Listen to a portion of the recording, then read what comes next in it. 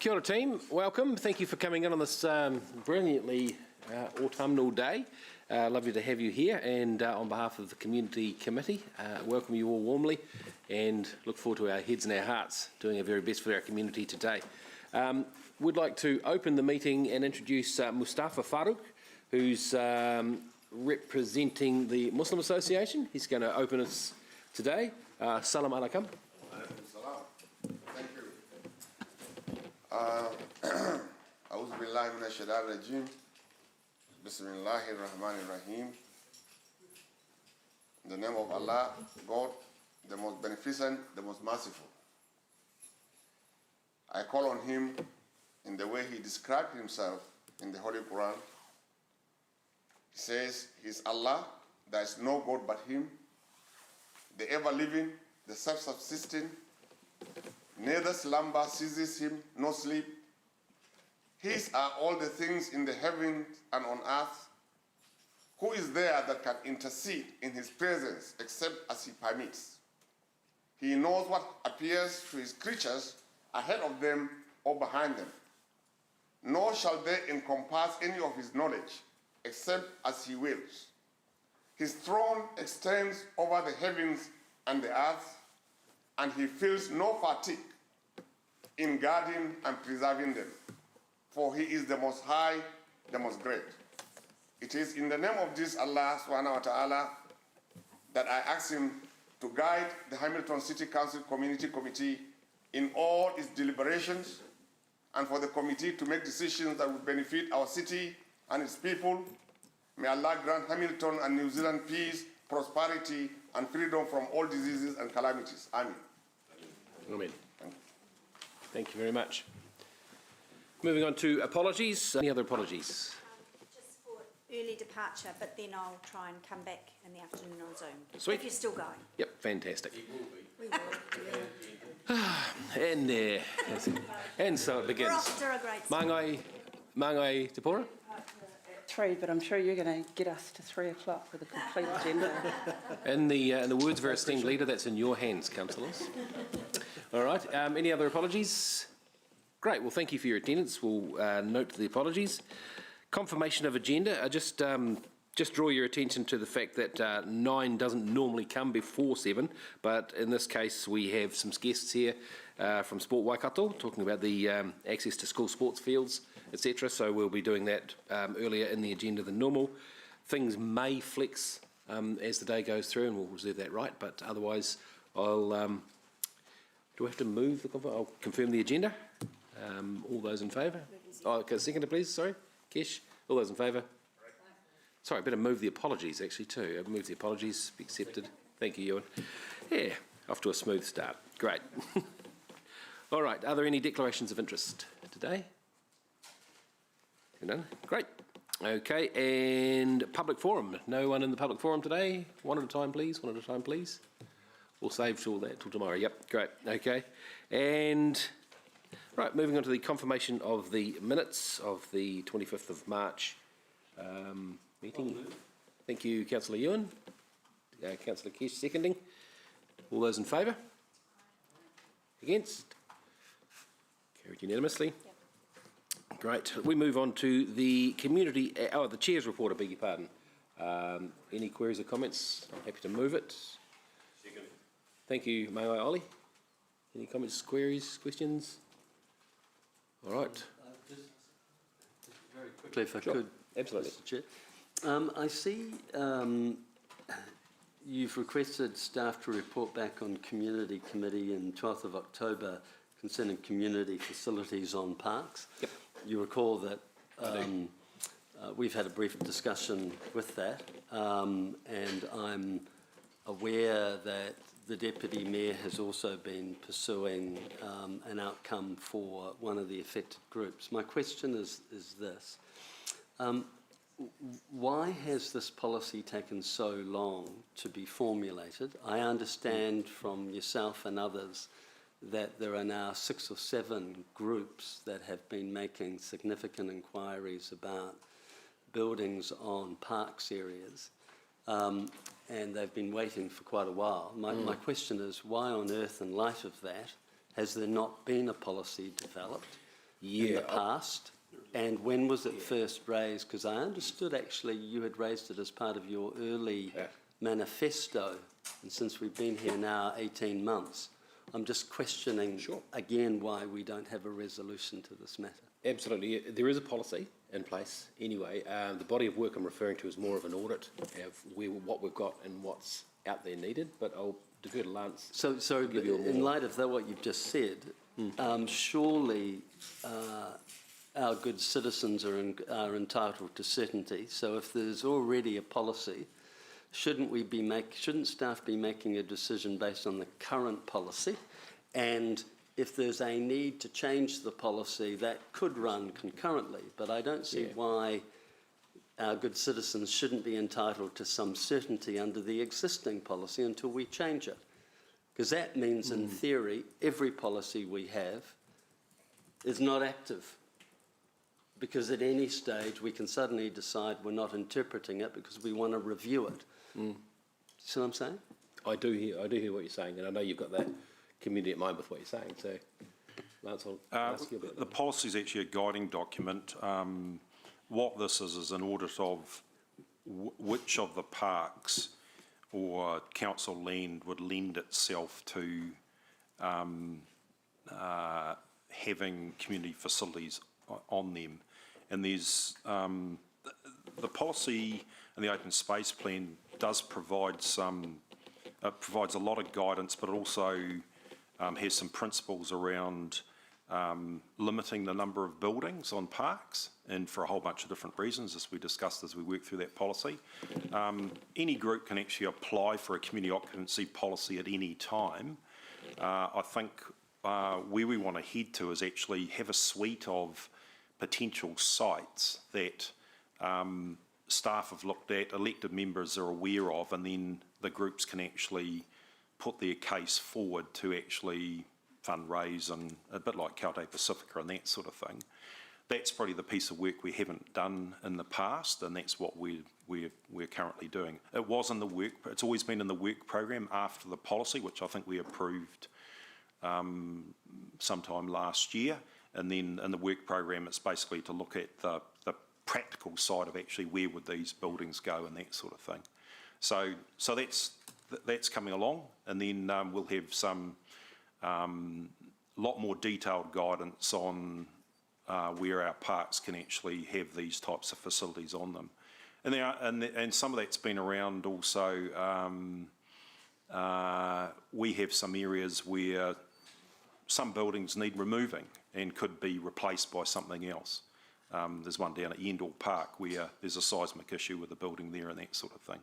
So basically it's been in the work program, and I think we'll get a lot more guidance, and then so councillors and groups can get some clarity quite a lot quicker than previously. So, Mr. Chair, I'm just trying to work out how best I manage this, because I know it's your recommendation, so I guess I'm going to try to signal an amendment. What do you want to achieve out of it? What are you trying to achieve? What I'm trying to achieve is that I'm not comfortable with the fact that the 6 or 7 community groups, including the Scouts and others, are waiting for an answer from this organisation, and they've been waiting for a number of months. Some have been waiting for literally a year. And so I think, and when I raised this recently, I was told this is something that could be coming forward very quickly, and then a few weeks later I get told, no, it's not going to be to the 12th of October. So I've got a couple of questions, and then I'll try to form an amendment. Sure. Sorry, Councillor? Carry on, sorry. So my question is, could staff just confirm who are the groups that are currently waiting for a decision, and when did they first make an inquiry? I understand there are 6 of them, because that's what staff have told me, because yourself and Helen in an email has confirmed to me that there are multiple groups waiting. So could you tell me who they are and when they were first made an inquiry, please? I might just defer to Maria because she's over the details. So. Yeah, I can throw a couple of names in if we're short. Yes, Councillor Ewan, it's probably best that I circulate that list of which groups have requested, what they've requested, and what staff are currently doing about it, because there are some instances where they have come in and requested a new building, when in fact a sharing of an existing building might be the most appropriate way to go. So we are still in various stages of talks with the different groups. The Scouts are the example that you've raised, and we're actually meeting them tomorrow to just understand exactly what it is they need, and why a new building is the option that they're putting forward. I can give you another example if you like, Ewan. If you like. What would be really helpful is, when was the first inquiry? I'm just trying to understand how long this has been an issue. I've just been involved in the last month. So what's the oldest inquiry of these groups? So rather than me commenting on the fly, I would like to get that information to you this afternoon or today.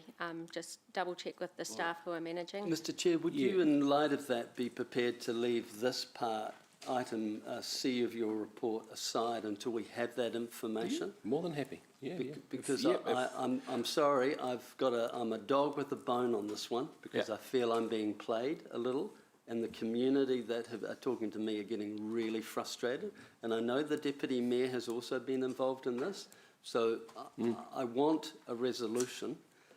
And so if you would put it to the side until staff can give us some really accurate information, and at the same time they could answer why it's taken so long. So are you talking about later this Today. meeting, or? Yeah, absolutely. Yeah, look, if Maria, can you get that information to us by then? I'm more than happy, because I think we're trying to get the same thing. Because I think we all get approached from groups, or by groups, constantly for space, and with our deteriorating facilities and the changing needs of things, it's an ongoing feast.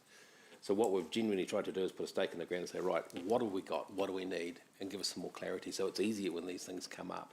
And I guess, crikey, I can remember big groups coming to me last term since then. But if you think that'll help get us speed this up, I'm more than happy, because we're on the same side with this. Chair, Mark, my point is, I'm not debating the fact we don't need a policy, and I'm not debating we don't need to have staff set aside some time and develop the parameters as you've articulated it. But if you yourself as chairman acknowledge that you had groups a year ago making that inquiry, I have to wonder why we're sitting here a year later and there is no policy, and that you're telling me that the policy, the work the staff need to do, whether it's a policy or an implementation plan, because I understand we already have a broad policy, why it's taken a year and why it's going to take another 5 months for us to actually produce it. Okay. I mean, that must be disturbing to you too, since you got approached a year ago. Yeah, but look, it's a constant battle. We'll carry on chatting during morning tea on this one, but all right, well, I'm happy to... Mayor Southgate. Sorry, I was just a bit confused whether this was questions or debate. Yeah, I ran it a bit free flow there, so we'll back into questions. No, that's fine. Yep. That's fine. Mine's more of a comment, just in terms of that extra work that we're going to do, or the work that we're going to do. Can I please understand the status of the hall on Cambridge Road that's used by the combined cadet services? Because I was there for an award thing recently, and the Commandant of the Navy and other people were there, and we were talking about the future of the cadets. And I just, I know that they're on one of those rolling leases too, Maria, I think. That of course creates uncertainty, because they won't invest in upgrading the building while they're on a lease that's uncertain, and the building definitely needs an upgrade. And also because it's near the Wairere Drive extension, at one stage it was thought that building would disappear and something new might go there. Either which way, communities need a lead-in, community groups need a lead-in and certainty. And yeah, there are many hundreds of young people that go through there actually across the 4 nights that it's operating. So if I could just wrap that one in, please, that would be good. Thanks. All right. At risk of Councillor Geller. No, no. Okay. All right. Well, with your leave, committee, we will leave this on the table till later in the meeting, till we've got that information, and hopefully we'll be able to come up with a resolution that gives us some solace. Yeah. Happy with that, Ewan? No problem whatsoever. All right, we will, on that assertive note, we'll move on to the reserve management plan, beg your pardon, the community access to sports fields and facilities. And welcome Nick to the table. And Damien Puddle without ducks. Oh no, don't start me on the ducks.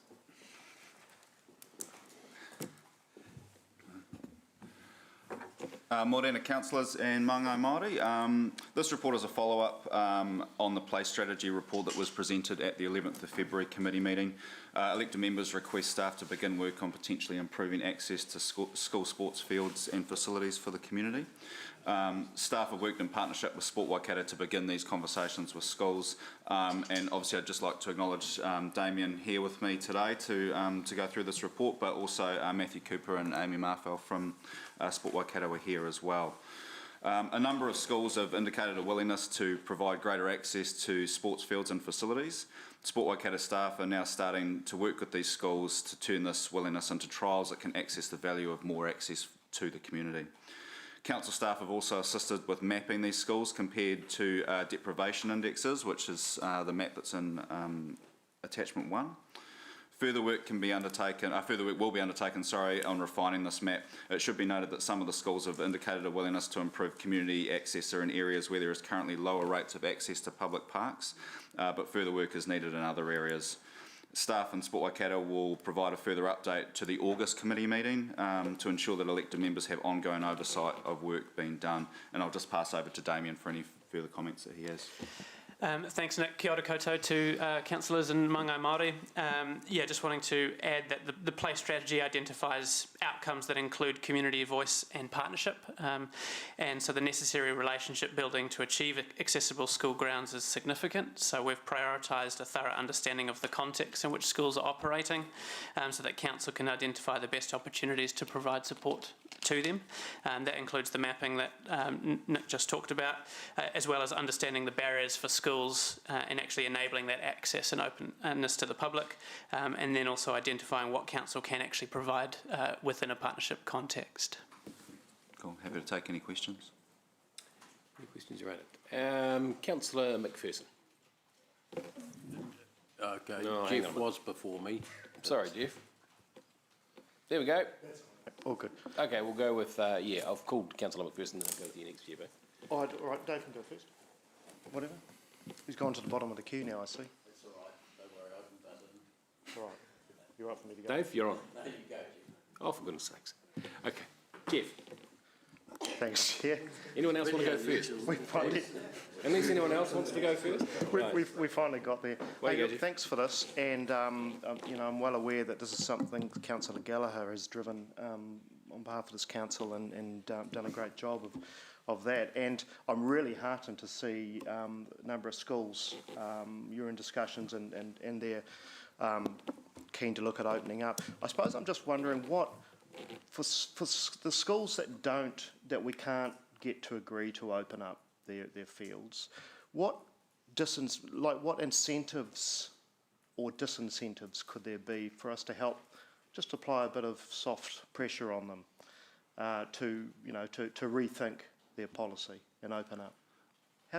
What's available to us? Well, I guess Damien will probably have a better answer, but I guess part of it is to actually show that their concerns are maybe not quite as big as they might think. So there's obviously some concerns around damage to school properties outside of school hours and things like that. But if we start with schools that are actually willing to do it, run those trials and show that there is very little to no potential harm, then those schools can be encouraged to come on board. I don't know if you wanted to add anything else to that.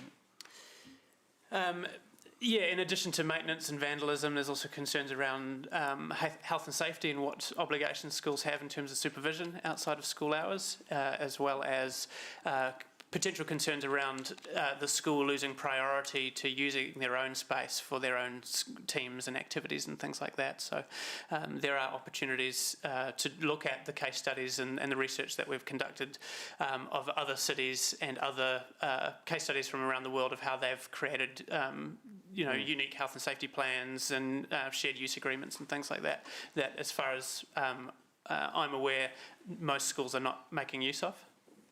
So those okay. things could be developed to support those schools. Great, thank you. Just one further, if that's okay, Chair. And given the value in actually getting these fields made available to the public, you know, the greater good in it, will we be considering offering to, you know, to help in terms of maybe make some budget available for security or vandalism, or you know, will we engage in that sort of conversation? Because we really want this to happen as much as possible. Yeah, I'm not sure I can answer questions around budget, but I think we'd be open to having those conversations and see where they lead. I think we need to be pretty open-ended in terms of how we're having those conversations at the moment and see what opportunities are there. Okay. So yeah, I think at the moment it's just keeping the conversation open to see what we can do. Right. Okay. Thanks, Chair. Thanks, Deputy Mayor. Right, I've got Councillor McPherson next, then Councillor Gallagher, Councillor Pascoe, then Mayor Southgate, in that order. This is an excellent exercise, or start of an exercise, I guess.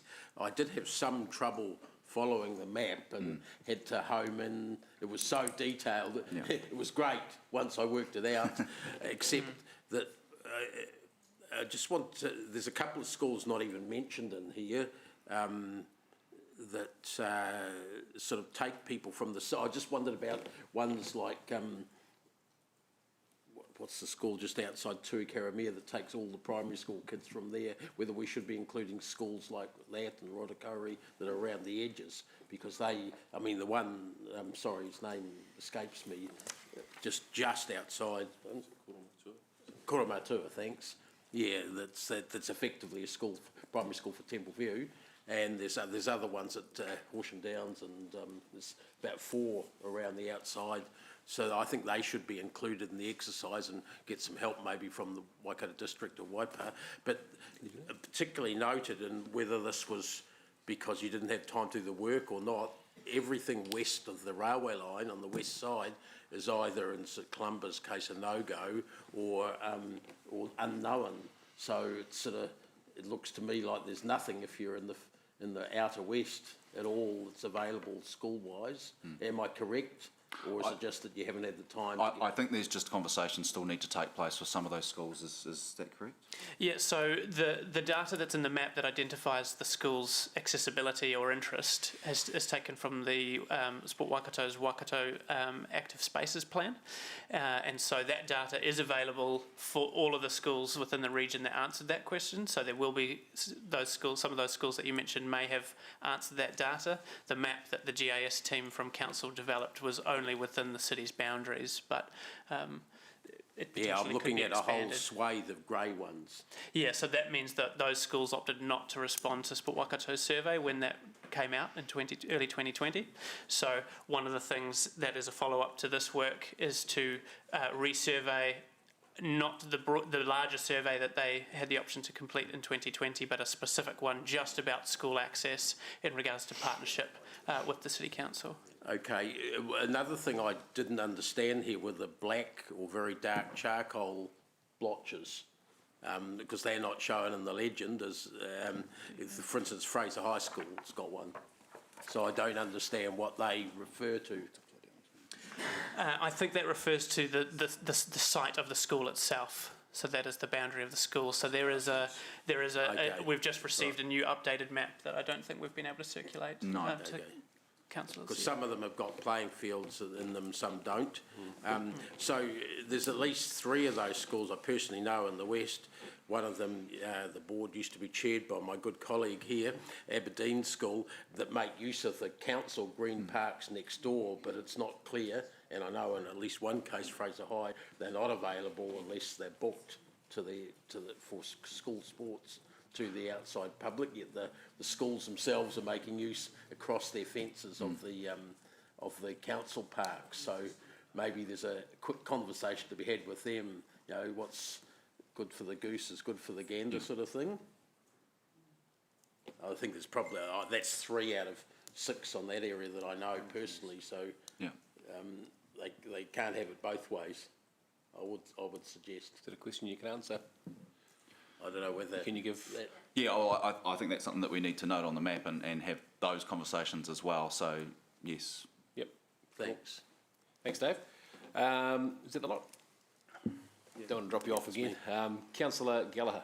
Yeah, thank you. And obviously you'll add that Hamilton East School, Dawson Park, because that's the issue where we, we leased out a green space, and it would be, and particularly, Steel Park would have some relative to Sacred Heart, like there's some weird councillors, but so I just want to get that reverse, constructive relationship. You mentioned here, and thank you for the incredible work you and Sport Waikato are doing in this area, music to one's ears. The issue of fencing of schools, and this sits entirely, I think, more or less with the boards of trustees. Given that you have a possible radical reform in government for the moment, who has a very open mind on lots of things, how much interaction have we had with Shane Nartai from the Minister of Education and our local MPs to actually, because there's a, what's the word, there's a different approach of property management evolving within education, and maybe whether Sport Waikato would know that. It just seems to me, I think the momentum is moving a little bit in terms of how schools manage their property. And okay, got the question. Thanks, Martin. Yep. Thank you, Councillor Gallagher, and just acknowledging the council and Maunga Māori as well. So Matthew Cooper, Chief Executive, Sport Waikato. Thank you, Councillor Gallagher. And firstly, I want to acknowledge your vision on what you're trying to achieve here. I think it's excellent. I think the whole going forward, the importance of a school community partnership in terms of all this land and accessibility is so important for us. So I just want council to, acknowledge you too, Councillor Martin, as well. So it is a difficult space, we know that, but we're making good progress. And I think, and Councillor Gallagher is absolutely spot on. This is not an MOE thing. This is the School Board of Trustees is where we've actually got to be making the actual headway. So that's the focus. We're working very closely in the kahui akos across these Hamilton City, the communities of learning, and also right across our region. Councillor Gallagher, we've just landed and a signed MOU with the Ministry of Education and also the DHB around healthy active learning. This is a national initiative around improving the provision of health and PE inside the school settings. So it's really important. We know numeracy and literacy is really an important aspect of learning, and Dr. Puddle would certainly attest to that. But alongside that is health and PE. So that is a conversation that we've had with Shane Nartai. So Sport Waikato is starting to really form a strong relationship with the ministry. That's also apparent in terms of working with Gary Anaru's team around property and development as well. So we're working closely in that space too. The role, if I may, just to supplement you, the role of from principals forums are very important here, because obviously principals have a huge role in leading the BOT, advising their BOTs. Yes. And I just give an example of Delwyn Bain at Mara Intermediate, where she didn't need to, I don't think she came near us, but she decided, oops, there's no green space in my immediate area apart from the gully, so we'll fence off the plant, the school builders, but we'll keep access to the back fields. So what degree are you're obviously working with it seems that the principals themselves have a real critical... Absolutely. Part of our new way of working. On the secondary school space, I sit on a board of 11 school principals across the whole region. So I sit on that. And also we are now heavily involved with the Waikato Primary Schools Association. So we actually, the 24th of June is their annual conference, and Sport Waikato is running the whole day. So you can see our relationship. So there's opportunities there at that Waikato Primary Schools conference that's happening as well. So 100%. Who are the key decision makers? It's the boards, but also the principals. And I guess the question to both yourself and Dr. Puddle for our October, for the review later in the year, is obviously there are other examples, around the country where local authorities do have, whether it's Christchurch, whatever, whoever. So obviously I think we'd be really interested to see how that works with, examples with equivalents of Sport Waikato schools and the local council in terms of what are the agreements that flesh out. Cool. Thank you. Okay, thank you. Thank you, Councillor. Thank you. And you did get an answer to the Shane Nartai question. Is that right? Yes. Right. Good. Okay. Thank you, Councillor Gallagher. That's a lot from you. Thank you. Mayor Southgate. Thank you. Good morning. Just a quick question in terms of what's happening around the rest of the country. Are there any examples of best practice? What's the trend? I've seen a trend everywhere that fences are going up around schools, especially primary schools or intermediate schools. What's the trend? Are there any examples of how this works best? Does it would work best? Does it require some resourcing, like, you know, some oversight or additional resources for groundkeeping or, you know, that kind of thing? Sure. It's quite varied around the country. So there are different schools of thought between rural schools and urban schools, city schools. And so rural schools tend to have a philosophy of being a hub of their community, and so they tend to have accessible school grounds. The existence of fences doesn't ultimately determine whether a school is accessible or not, though it may give a perception that it may not be. But most schools will have a fence of some kind, even if they are an accessible school. There are examples of other councils where the focus has been on playgrounds rather than sports fields, but where the council supports the maintenance of their playgrounds, provided that the grounds are accessible. Not too dissimilar from the scenario with Deanwell School, where my understanding is that Downer and council and the school partnered to fund the playground on council land that the school uses during the day, but then is accessible to the community for the rest of the time, and council maintains that. So those are some of the relationships that exist to enable those spaces, but there is no sort of consistent approach around the country. We have a benchmark, I believe, Mayor Paula, with Varden School. Varden School has just recently used the initiative of Bikes in Schools. It's a national opportunity where they've actually created an asphalt pump track and circular right round the perimeter of all the sports fields, or all the actual fields, a bike track. And that is an accessible school, and that's actually working really well on the weekends, picnics, parties, kids' little birthday parties, where they're utilising the actual surrounding track, this asphalt bike track, which is a good example that here the fences aren't up. So, but because it's such a good quality facility, and NZTA put money in, Bikes in Schools Charitable Trust puts money in. I think it was about a $60,000 facility that they've created, and it is. People can use it, and I don't think I'm not hearing damage or lots of issues around the damage. Yeah, I'm just interested in the success factors, what drives success by the community. The rural schools, they all know each other by name, and and watching their community very closely as they, it's a bit different in the urban pop. So I was just wondering, cities like Wellington or such. So that's been answered, yeah? Sorry, I don't mean to rush you along. Yeah, no, that's fine. Okay, great stuff. Thank you very much. Mangai Te Pora. Thank you, Chair. Kia ora kōrua. Kia ora. Me koe, Nick.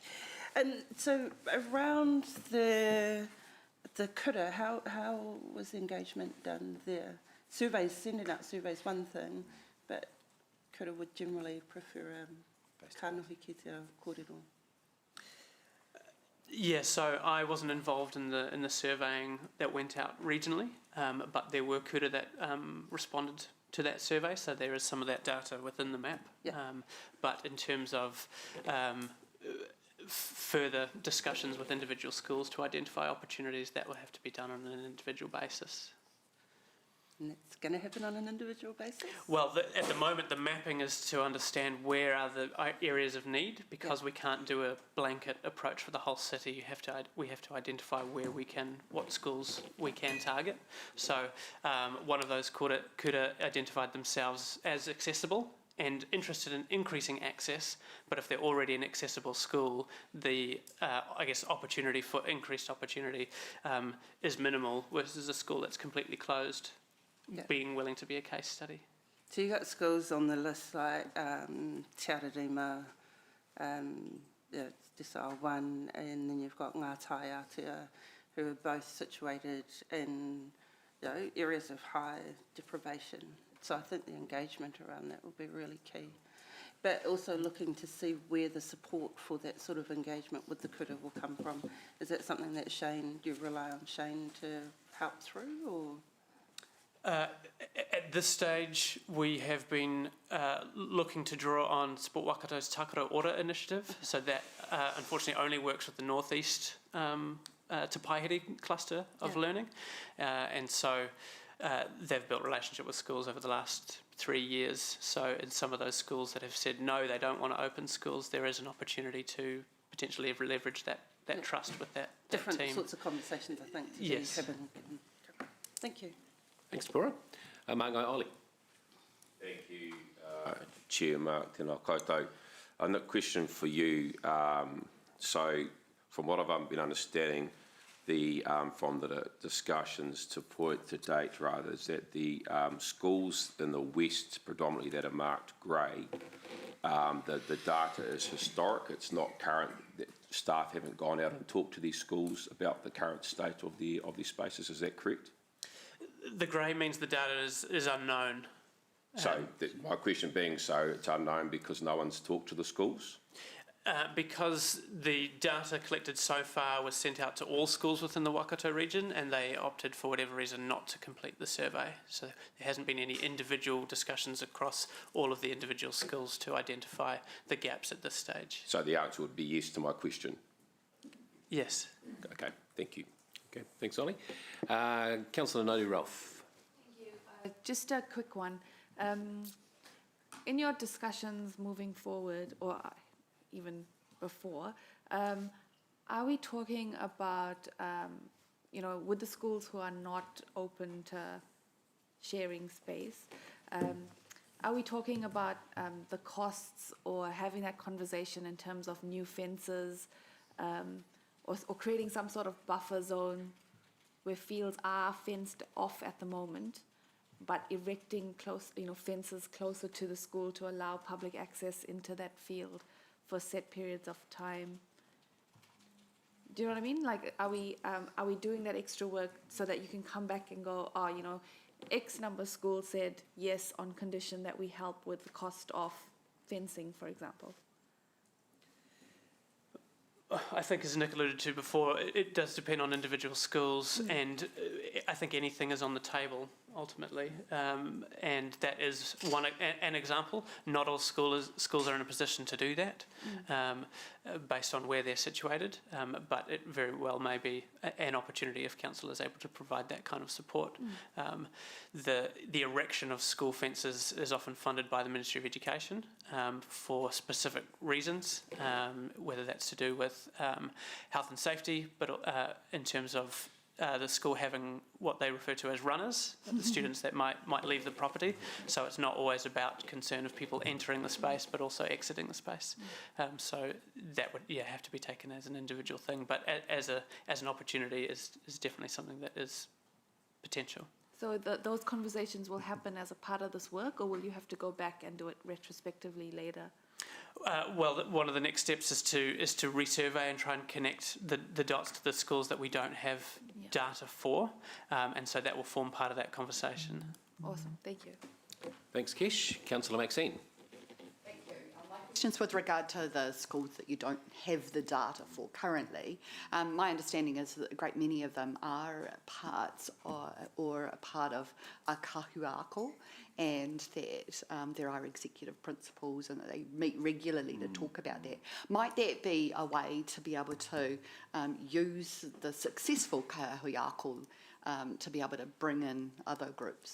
I think it's a very good question, Councillor Maxine. I think that's the and that's where we're making real headway under Sport Waikato's new way of working, is actually deliberately sitting down with the kahuako, the group of principals who are covering these areas. So I think that's, as I say, I think I'm just answering your question. I think it's a very good approach. And might that lead to other partnerships and cooperation on a variety of other levels, quite apart from the sporting aspect, but the other use of the school facilities? I think so. I think it's one of many. I think what we're trying to do is focus, as I say, we're focusing on the health and PE curriculum and working with the principals there.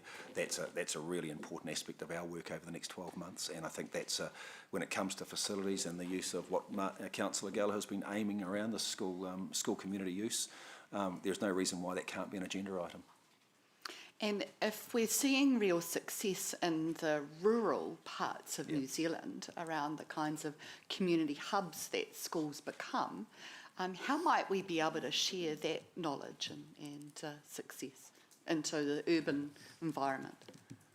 Well, again, I think that's that's I suppose an opportunity that we can do through the good part about Sport Waikato is we are regional, so we are linking with the other 9 districts of the Waikato region. So if we do see great examples through our regional connectivity advisors, surely we'd be able to help bring some of that information, that analysis back to assist the city. Thank you. Thank you, Maxine. Now I have it here that Councillor Gallagher would appropriately like to move this. So I'm happy to second the staff recommendation. Are there any amendments, etc.? Otherwise, we'll move into debate. Councillor Gallagher, would you like to open? I mean, look, I think I've always keep reminding ourselves that we all have the theoretical 2 pockets. One of them, of course, is the ratepayer property tax pocket, and the other is the other tax pocket. And the issue of schools relating to the community, and this is not detracting from the fantastic work that most schools do with their kids and their parents and surrounding community, but we just want to go one step further in the sense that we want to maximise, if you like, the opportunity for all citizens, whether or not they have kids going to a particular school. And, don't forget citizens with the adult learning, with the, schools have a myriad already of huge community and learning functions. But it seems to me certainly when we're looking at our map and we have the principle that we want nearby, reasonably accessible, green space, play space, open space, informal, just kicking around a ball, just, running around the field, that kind of stuff, then that should be open to all, to all of our citizens in the best way possible. I also think that a good example of partnership with Sport Waikato, because often, and I pick up Ollie Tours and Te Pora's comments around, the appropriate conversation. It's not necessarily going to be a blanket conversation. It's a one-on-one conversation. So, it's Sport Waikato at the table. It's ourselves at the table. I think that, and also building on those particular school leaders and school communities who are showing by example. All right. Here's a good example of a school that's really relating well to our community. And I just make the point that you've got all this historically some land and some facilities all locked up, all right? And I'm particularly very interested in when the committee reports back in August is, anecdotally, I'm aware of Christchurch, historically there are other examples which obviously, you got Sport Waikato will post. So let's look at that. Let's look at how they came to that point. And this is, I just want to stress again, this is not beating up on schools. This is working with schools to maximise the return for all of us. We all pay tax to maximise the return we get collectively as a community from the schools that we pay for anyway. We pay for them, and how can we maximise that return? So without further ado, but certainly want to acknowledge, and I deliberately mentioned, for example, Shane Ngatai, former principal of Road Street School. What a showpiece of community interaction. So I know that Shane's going to be on a really good page with us. There are other principals like him who do incredibly well. Let's just build up on that. Thank you. Thank you, Councillor Gallagher. Mangai, Ollie. Thank you, Chair Mark. I think before we have this discussion on the 31st of August, that the map needs to be updated. I think there's a range of information missing here, a lot of really good detail. We're waving big hand assumptions based on that missing information. Having been the chair of Aberdeen School for 9 years or so, relatively familiar with the topics that are being discussed here. Point 19 of the report accurately identifies the challenges that boards and principals are managing in terms of looking after their infrastructure from vandalism and also safeguarding against children leaving the school. It's a real issue now for schools, and so a lot of them have. I know schools have fenced because of that requirement to keep their kids safe. schools and boards have invested money in security cameras now so that their caretakers or members of staff can constantly monitor schools on the weekends, caretakers who are working Monday to Friday, and then constantly, watching cameras on Saturday and Sunday because they care so much for the presentation of their schools. These principals are really hard working. I think we owe it to them for staff to go out, make some time and sit down with the principals and have a look at their schools to really understand each of the why or why not each of these schools have access or not to their grounds. I know Aberdeen fundraised extensively for a number of years, both the board and the Parents Association, to build playgrounds, to put on artificial turf, and really keen about making sure we've got longevity. They have longevity of those assets. So, when this report comes back in August, I'd really like to see that staff have gone out. They've approached each principal of these grey schools and had a sit-down conversation, walked around the school so they understand actually how much space is there, the utilisation of that space, so we can have a more in-depth, detailed discussion about taking this forward in August. Thank you. Thanks, Ollie. Deputy Mayor Taylor. Thanks, Chair. Yeah, look, I'm really genuinely excited by this report and congratulate staff and Sport Waikato for the initiatives. And as I said before, Councillor Gallagher for driving this concept over the last few years and repeatedly reminding us about its importance. And I've sort of been a big supporter of it since seeing one of my old schools, a fence go up around my old schools. I really take on board what Ollie's saying, because it was good for me to hear that there are significant issues for schools, and so that's I really take that on board. And as you say, it has to be a real conversation. But there's such a major upside for us. This is park space that, as Councillor Gallagher says, it's park space we don't have to pay to create or maintain. There's such a big win available for us. So I guess just the message I'm sending is I'm really supportive of this council partnering with schools and really doing anything we can to make it a reality, to open up more school fields, reopen up more school fields. Thanks. Great, thanks, Jeff. Councillor Dave. Thanks. I think Jeff summed up my feelings about the first two speakers. It's an extremely good idea that we should be progressing.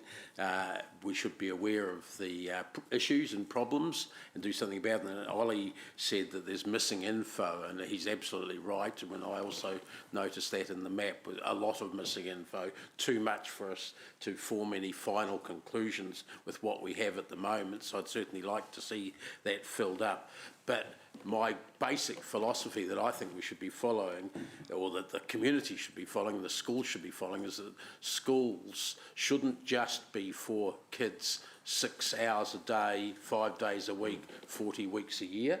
They should be there as part of the community. The idea of what happens in rural communities should be put in action here. If you handle things right, rural kids in New Zealand are no different from city kids. They can be naughty at times, but they can be very appreciative of opportunities at times as well. I always recall during this discussion wandering the fields of Fraser High with a certain former principal of Fraser High at about 9:30 one morning, and he spotted a couple of kids climbing over the fence to get into the school. They weren't stopping them get out, they were stopping them getting in. But I also noted at the same time he was showing me which of the sports fields outside his school in our park were also being used extensively, and where they were going to put a gate to get better access to that. So that was a few years ago, and there was certainly good reason to think that we could improve that. I think I'm also mindful of a conversation I had about 12 months ago with the principal of the new Te Ao Marama School in Rototuna North, saying, look, we'd like to have a conversation with you and council at some stage, because you have a park right next to us that's undeveloped at the moment. It's going to be a sort of a sports field at some stage. We've been told by the ministry we've basically got to double in size, and all of our current park area is going to be used for school buildings. Can we do a deal to use your playing fields across the fence there? So there's a huge amount of synergy. We often have parks next to schools. We ought to always be working together, and I think while it's a Board of Trustees issue, it's something that the Ministry of Education could help with, certainly in new schools as well. So we definitely, like Martin said, should be having discussion with people like Shane Ngātai and their property people. It may be that we need to put in some money into the system to help support the upkeep of those areas. But there has to be a deal that's done, and we can't possibly negotiate a completely separate deal with every one of the 60 schools in Hamilton. We have to have some support from the ministry and organisations like Support Waikato to do that. Think about the gymnasiums that schools have. Every single one of them is available at one level or another to the community, because we all know the shortage of indoor sports and recreation space. We have similar issue with the outdoor ones, but not the same arrangements. Great. Thank you, Dave. Mayor Southgate. Love partnership approaches. It's the only way we can make progress, and I'd love to see the schools as vibrant hubs of our local communities. However, I also acknowledge, having been a chair for many years of Knighton Normal School, what Ollie is saying about the pressures on school, and frequently that playground by the path in Knighton had broken glass and other undesirable bits and pieces post a weekend. So my challenge is you're leading through example, finding some of the best practice, finding out what truly works. And I suspect when you give the good example, Matthew, if he's still here, no, around Varden School, it's because the community has become guardians and bought into protecting what is theirs. So there's a whole lot of subtle behaviour change that is required to get people to care about their local playground or space within the school.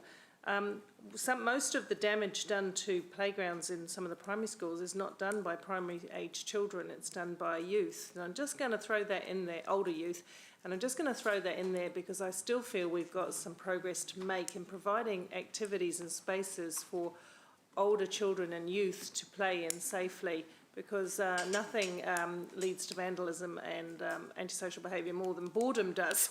So I think as a city we need to look now into that space. We've got fantastic destination playgrounds. Some of them have got playable elements for slightly older children, but we can do a lot more in that space to enable youth to have recreation together, whether that's half-court basketballs, courts that we're working on, or whatever it looks like. We need to tap in to understand what it is that the older youth need in our community as well.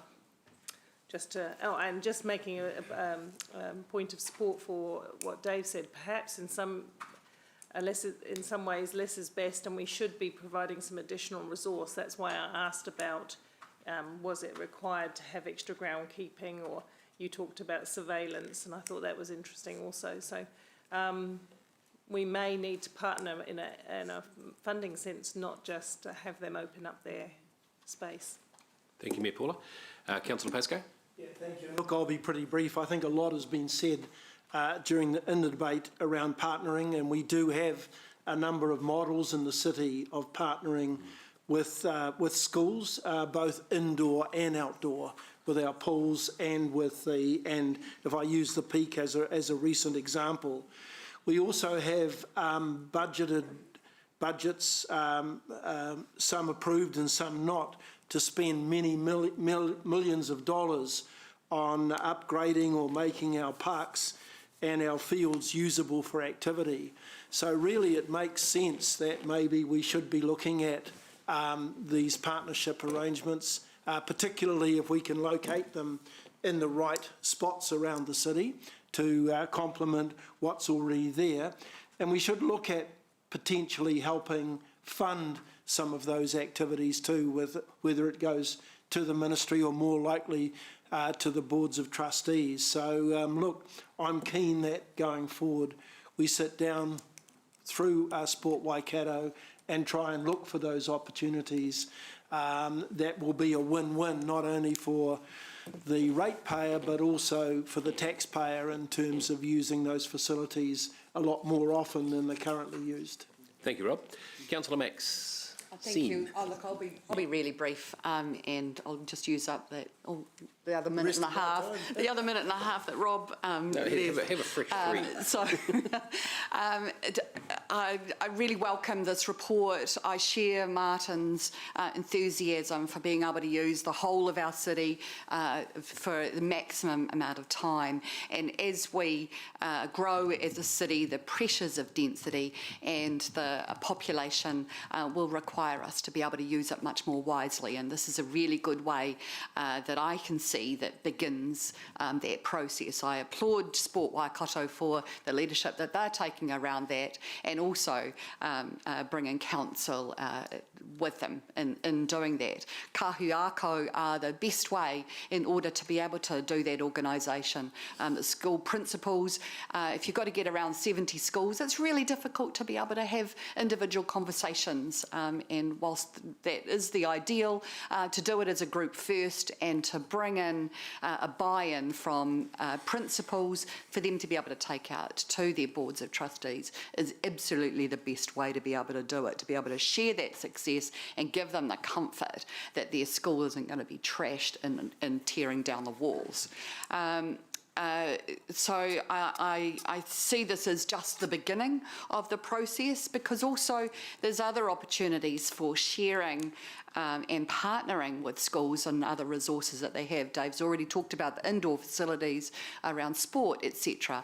But, you know, they do have other facilities on board that can be made available to community.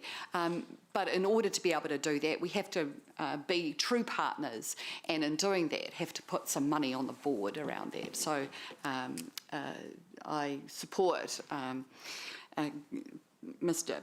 Councillor Pascoe's point around offering funding for that. So we need to be able to think about how to be true partners and play our part as well. Kia ora.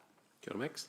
Thank you. I think you're going to get the numbers on this one, Martin. I think it's just going to closely get over. But I'll just add in here. I thought Margo Te Pora's question was really pertinent about the individual nature of the conversations. And I know we've got the best team on board doing that. They've identified really clearly that it's a case-by-case basis at this point, and Kahiako is, you're right, it is an ideal way to negotiate in that, but it still comes down to the individual boards. There are some great examples of this working already. I mean, Shane Ngatai from Road Street School, I don't know how many people have been lured out to Kai Thursdays or whatever it is, you go out to those things, and that's an example of the way he ran that place was an example of community at its very best. And I'll tell you a very short story about that place is, well, I was blown away when I went and saw it. And this was before I was even a councillor. And they had a big community garden there. The whānau would come in. Shane, who's the master salesman, had managed to negotiate a commercial-grade kitchen in there. And the families were coming in and cooking lunch out of their own food, and kids and families were coming in for a full meal at lunchtime. And this extended out to all sorts of activities, so the community really owned the school. And all around it, all they had was little fences about this high. No big wire fences, etc. And there was some really big kit in there, some big po, some amazing gardens, some incredible equipment in there. And I asked him, when did you last have a break into the school? He said, well, actually, strange enough, we had our first one in 2 years about a week ago. And what had happened, it was at 2:30 in the morning, and a little tow rag had got into the school grounds. And the reason he'd got in there is because his mate had thrown his shoe over the fence and is in there to get it. By the time he got back out of the fence, the police were there because the community had called him already. So the community really owned the school. So it can be done really well. And a contrasting yet equally successful model is one that Dave brought up, was Tony Gray at Te Marama, who's working really well with council, because we've got a new area up there and we're developing it in a different way to perhaps what we thought it was going to be. So I think some really good examples of that happening. And in relation to Councillor Jeff's question about how can we showcase or incentivise the ones who are doing really, really well, that's really up to you. You know, we really do need to showcase the ones that are going well. So it's more than just Martin doing a Ronald Reagan and saying, Mr. Gorbachev, knock down those walls. It's not that at all. It's creating partnerships and realising that schools are our biggest community groups, giving them the money and the respect and working with them to bring us to them rather than bringing them to us. So happy to second this report for Martin. Any further speakers? Nope. Well, in that case, I'll move. We'll go with a show of hands on this one. And The motion is carried unanimously. noting Sarah was on Zoom. Yep. Great. Well done, Martin. Great work. Tear down that wall. Yeah. Oh, he made some crackers. All right. It's 10:30. We can either take a break now, team, or we can try and get through another item. What would you prefer? Well, the item would be, it's the external funding program. Beg your pardon, the Reserves Management Plan program. Yeah, okay. All right. Just to let you know too, Elizabeth Hughes is in the tea room. She's got some information on the Crosby Road engagement program, and she is there and available if you want to take some notes from her. She's made herself available in there at that time. You don't have to sit down and listen, but she's there. Okay, so we'll move on to item 7, the Reserve Management Program. I'd like to introduce Nick Chester to the group again. So the guts of this essentially is that we've got a myriad of reserve management plans and we're trying to consolidate it down into fewer of them. Would that be fair? That would be fair, yes. Yes, good morning again. So I'd also just like to introduce Dan Blocker to elected members. So Dan is our Senior Parks Planner. Started during lockdown last year, so you may not have had an opportunity to meet Dan yet. So he'll be here to help present this report with me today, which has 2 recommendations. So approval of the updated program of reserve management plans and also approval to begin the review of the sport and recreation reserve management plans. So just as a quick overview, reserve management plans are documents prepared under the Reserves Act 1977 that requires councils to make sure that all our reserves are covered under a plan. Plans will contain objectives and policies for the management, protection and future development of a reserve and must provide for and ensure the use, enjoyment, maintenance, protection and preservation and the development as appropriate of the reserve for the purpose of which it is classified. So that's what the Reserve Act actually says. Council's reserve management plans act as a guide for staff in making both day-to-day decisions as well as long-term decisions about how reserves and open spaces under its control are to be used, managed or developed. The process aims to ensure that such management is based on sound principles and that through consultation the needs of the public are clearly identified. It's best practice to review these plans every 10 years to ensure they reflect current community views and council strategic direction. We as a council currently have 18 reserve management plans, many of which are out of date. The large number of plans currently makes it difficult to review them in a timely fashion, and it leads to duplication of work in some areas where there are similar types of plans. Staff are recommending to merge some plans and reduce the overall number down to 9. This will be divided between 4 city-wide plans that cover a number of reserves with similar functions, as well as 5 site-specific plans. Staff are further recommending that the review of the Sport and Recreation Reserve Management Plan is approved and staff can begin work following this meeting. Also just like to acknowledge one point that's left out of the report, which is the cost associated with reviewing a management plan. So the Sport and Recreation Management Plan has a cost of about $15,000 to review, which is a combination of staff time, consultation costs and document design. And at this point I think I'm happy to take any questions that you have. Councillor McPherson. It seems like a good idea to amalgamate a lot of these, but one of the values of individual park management plans, I'm not talking about your significant sites, I'm talking about others. In fact, Claudelands was an example that I sat through a few years ago. There was the ability or encouragement of local neighbours to have a say on things like hours of use, lighting in the parks and things like that. I want to check that that sort of ability to have a specific element for a specific park is still going to be here in your citywide ones? Yes, very much so. Yes, so in the citywide ones, we can still have sections on individual parks, but you know, when they've got a similar function, it makes sense to have them together. But yes, we can very much make sure we've got a separate section for a specific park where it's needed. And the consultation would allow someone to come and say, I don't care about all of those others, I just want to talk about the one over my back fence. Yes, yes. Cool. Thank you. Thank you. If there are no more questions, I'm happy to move the staff recommendation. Do I have a seconder? Councillor Kesh. Any speakers? Debate? I won't debate. All right, I will so move. Let's see. And it's seconded by Kesh. Those in favour, show of hands, please. The motion is carried unanimously. Got it. Good work. Thanks, Nick. No, I'm not going to... no, we won't. We won't, eh? Yeah, no. I'm going to leave on a high with this one. Okay, look, guys, we'll take a team will take a 15-minute break. We'll resume 10 to 11. 10 to 11.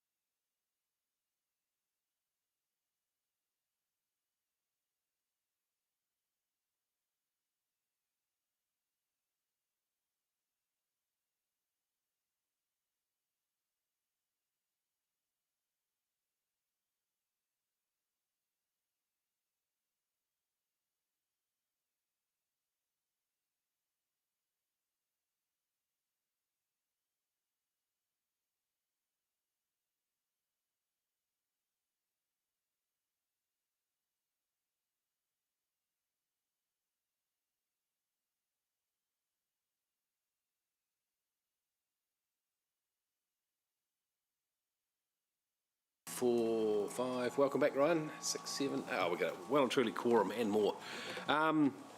We'll go back to the chair's report. We've, with agreement of the seconder, we've amended the motion. Now, if you look at this, is on page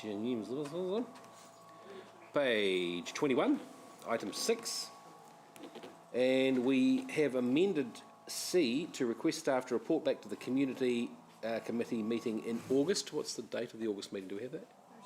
August 31st. You happy with that, Ewan? Okay, so I'm not going to debate that, but I'll move that, and it's seconded by Ollie with his agreement. Anyone wish to debate it? Harry Mason approves. Harry Mason is approved. Yeah.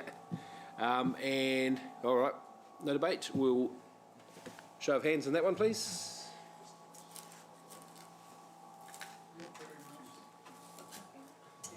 The motion is carried unanimously. Thank you. Is Sarah back on Zoom now? More than welcome. Thank you for yours. All right. External funding program plan. Is that one we're working on now? No, we've done that. Yep. Okay. 33. Yes. Page 33, is it? Yeah. Oh, yeah, I see. Right, yeah. Page 33, item 8, the external funding applications policy review. I'd like to welcome back Nick Chester. G'day, mate. To the Nick Chester Show. I'll let you set it up. And do obviously people know Maria from our funding team? Lisa. Obviously I don't. It was all going so well. No, I was saying, does people know Maria? Oh, she's not in there. Forget it. Sorry, Lisa. That's it. Oh, good morning again. So we're here on behalf of our partnerships manager, Indy King, who can't be here today. But Indy did, and Lisa did work through a briefing with elected members on the 17th of March where the external funding policy was discussed. So feedback from that briefing has been incorporated into the policy, and 3 main points of change are found in paragraph 5 of the report. So those include the replacement of outdated language, schedules are now referred to as attachments, and increases in delegated authority for approving external funding policies, which are outlined in paragraph 19. So yeah, happy to take any questions. We have one from Councillor Gallagher. Just the delegation around increasing the delegated authority, and up to 150,000 then community chair. So how is that different at the moment? It's 10,000, isn't it? Yeah. I'm just going to ask Lance to answer that, if that's okay. Is it at present? At the moment, Lisa's going to correct me if I'm wrong, it's 10,000, which is when we have new funds coming along in the short time frames, that causes a whole bunch of issues. So the 10,000 was for sort of small applications for the museum, for bat walks and things like that. But there have been a lot of opportunities sort of coming out the back end of COVID, and government departments and philanthropic funders have been changing funds and things like that. And you'll probably recall we've had a number of retrospective approvals come to the committee, which seems a bit odd. So we thought this would be a more efficient way of doing that. A number of elected members had mentioned increasing the GM's delegated authority, and then there was some debate at the briefing around what level that should be, and you see that middle part in the table in point 19, suggesting that the GM works with the chair and deputy chair and then reports back of anything between 150,000 and 500,000. Give me, I apologise, give me some examples of, up to 150,000. I'm not, because I know staff inevitably have delegations operationally, obviously, but I just want to get what that would look like. I mean, because 150 to... So there was a multitude of COVID funds that were announced by the government last year, and a whole bunch of different parts of the council and that sort of thing. And a number of those related to the arts or to our key projects, which is in the next item. And some of the timeframes were quite short, and the government departments would say you need to get an application within 4 weeks. And because there was a whole emphasis on actually getting that money out into the community and that sort of thing, so it wasn't possible to actually come to the committee. Sure. I take the subsequent report for noting. I'm just trying to work out what reasonable interaction you or whoever's the GM would have with the chair, deputy chair of this committee in terms of portfolio. That's all. I'm not.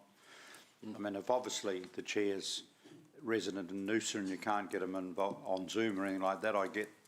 But I'm just looking at some, appropriate interaction opportunities. I can assure you that he rings me most days. Yeah, but from but Noosa you see what? Look, I just. Will this help with that problem? Yeah.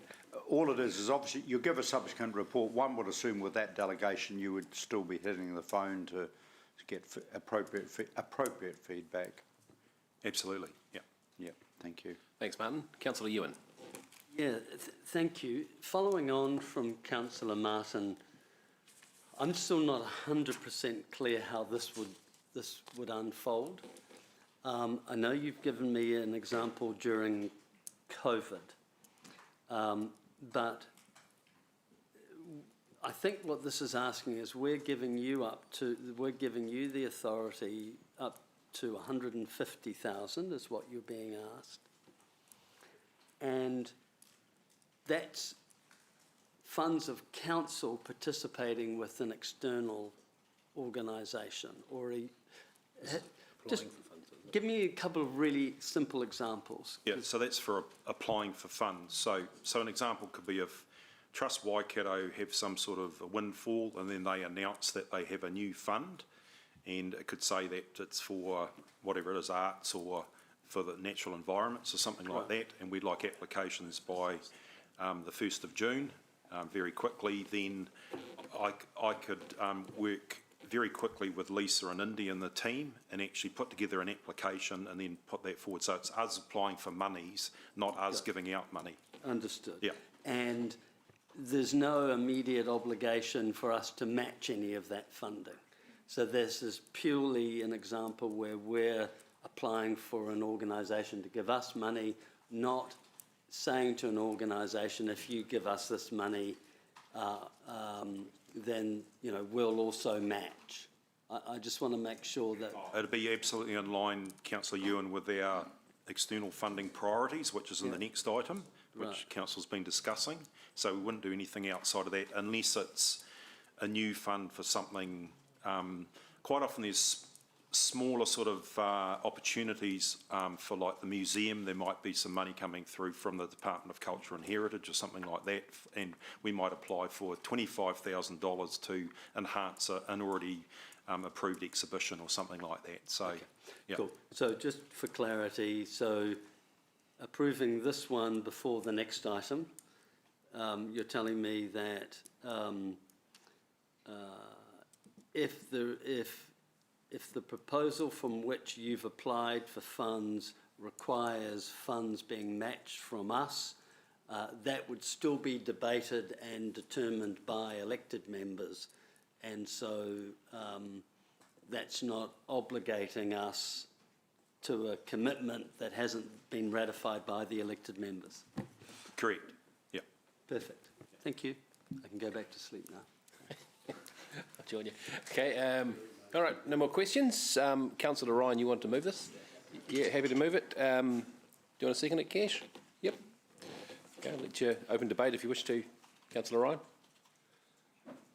Thanks. Look, this is a really easy one for me. Anything that's external funding related, I'm pretty keen to jump in because it means it's money that we're getting from the external community, philanthropy, grants, etc. And this policy review just makes it more fit for purpose and gives the General Manager just the ability to be nimble and respond quickly and in line with things that we're already supportive for. And obviously we'll talk more about those things later today. So really happy to support this, and I think it's a great solution with the three-tiered approach. Thank you, Ryan. Councillor Martin. Totally agree. Nimbleness, being proactive. Obviously, any GM would keep the chair of the relevant committee informed, and then there's a report back and all that, and it's guided by policy so that at a particularly given time, council may or may not rush off to after pokey trusts and that kind of thing. I'm just so you've got the criteria. But it's also us not being backward either, and I acknowledge the staff in the work that we've done in this area, and then of course, thank you. Thank you, Martin. Councillor Dave. while I support this and think the delegations sliding scale is a good idea, in fact, Indy had a couple of discussions with me about that too, I do want to sound a note of caution about the unbridled enthusiasm of the last two speakers here, because there are occasions when we're out in the market applying for funds, when we are in competition with community organisations who then sometimes come to us for funding. In fact, we've already heard some discussion about that sort of pressure this morning, and I think we have a policy, but we can't cover every possible eventuality, and like Lance said, there are opportunities that come up that may not be thought of at the time that we do our policy.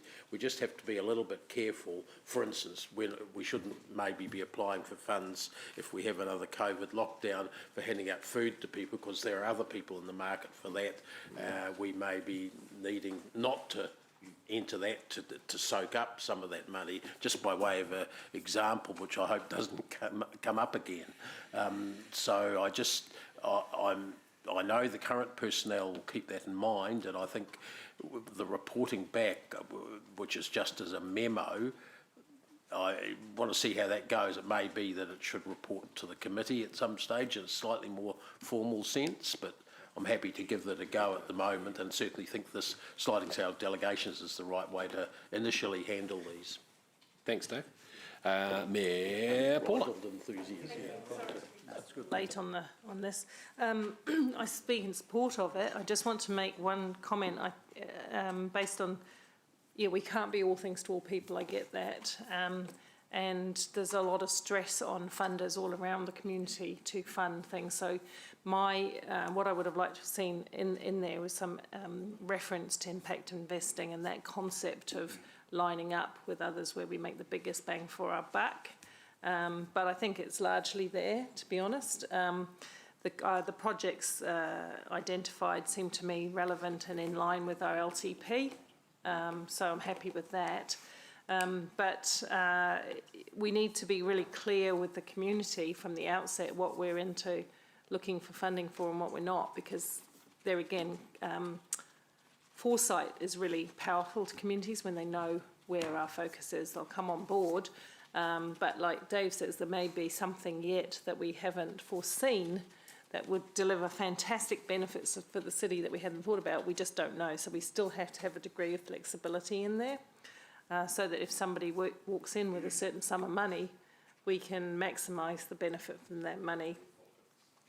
Well, look, there's more presence of impact investors in Hamilton at the moment, and they've got their eye on how they give start-up to projects, and they'll have their views. So we have to be mindful that the community may or may not always share our priorities, but I'm happy with these because, as I say, I think they very much fit with the long-term plan that we've just been through, so it seems reasonable to me. Thank you. Thank you, Mayor Paula. Look, I'll just throw a couple of very quick comments back in here. I don't think this report precludes any of the worries that you've got there, Mayor Paula. It's a new way of looking at things. It is more nimble. Reporting back wise, it will get reported back every single time in the GM's report to the community committee, and then above 500, it's for consideration as well. So let's give it a crack, and happy to support this motion. So with that said, we'll do this by a show of hands. All those in favour? The motion is carried unanimously. Thank you very much. All right, moving on to item number 10, speaking of external funding. Rebecca, welcome back. And does everybody know Shirley? Lisa. Right. Ats Māori, koutou, elected members and Māngai Māori. So in this report, staff are seeking the approval of the external funding program plan to support $15.5 million of budgeted external revenue, which is baked into the LTP over the next 10 years. The plan was workshopped with elected members by Indy, Lance and Lisa in March, and it supports an expansive approach to external funding, identifying the 5 priority projects, 5 focus projects, and then other one-off matching opportunities. The plan works in concurrence with the previous item, so the funding policy, and will provide the framework for our external funding activity over the next 10 years. So the priority projects we've identified will all have comprehensive revenue generation plans developed that will follow the campaign approach which is identified in the plan. Focus projects would have smaller plans which are designed not to clash with the priority projects, and as discussed in the previous items, the one-off opportunities would be assessed at the time, and in doing that we would complete a bit of a scan within our organisation, but also looking externally as well to make sure that there's no resourcing clashes or clashes of funding priorities with any known areas. So with all that laid out in the report, we're happy to take any questions that you have on this item. Okay, well, I'm happy to move the staff recommendation. If we've got a seconder, Councillor Kesh. Councillor Ryan. Just a quick one on the sports park floodlighting and safety. Sure. 2.2 million over the 10 years, I guess. Is that quite an attractive thing for sponsors or externals because it's quite a reasonable sum to request? Or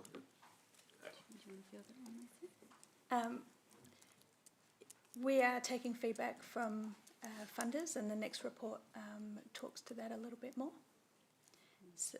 Traditionally, a project like this that has connectivity creates alignment across a network of sport fields can be seen as quite a good project to seek funding for. Obviously, each project is assessed at the time, and we will look to relevant funders, philanthropists, and central government to see if there are alignment as we move forward. Sure. But obviously you feel confident with those numbers. And how many parks would that affect across the city? It's probably more of a question, to be honest, for the parks and So the first few years, Korikori Park, Gower, Galloway, Porritt, Ashurst, and there's one other which I can't remember. And it's 18 fields or 15 or 18 fields. I think you've mentioned, Lance, you're trying to get as much equity across the spectrum as you can in terms of lighting and funding and that sort of stuff. Correct. So some grounds have lights at the moment, some don't, or they have pretty poor ones. And I think to help answer your first question, I think if we can get more lighting and especially for midweek training during the winter period, that's our deficit at the moment. And that's also the opportunity to get more and more people physically active through using outdoor spaces, notwithstanding the fact we've also got a shortage of indoor space as well. Thanks. And just final question, and I guess there'll be a lot of onus on the clubs to help fund it and generate, be part of that as well. Yeah, so we've got a bit of a consortium going. So we've been working with the clubs, working with council, local MPs, councillors. There's quite a few people involved. There's quite a bit of interest, business people. So I think there's a lot of strength there in putting forward applications, and we'll be getting letters of support from the consortium members. Great, thank you. Thanks, Ryan. Councillor Rob. Thanks, Chair. Just wonder whether we shouldn't have noted a risk in paragraphs 55, 56, that if costs varied significantly from the long-term plan estimates and/or external funding was not possible, that we might have to re-evaluate going ahead with specific projects. And I can recall at least one project in the LTP which was dependent on external funding to the extent that if we didn't get it, then we might have to rethink the whole project. Yep, you're correct, Councillor Pascoe. We probably have missed including that as a risk. Within this 10-year plan, we've got quite robust project structures around the projects, in particular these ones with the external funding lens on them. And so we would be aware in advance, quite significantly in advance, of we're off track, and so that would be the opportunity that we would bring that back to elected members for further conversation. Okay, so you're happy that the structure is there, that the project may not go ahead or needs to come back for re-evaluation if, one, the cost is significantly higher, yes, or the external funding's not available. Yes. And my second question might be directed best to democracy. Do you think it's appropriate to have the word in the staff recommendation under 2B approves the external funding program for the long-term plan when we haven't as yet approved the long-term plan, and whether the word approves should be changed to supports, something like supports? Yeah. I think you can do Well, they cover that a little bit in 2C, that it notes, but I just wonder whether we're suggesting here that we have finally approved the long-term plan. So I did cover this with staff, and that's why I suggested that we put in C, which is noting that changes may be made. Okay. Based on, so it's just what elected members feel comfortable with. I'm comfortable with it as it's worded. Okay. And think that there's So enough. the word approved in 2B is really being considered in the context of 2C. Correct. Okay, all right. I suppose it's I don't want to cut hairs on it, but So the other option is if you wanted to, you could just put subject to approval of the long-term plan. Oh, look, I'm relaxed. It's over to the mover and seconder as to. It depends how relaxed you are. I'm relaxed as well, actually. I've been in Noosa. Ryan, you? Oh, I know. I moved it. You seconded it. That's very big. Have you come back from Noosa? Yes, something there in my head. Let's leave it as, if you're happy with it, let's leave it as. Look, I'm raising it as to whether, Yeah. and obviously it's been considered. Yeah. Yeah. Thank you. Thank you. Those Thanks, are my Rob. questions. Thank you, Chair. Good on you, Rob. Thank you. Councillor Martin. Yeah, just obviously important to help me here. If we're looking at something like our gully restoration development projects and also Whaiwhakariki enhancement planting, and I'm just trying to think, you know, you've got the bricks and mortar, the physical stuff where one fund might give you a pathway or an entrance way, whereas those two projects, assuming are the, you know, the whole ecosphere, environment, planting. So is that obviously, and it's not, we've not assumed we're getting anything within our budgeting. Do I take it that you look at whether it's the River Authority, Regional Council, anything there? How does that?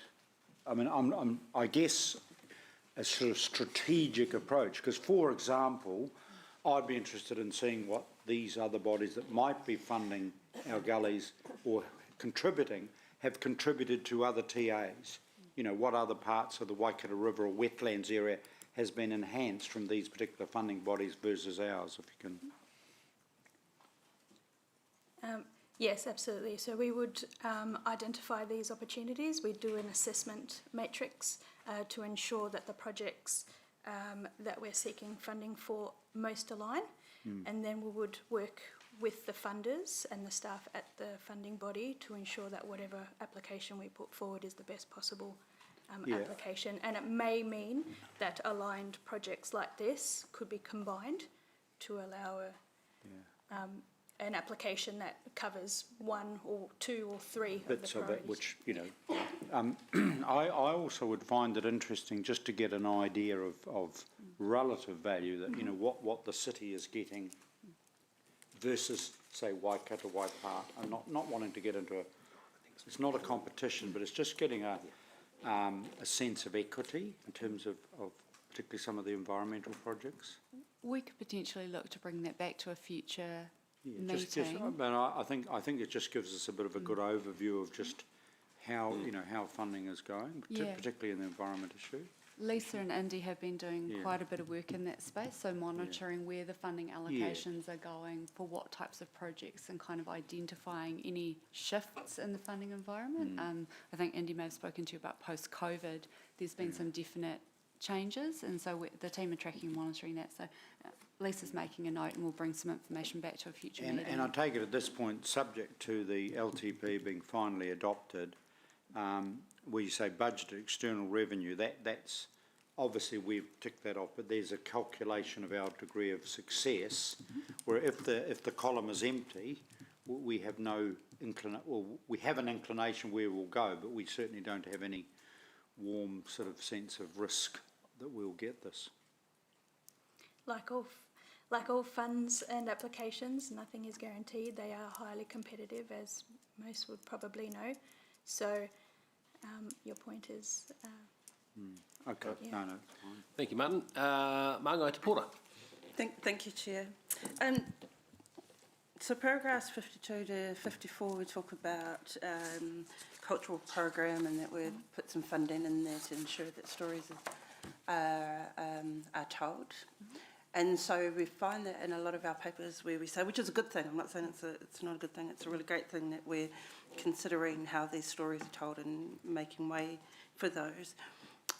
Aside from that though, you know, iwi Māori communities, the hapu, the marae, have aspirations of economic development and environmental success as well.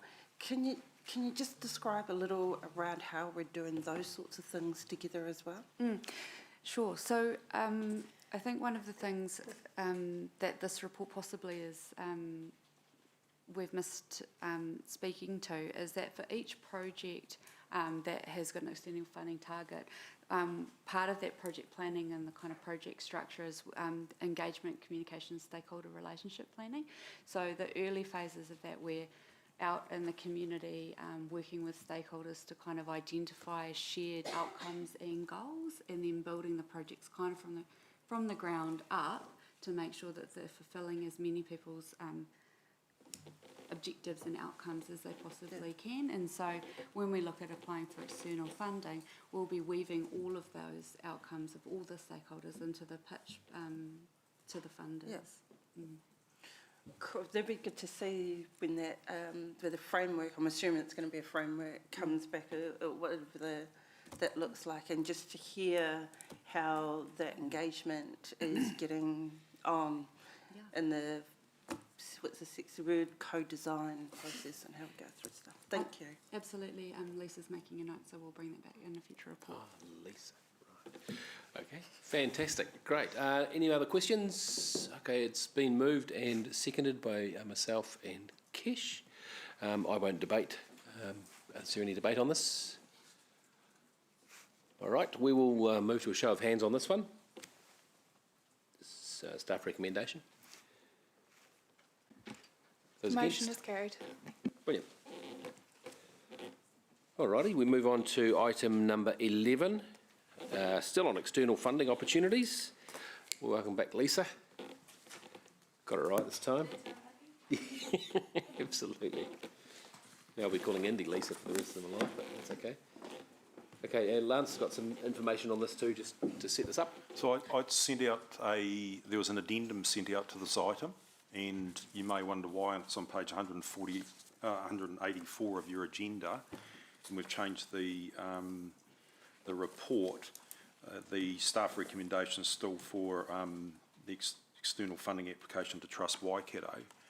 The reason being, without going into a lot of detail, is that Lisa and Indy have a lot of conversations with funders over pretty much on a weekly, fortnightly basis, and they've been having a number of discussions with Trust Waikato advisors, and the reason why we amended the recommendation and what we apply for is through some of the discussions we've had with the funder, notwithstanding that they'll never guarantee anything before you put your application in, and but we sort of have read the tea leaves, and so what we've done is actually gone away from applying for the Zoo Waiwhakariki and actually putting in a larger application for the floodlighting project, which Councillor Ryan mentioned in the previous item. And Trust Waikato have been in that consortium and those discussions for some time. So that's the reason why for sending out the amended information. The good news is though, without going into a whole lot of detail, we have got some fresh prospects around Zoo Waiwhakariki which are looking very promising, which I won't go into the detail. We'll probably have to discuss those in public excluded because there's some potential commercial arrangements that might come to the fore. So I'll leave it there, and if there's any questions, either myself or Rebecca or Lisa answer them. So committee, the staff recommendation that I'll be moving, and I think Kesha's seconding, was actually on page 184, as opposed to the one you may be looking at. So, and that is that the community committee receives a report and B, approves the submission of external funding application to Trust Waikato. It's just a little bit simpler and a little bit more open-ended and a bit more current. Anything you'd like to add, team? Any? No, happy to take questions though. Okay, questions? All right, no questions, not from Zoomland. Okay, well, in that case, I'll put the motion. All those in favour? Again? Motion is carried unanimously. Thank you. Thanks, team. Right. Public consultation for public art policy and monuments and memorials policy, page 73. Joe, g'day. Tēnā koutou.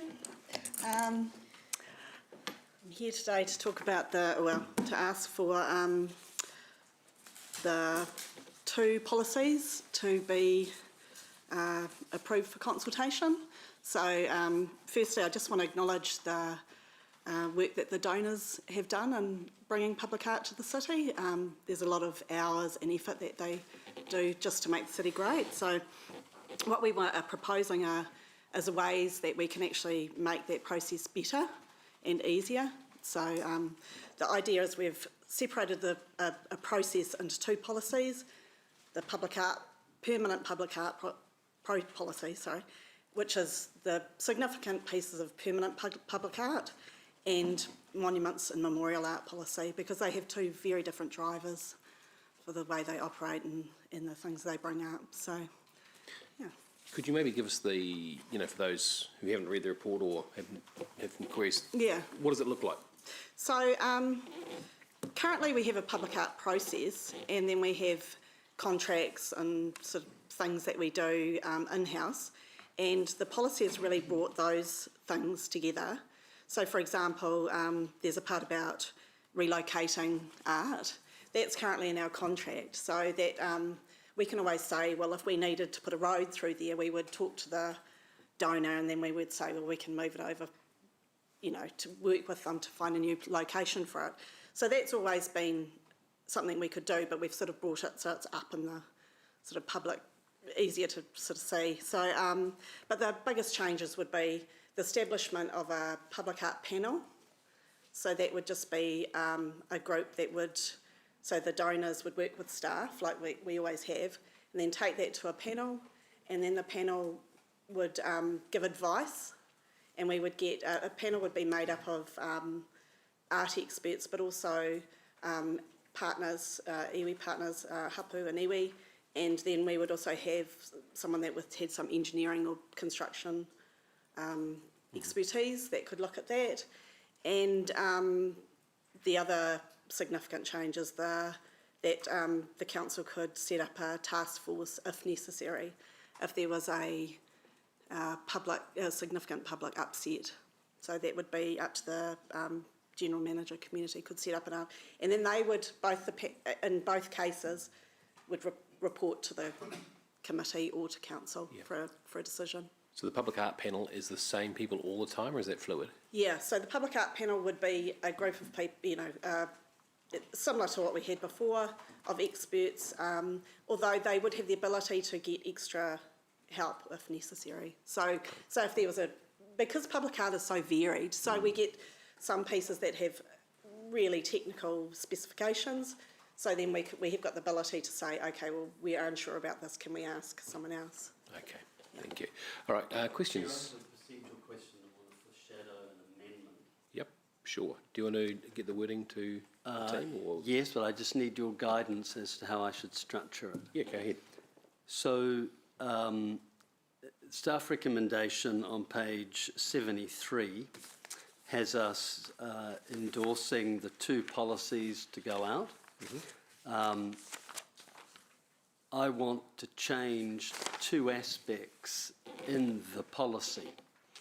So help me with how you would like me to word my amendment. So you want to change something within the policy that we send out to? Correct, because actually, you'll see my technical challenge, because you're simply trying on page 73 to go out with the policy, but there are two parts of the policy that I don't agree with. Right. And so I'm trying to get your guidance and maybe the GM's guidance of how I take those elements out and how I reflect that in my amendment. So Councillor Ewan, is it one or both of the policies? Well, it's certainly, the problem I see is on attachment 3, the draft monuments and memorial art policy. I draw your attention, that's on page 87, item 19, which is, oh, hold on, let me make sure I've got this right. Yeah, so attachment 3 and 19 is this retrospective clause. Suddenly, if we suddenly at some stage find this is of significant upset to members of the community, is one example. Well, is the example on the attachment 3 on the draft monuments and memorial art policy. So you're questioning should that actually be in there at all? Correct. Right. Because I don't want to speak to the item itself. Yeah, I understand. As yet. Thank you. And there was another one, did you say? Well, only if, and I haven't been able to find it, but I just want to make sure that in the draft permanent art policy there isn't also this retrospective. So, Joe, is there a retrospective Yes, there. clause in the permanent art policy? Yeah, that's right, yeah. It's the same as both. Yeah, that's what I had a horrible feeling. And is that also number 9? No, it's not 19. Could you tell me which number that is? It's number 17, I think. Right. Yeah. Oh, number 16, sorry. 16, yes. So they are the two things that I believe I will have a seconder potentially.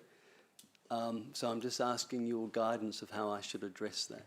I think you probably change B, Councillor Ewan, so approves the draft permanent public arts and memorials policies without the clauses relating to X, Y and Z for engagement. Thank you. So I'll quickly draft something, and that's to staff, and meanwhile the debate can continue. Yeah, and look, no one's moved this yet, Ewan, so that could become the motion. Oh, right, Yeah. cool. Well, in which case I'd love it to be the motion, because then I have the right of reply. For sure. Yeah, procedural question? Yeah, go ahead.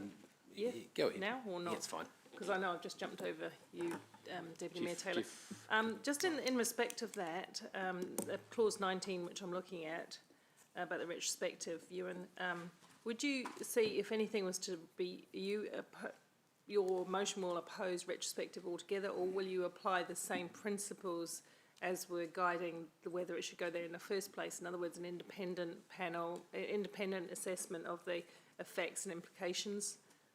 So the purpose of my motion or my amendment would be that there would be the creation of the panel, and the panel would review all new applications Yep. and would analyse that in a full manner Yep. and make a decision. Yeah. It wouldn't then enable a mechanism for someone to, 5 years later, have a societal change and say, oh, I'm now offended by this, and relitigate. Right. So under no circumstances would you review? I'm just asking, is there any criteria around it? I'm not trying to lead you here, I'm just No. trying to understand so I can... You know, I would happily try to draft something that, look, what I'm trying to prevent is this carte blanche mechanism where every monument, every piece of art could, by the trigger of a member of the community, express an entire review. Because I would have felt, so I don't want it to be retrospective, that's the first thing. I'm happy with the panel going forward, but the panel's requirement is to do a full process at the time of decision making, but that it doesn't enable a process to go back and relitigate. Under any circumstances, basically, is what you're saying. I'm, you know, there again, just because... Okay, well, Yeah, I I get think you. we've seen the line in the sand I on get that one. you. pretty clearly. I'll move on with questions. I'll let you guys mull over that. Jeff, Deputy Mayor Taylor, you got a question? Thank you, Chair. My question was really very much along the lines of what Ewan's talking about there, and I was just wondering, why have we actually included that clause allowing for retrospective, for public art and memorials to be looked at retrospectively? Presumably they've gone through a process to get where they are. I think like any council asset, public art, when we install it, is permanent.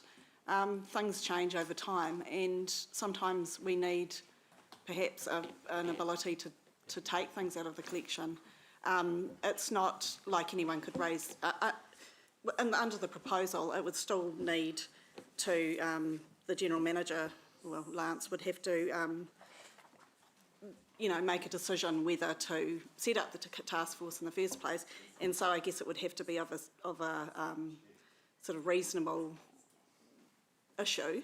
And the other part of it is that it would still go to council in the end, so the council or the committee would still make a decision. It wouldn't just be like a Okay, which just brings me to the second question of that. I mean, if ultimately there's an extreme response to something all of a sudden, it would come to council anyway, presumably. So what I'm saying is, why have this clause in there openly inviting re-litigation when, if there is a complaint about something, ultimately it'll come to council anyway? Why are we explicitly allowing for it? I think it's just a way that we could manage it within the policy. So it's, I mean, there's... I'll jump in there. Yeah. I think it's your prerogative whether elected members want that in there or not. This was discussed at the briefing. There were some different views on that. So I think at the end of the day, either way could work if that situation did arise. So I think it's really a judgment call for elected members to make, whether you want it in the policy or to leave it out. I think the Local Government Act provides for, if there's matters of significant public interest, that we do bring things to council. So I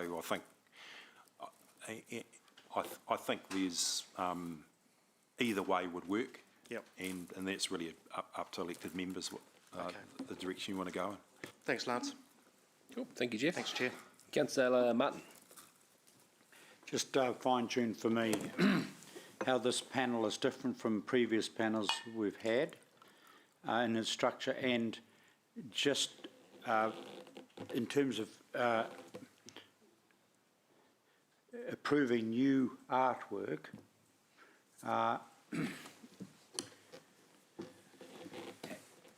what is the just clarify what is the final tick off that involves council? So it'll be, so I wasn't here obviously for when the public art panel was operating, but reading old notes and things like that, it would probably be reasonably similar. We'd like to maybe strengthen the construction element of it, of the expertise, just to help, and maybe have a little bit of flexibility around that. But I've spoken to Creative Waikato and others about this, and there seems to be within the community there's a lot of interest in that, and helping out with that kind of thing. What was your second question? Well, I think, like, for example, I'll give you an example. I have left the room because of conflict, but the Captain Hamilton statue, that actually did come to council through the committee. Only Councillor McPherson at the time voted against it, right? So we're looking at about accountability and process. How is this different from that? I mean, there was a panel that ticked it off based on the best advice it had at the time. So I guess there's two things with that. One thing is that, like every process, there's always things that retrospectively maybe have been managed differently. Things change too. I mean, society changes over time, and so we see things now that we don't see. But also, I mean, the panel isn't infallible. But I guess what we'll do is we'll make sure there's a really strong terms of reference, and knowing what we know now, about how things work. We'll So the final decision rests where? Still, yes, Still with comes to committee, council. yeah. It's on page 79. There's 79, there's a thank you, just diagram help me, which yeah. clearly outlines the decision-making steps by council and also the recommendations from the public art panel. So it'll be So for the checks and balances, sorry, and it is not letting council off the hook. No, not at all. And it'll be a sort of an extra step. But in my experience that I've had since I've been doing my role, public art is really, really hard to actually produce. It's not easy. Ryan would know from his experience of managing it. It's a big job and there's a lot of moving parts. And even though it may feel like this is a bit more work, I don't think it will. I think the outcome will be better and the process will be better from that. And the whole idea about managing the public art panel is to have, have good support, for them to be supportive of it and working together to have good outcomes, not like another set of judgments. Do you know that Little Bull was massively controversial at the time? Yes. And Right. our dear Waikato Times certainly had lots of copy from it. Yeah. I mean, and that's, Yeah, you're right. there's a kind of deliberate question Yeah. because people will look at me blankly, right? No, I know what you're How would that be so? How would that be so? And I get that. The two key organisations so far, Toti and Mesh, have done a heap of work.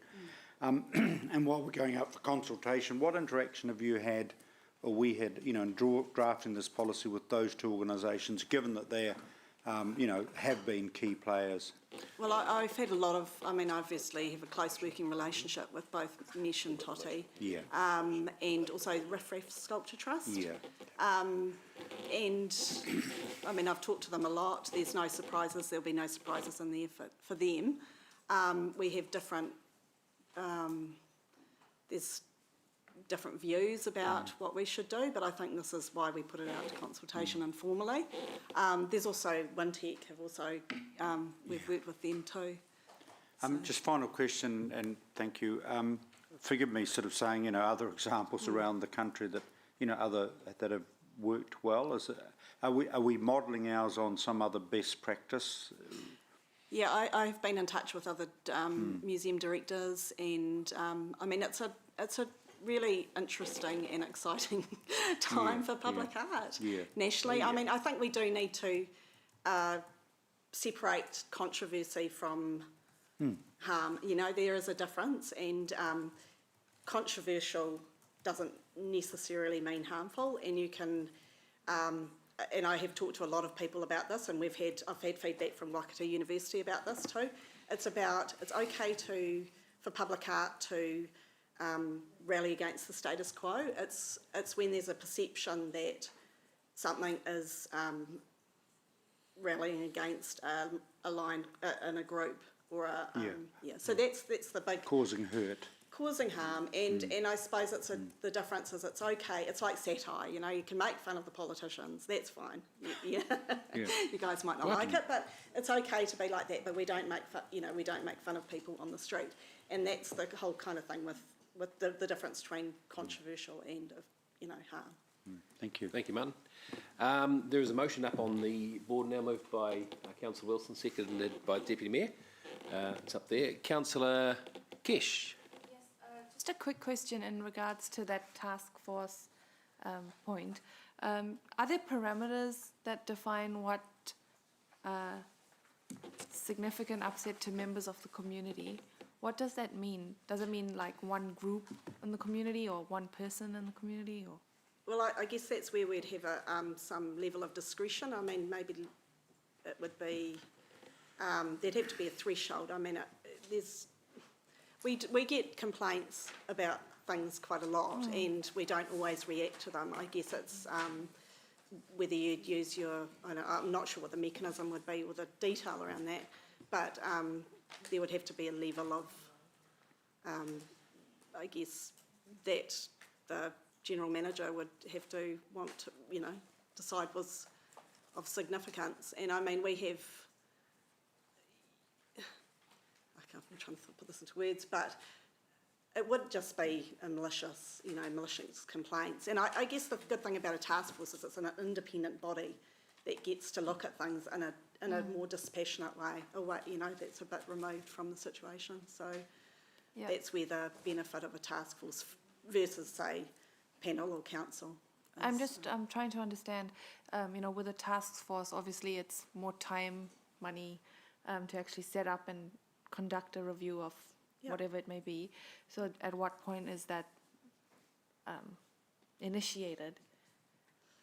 So if it was significant feedback from the community, and I think what you're asking is how do we define significant? We haven't in the policy because I think it's difficult to define. I wouldn't be bringing, if this went through, I wouldn't be bringing every single complaint, and sometimes it might be a single or it might be 3 people who are talking loudly. But if it was, hundreds or thousands of people, that might be a different story. So there'd be some discretion. The other thing is setting up the task force would be around getting the right expertise to provide council advice on to help guide you make a decision, remembering the task force wouldn't be making the decision, and either way, whether those clauses were left in the policies or not, at the end of the day, it's council who needs to make the decision on these things, and that's your prerogative. Thank you. Thanks, Joe. Thank you, Kesh. Just, can I just insert a question here on that line of questioning? Is that all right, Ryan? Say there was a controversy arise, say, for example, Captain Hamilton. Could we call upon, even with this being removed, could we call upon a task force for advice? Yes, I think that Lance said that Is before. it? So, and I mean, we have the ability to. Yeah. Yeah. Right, okay. Yes. So we're not, okay, great, thanks. Councillor Ryan. Flow diagram, the second orange box where it comes back to council, I guess the first point, that would be community committee, that's just missing the word community. Sorry, the second. Oh, yes, that is. That's Okay, a typo. thanks. And also just on that, how do you avoid, or what's the process, so council, so you don't have art designed by committee, what would council be approving at that point? Just the high level yes or no, or how would you frame that to council? So currently that's where you, so the first stage is, the first orange box is whether you say, okay, you've seen the brief, it's been to the public art panel, you like the brief, you like the idea, you like the location. Yep, that's good. The second one has been, is more of a concept design, but we want actually a bit more, at that stage we want a little bit more detail around maintenance planning. And in the past we've just said yes at that stage to the... Best it. Yes to it, and then it'll be up to the general manager to say yes to the final part. But that final part has usually just been administrative things, like are the ducks lining up? Is it like it said it would be? Is it in that place? Are the consents all in place? So what we want at this stage is to have a little bit more detail around maintenance costs. So that's just politically to give us, security of the asset, and I guess a high level political lens. Yeah. But you'd be clear that it's not for us to start diving into detail. That's really important. Yeah. I guess one of the things is that we need to budget properly for public art, and that is a decision I think council should make. So if we were to get, not that we would get, but if we were to get some, enormous Ferris wheel for the centre here, we'd want to know how much that was going to cost, and that's an appropriate thing for council to decide on. So those sort of things, I guess. No, thank you. And just final question, temporary art, that's obviously not part of today's scope, but is that policy still fit for, or is that part of your work that's a stream? process, So I believe it's still fit for process, fit for purpose, It's quite a separate thing because with temporary art, it's mainly operational, so it's mainly in-house. Yeah, occasionally it has gone to council, but only if it's been something significant. So if it's been the largest mural in New Zealand. The largest mural in New Zealand, right. Or if it's been something like on the council building, or something like that, or something that's unbridled enthusiasm. No, that's all, Chair. Thank you. Good. And we don't. The thing is, if we put in a process for temporary art, then it stops it being able to be sort of lively and happen quickly. We don't want to slow things down. We want things to happen still. Good when that mural's finished. All right, now we've got Mangai Tapora. Thank you, Chair. Look, I thought this policy going out was going to be a cut and dry one, because we're just going to go out and hear what the people have to say. That seems to be the narrative of the time. I can say this sounds a bit debatey, Chair Mark, but it's a bit of context going into the question. If you put an upward inflection at the end of it, it makes it a question. Okay, we'll get to the questions. So, can you help me understand the public art panel? Because in my mind, there's two things. There's the public art panel at the beginning, and should we deviate off somewhere by the public art panel not doing its role, then we bring in a task force who is separate to the public art panel? I think they're looking at really different things. Okay. So the public art panel, I mean, there's always going to be the unknown things that happen in the future. Things will change, or, you know, we don't know what's ahead. The public art panel, I mean, although they'll be experts, it's not independent of, you know, it's sort of closely aligned. It would also include council members as well. So I guess they have a really different function. Yeah, is that... Okay, so I'm trying to get confidence in the public art panel. Yeah, So we'll set up a public art panel that will have expertise on there, from engineering of a piece to, I don't know, form or function or whatever the arty stuff is, but there will be expertise on there. Yes. Yeah. And so there will be terms of reference that will be designed by who? So the terms of reference will be, if this parts gets accepted, then we would do that as part of the, you know, next stage, I guess, would be developing the terms of reference, which would, you know, just be... Which I'm assuming will have normal partnership. Yeah. So the task force, I guess, are quite separate in that they've got a really different function, and also we don't know what, if there was an issue that came up that was very different to the Captain Hamilton issue, then we would need it to be flexible. So we would need to draw on experts from a different area potentially. I mean, hopefully not, but, you know, perhaps there's something that in the future that we haven't foreseen, and we can get a expert. We don't have to have the same experts doing the same things, and it would be a different, you know, there's a different lens on this. You know, the public art panel are about helping the project go ahead, you know, offering advice to the donors, offering advice to the council, offering advice to staff. So it's all like a collaboration. Yeah. Whereas the task force is like, I guess, more of an academic kind of process or to troubleshoot? Is it the role of the task force to troubleshoot on? I think the panel is to troubleshoot as part of it, but the task force is more to look at things in a sort of, I guess, in a more, how do I put it? Sort of in a more like more of a review, you know, looking at the issues and making recommendations around the issues. How do we put some of that stuff into the public art panel? So I understand why, and reads really well, why we'd convene a public art panel, but how do they then take on some stewardship or social stewardship, like or community stewardship for what they're about to recommend up to council? How do we do that? How do we get the public art panel to take on that sort of responsibility around maybe having a consensus around what they are putting out? How do we make sure that they take responsibility, all of them together, for recommending a piece come through, and stand by that all the way through, so that we don't perhaps need a task force later on down the track? I think that would be, that's really good feedback, and I think a really good question, I should say. And I think that would be something that we looked into when we did the terms of reference, and made sure we got a really good group of people around to do that. Yeah. Can I ask a question of the amendment then? Yep. Is that okay? Across the table? Certainly. Yep. Ewan, you've got a question on the amendment, on the motion rather.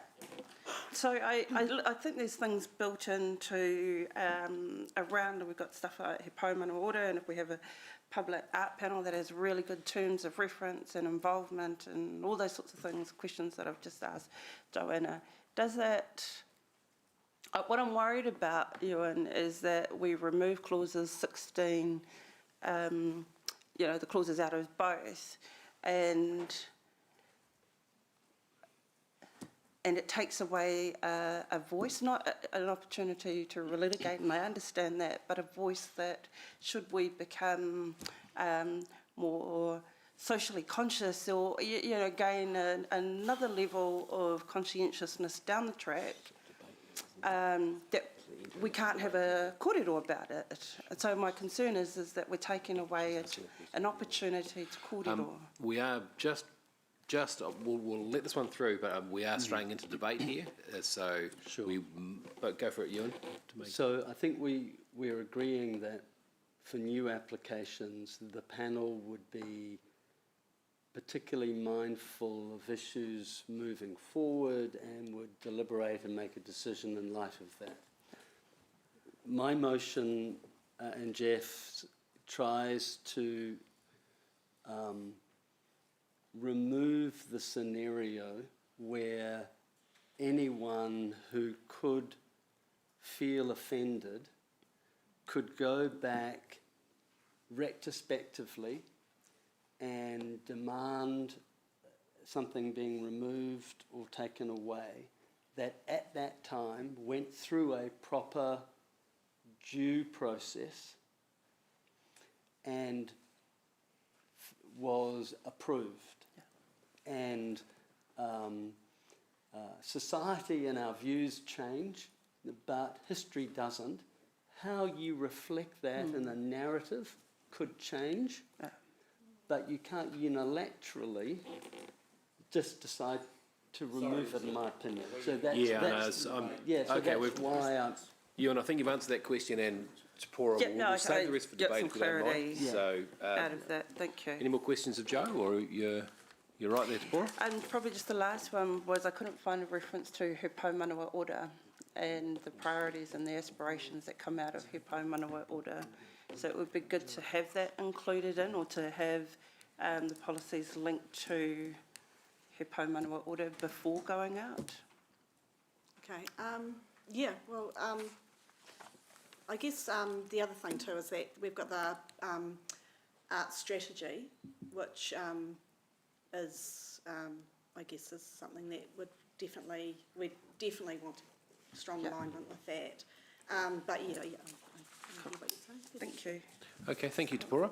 Good line of questioning. Now, the order of next, I've got Councillor O'Leary, then I've got Councillor Thompson by Zoom, and then Mayor Southgate. Councillor O'Leary. Thank you, Chair. So I think I'm understanding the intent of from Tapora's questioning and Councillor Wilson's answer. I think I understand the intent of his motion. So just so that I can absolutely clarify that, does leaving clause 16 in, and it would have to be 16 and 17 because 17 talks about the task force, and then in attachment 3 leaving 19 in, does that then, so we go out, we consult, we come back, council adopts it with it in, mean that a group of people could then get in their car, drive around the city, look at all of the art, go don't like that one, don't like that one, don't like that one, put in some petitions and stuff, and trigger that in the policy, which then triggers a task force? Is that what that having that in there would mean? It's not, okay, so going forward, any new project, that policy applies to? Because I think that that's the intent of this motion, and Councillor Wilson will correct me if I'm wrong. Pretty much then. That's not true. Okay, does that answer your question, Angela? It's a possibility. It depends on how many people are in the car or the bus. Yeah. Or on the bike. What if it's the train? The general manager would show immense discretion. See, that's concerning. Okay. All right. So, So if the motion goes ahead and these pieces are taken out then, does that reduce that risk? Because it's not explicit in the policy? That's a possibility. Yes. Yeah, okay. And in an example, and let's be honest, but let's just use Captain Hamilton, because we had a public art panel at that time, went through that process, but it was a time and place, right? The world's moved on. What was my question? Oh, so if say this motion goes ahead with the policy, public art project comes along, public art panel, runs through all the process, 6 months down the track, something happens, the world changes, you know, and nothing stops this council from I think the question was asked actually, but appointing a task force anyway, or a group, you know, hospital passed that group, but to engage and to look at it, and in the policy it says we can remove, right, for a variety of reasons without having to have these clauses in there. It's a really long question, which is so unlike me. Correct. Not correct that it's unlike you, but correct that it's a long question, yes. Thank you. No, it's good questions. Yep. I know. Yeah, exactly. Easy to answer, eh? All right. Councillor Sarah, welcome to the room. Bit quiet there, Sarah. You may be on Zoom. Unmute.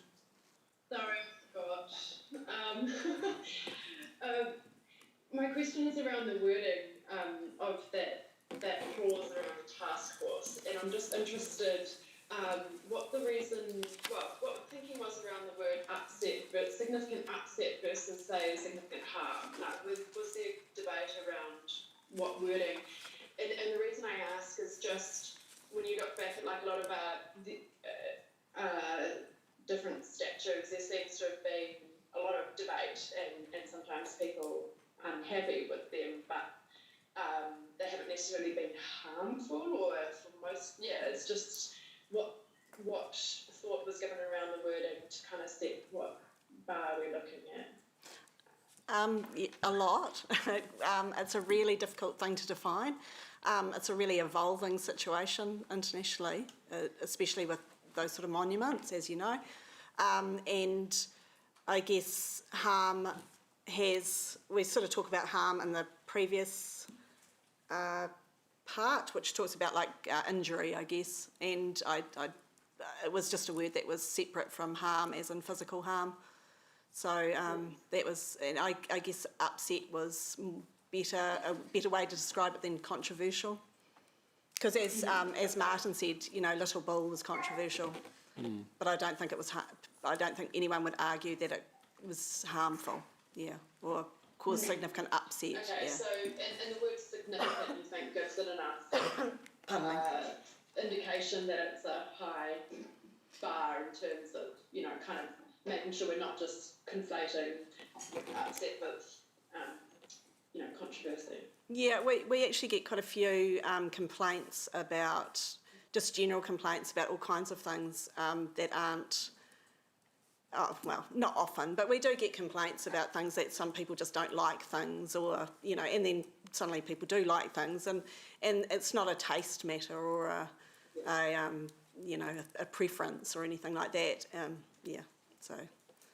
And just in following on from that question, it's probably, I mean, maybe if there, have you already spoken with, sorry if you said this already, Trust, Creative Waikato and the Sculpture Trust and things around the wording to date, or just waiting for that stakeholder engagement? No, I have spoken to Creative Waikato. I've spoken to all kinds of people about this, and it's kind of it's difficult to find the wording, appropriate wording. I've read multiple things, and but I guess it's that could be something that is raised with the public. I mean, that as part of the consultation.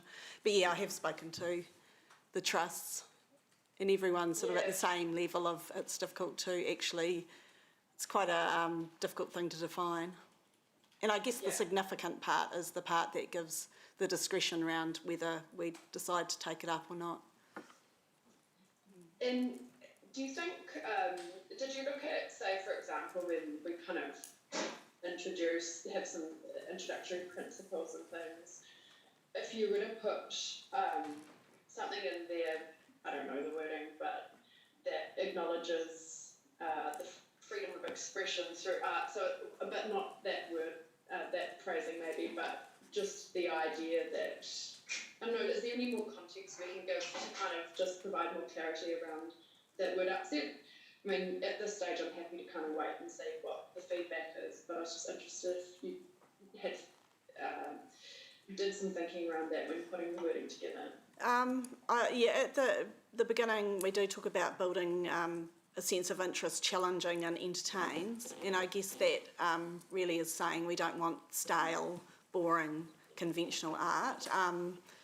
So, yeah, I mean, it would be interesting to hear back what people thought. It's a hard one to ask the community as well, but we have had conversations where we've talked about it quite a lot, and it was actually Riff Raff Sculpture Trust that were talking about the difference between harm and offence, and also I was talking to someone at University of Waikato, and they were talking about, you know, punching up rather than punching down, but these are sort of, they're very casual terms and they're difficult to express in a policy. So I guess upset is something that is more than offence and maybe significant, gives it that kind of weight that you need to put it on. But yeah, it definitely would be open to hearing what the community has to say on those terms. Any other lines of questioning, Sarah? Thank you. Great, thank you. Appreciate that. Mayor Southgate. Thank you. Just a couple of questions. First of all, are there any public art policies around the country where councils are making this kind of distinction that we've made between art, expressive art, for want of a better terminology for it, and memorial art? There are councils that have separate memorials policies, but there's not. They have been made a while ago and don't really have the same sort of context. I know I was speaking to the director of the Dowse, and he was saying that they're developing a public art... Director of what? Of the Dowse in Lower Hutt. Oh, yeah. Okay. And they are developing a policy, a public art policy, and they were recognising the need for a separate memorials policy because of the different drivers that are involved. Some councils try not to have memorials, and some have so many memorials they don't really need anymore. So, but yes, it's sort of new territory here. Some, I think Taranaki has a policy that is just see the public art policy. Okay. So in terms of this drive to be less subjective and more objective in terms of how we look at it, harm versus offence, both of them have a degree of subjectivity to them though, don't they? Yes. So they're certainly not hard and fast. So you'd be relying on the independent expertise in these circumstances to determine relativity of harm, or what types of harm, including emotional harm or cultural offence, would fit under harm? Yeah, I guess there's three sort of steps to that. There's the discretion of the general manager in setting up that. There's the independent advice of the task force, and then there's the council who makes the decision. So it sort of has three. I mean, it's very, as you know, it's very complex and subjective, so it is difficult to make those decisions, and I guess that's why we wouldn't do it lightly. No, and I know we should have rigour.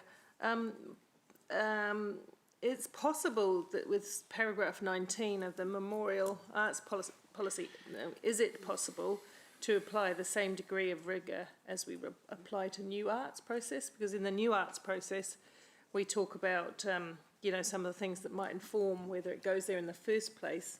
Paragraph 19 doesn't make any reference back to that type of criteria. Is that another possibility to make paragraph 19 subject to the same amount of rigour? And so it can't be done lightly. It has to be done in an informed way. Because at the moment, paragraph 10, do you see what I'm saying, Lance? Paragraph 19.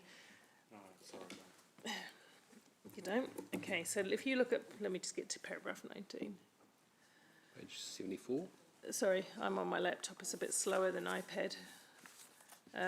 So it says, in the case that an artwork has caused a significant upset, the general manager may set up a task force. So within that task force, the criteria that you include for the task force in considering new art pieces or memorial art pieces would be the same as you would apply to removing an existing. No, the public art panel does the new artworks. The task force looks at the ones which are being reviewed, which have caused Right, but upset. where's the criteria that apply to when and how you might take out memorials? There is clear criteria for the panel. Is there significant clear? Well, you could put in more criteria, but Well, I'm just saying, isn't it absent of criteria at this point? The way that 19's expressed now, there is no criteria. There's an elected members task force, but there's no criteria. And yet we have been quite clear about some of the guiding criteria for new memorials. correct, but a lot of that's around artistic merit and things like that, and the retrospective ones, that would have already happened with the public, well, when it was actually put in 5, 10, 15 years ago.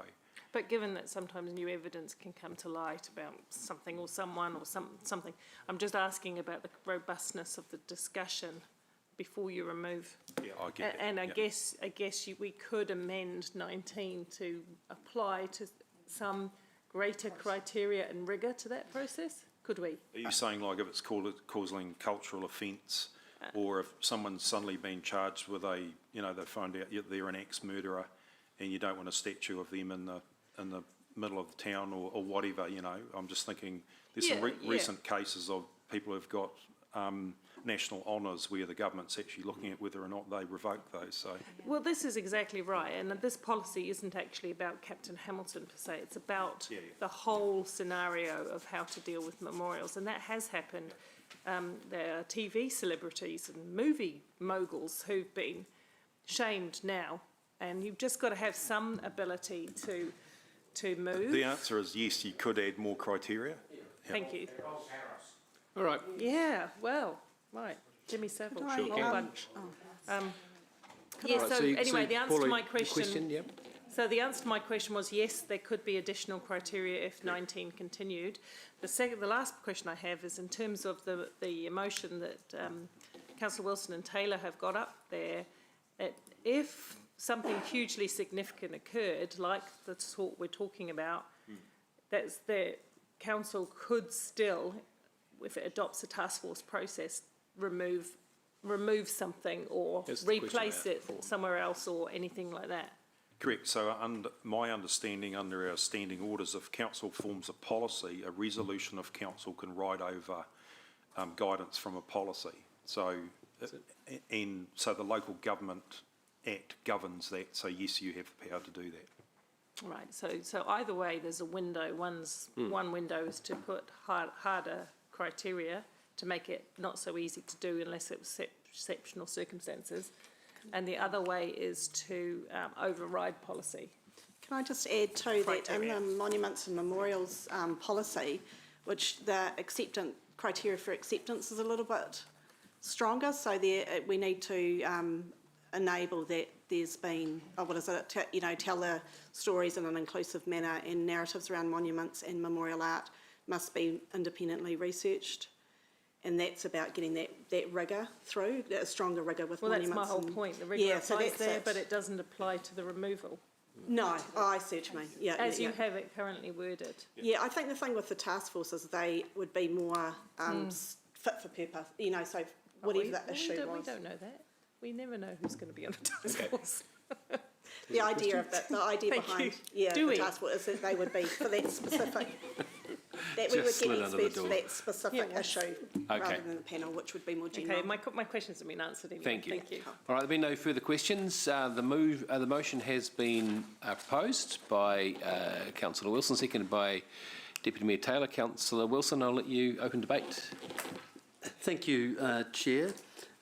The motion in front of you is trying to ensure that we don't enable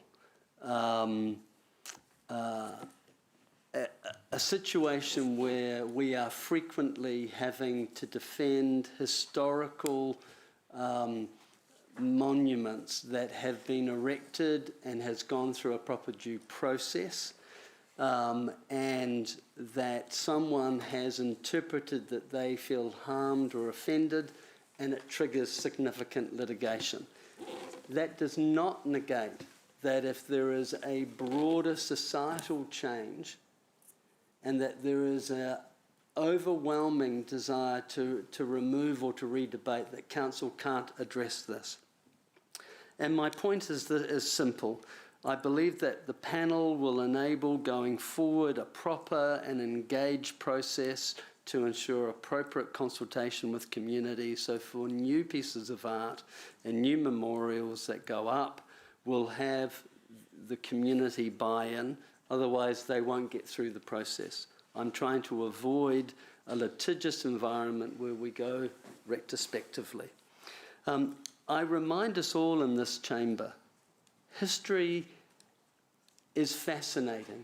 Sometimes it's brutal, sometimes it's ugly, but it's still history. And we manage it by writing an inclusive narrative. I'm reminded in this country of a former Prime Minister, Richard Seddon, who was, and I understand there's a few memorials around the country for him, but he was openly racist towards the Chinese, and he would frequently speak about that. Now, we manage that now with dialogue, with accepting that he held that position, but it doesn't negate all the other positive things. I'm reminded in this country that for a number of years, women were simply property of their husbands. It's horrifying, right? But we don't just ignore that. We have to look back. We've made changes and we recognise it with the narrative. So what I'm trying to do is ensure we have a robust process going forward, and that people are entitled to certainty, and people go through processes, they put forward art, the art's approved, it's erected, and that they're entitled to some certainty that somebody won't come along and unilaterally remove it and try to rewrite history. Thank you. Councillor Dave. Before I start, Mr Chair, I'd like to announce that I want to put an amendment up, which is the staff recommendation. Okay, do you have a seconder? Or is it too late to do that, now that we're in debate? Yep. It is too late to do it. It's No, you can do it. Okay, So I hadn't spoken in the debate. Oh, good point. Do you have a seconder, Dave? Yep, so I seconded Martin. Rightio. Yep. Okay. And I don't believe I'm disadvantaging Councillor Wilson, who's already spoken, because it's he has been basically arguing against the staff report, the one part of the staff report all along. So I'll just say that.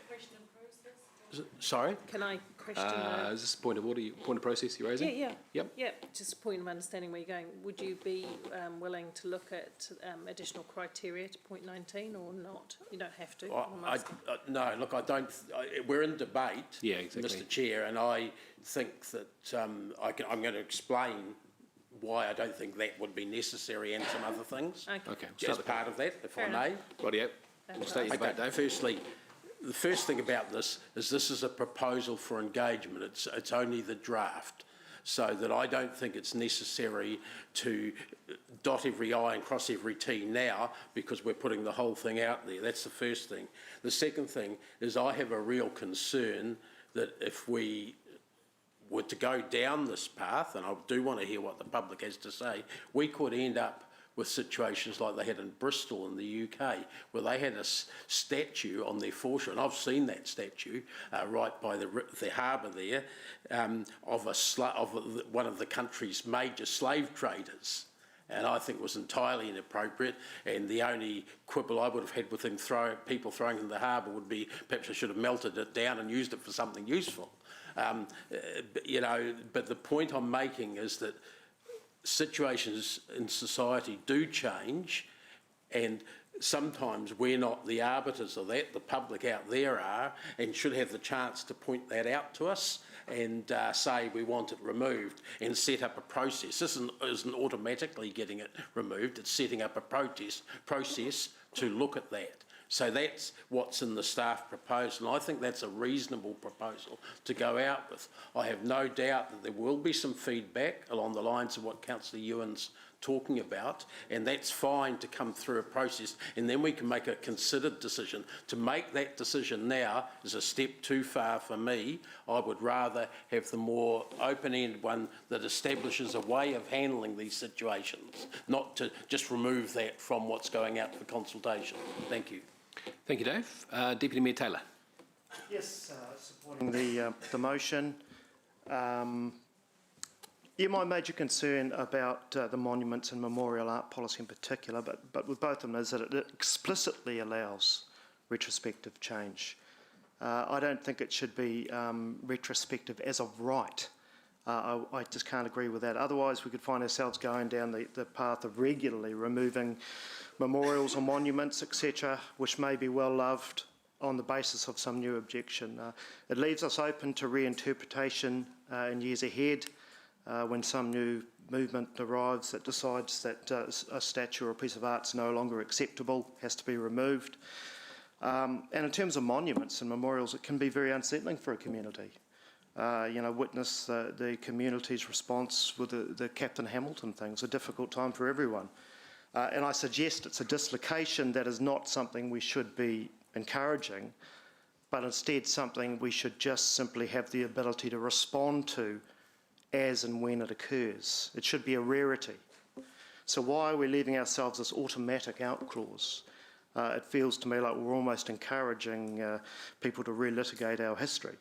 Because after all, as Councillor Wilson said, if some complaint is serious enough, it will end up coming to the council for decision anyway. So why second guess the public art and monuments before they even go up? They've go through a process. They've been through a process. So to me, in respect to what Councillor McPherson says, with respect, I don't think the Bristol example is relevant because if an issue like that was to arise, the motion leaves it perfectly open for it to come back to council to remedy it. So there is an avenue by which that can be addressed. The motion is simply saying, let's not explicitly open it up to retrospective change. Thank you. Thank you, Deputy Mayor. Mangai Te Pora. I want to acknowledge the magnificent mahi that Joanna has done to bring these policies this far in the heat of the debate that was going on at the time. And it's really good to have two policies that are, in my view, ready to go out and for us to have the conversations that we just need to have. So thank you for the hard work that you've done in that, Joanna. I thank you for meeting with our iwi and our hapu to get their views on it. Mr Chair, I think we'll relitigate this as many times as we just will until we actually get it right, and that's just part of the process. I am for the amendment. Thank you, Councillor McPherson, for putting that up, primarily because I want to hear what the public think, and if what we go pulling out now sort of makes those sorts of decisions for them, then the public will decide what's good in the policy and what's not good in the policy. Looking forward to going back to hearings and engagement to maybe hear the feedback out of that. But two things, which is why I am happy for this to go out, is we're starting to get a due process in place and defining what due diligence looks like. But we're talking about the narrative that needs to accompany any pieces of art or memoriams that are out there. Thank you. Thank you, Tapora. Right, so I've just had a text from Sarah, there's no amendment. There is an amendment, and the amendment is the staff motion, Sarah. So we're going to have Councillor Ryan, Councillor Sarah, Councillor Gallagher. So Councillor Ryan. Thanks, Chair. Look, I just want to speak to the item rather than deliberating on the amendment and the motion, and just to tautoko what Tapora has said regarding the work. It's really, artwork is really awesome for our city, and the work that's been done here is to try and create a clearer pathway for those people coming through and delivering work to the city. And I just don't want that to get lost in the debate, that there's some really good stuff happening here. It's going to be really good to hear from the community, because we want an art-rich society and community. So I just think that's really important, and just acknowledge that mahi that's gone on here as well. Thank you. Thank you, Ryan. Councillor Sarah. Thank you. Remember to unmute myself this time. I will be really interested in what the community says on this. I will be supporting the amendment, and I do think that we need some process if there is significant upset, but I also am not totally convinced that we've got the context around that right, or the balance right, because I think there does need to be a very high bar when it comes to removing or relocating public art or memorial pieces, but particularly art, I think, because freedom of creativity and expression is really important. So we're balancing different rights here within the community, and also we, like it says in the policy, we want to be challenged. We want public art to challenge us in the status quo. So I do think that just needs to be really clear that we would like stuff which is maybe going to strike up a lot of debate and controversy, but there is still a line where something goes from being controversial to actually being very deeply upsetting. So yeah, I will be really fascinated to see what feedback comes in, and whether there's a bit of room to just tweak that and get that balance right. Thank you, Sarah. Councillor Martin. Yes, I'll be supporting the amendment. However, I do think that Councillor Wilson and the Deputy Mayor have introduced a very significant dynamic into this debate, in that I think one of the issues which obviously, and I want to go to public consultation, I want to hear what a range of groups feel. I want to hear about thresholds, and I'll use a overseas historical figure that was relevant to us as an example about a threshold. Now, there are some moves in the United Kingdom by some people to remove the statue of Sir Winston Churchill. Now, using today's prism, we would judge him probably harshly for his role as the First Naval Secretary in Gallipoli, his role in the crushing of the 1926 general strike, his scepticism with regard to Indian independence, and his, I think, opposition to the NHS. But obviously we have him there because of the role he played in terms of the 30s and the 40s and the fight against fascism. So these things are not straight, and as an Irish person once said to me when I was apologising for my great-grandfather being a member of the British Army, he was Irish, don't judge history through today's prism, because obviously that was the time of the famine. British Army is the big employer. So if even though I want this to go to public consultation, if that review, I would certainly want to look at the high threshold, right? You know, in terms of, but I think it's a really healthy debate that Councillor Wilson has raised, and I'm very much, on the basis of the amendment, carries, very much looking forward to getting a view out there. I also want to acknowledge that I want to hear very closely what Mesh thinks, what Toti thinks. I think Toti may have a certain scepticism around the panel. So I want to sort of look at the ways in which we enable and encourage these wonderful groups out there who are making these amazing contributions of public art or even public memorial work. So I'm certainly looking forward, and I suggest the Hearings and Engagement Committee is going to have a very excellent time with you all of hearing, the community's views. Thank you. Thank you, Martin. Mayor Southgate. I'm really keen to hear from the public on this matter, because I want to land us with some leading edge policy as it was pointed out, memorial art all around the world is attracting quite a lot of scrutiny and attention.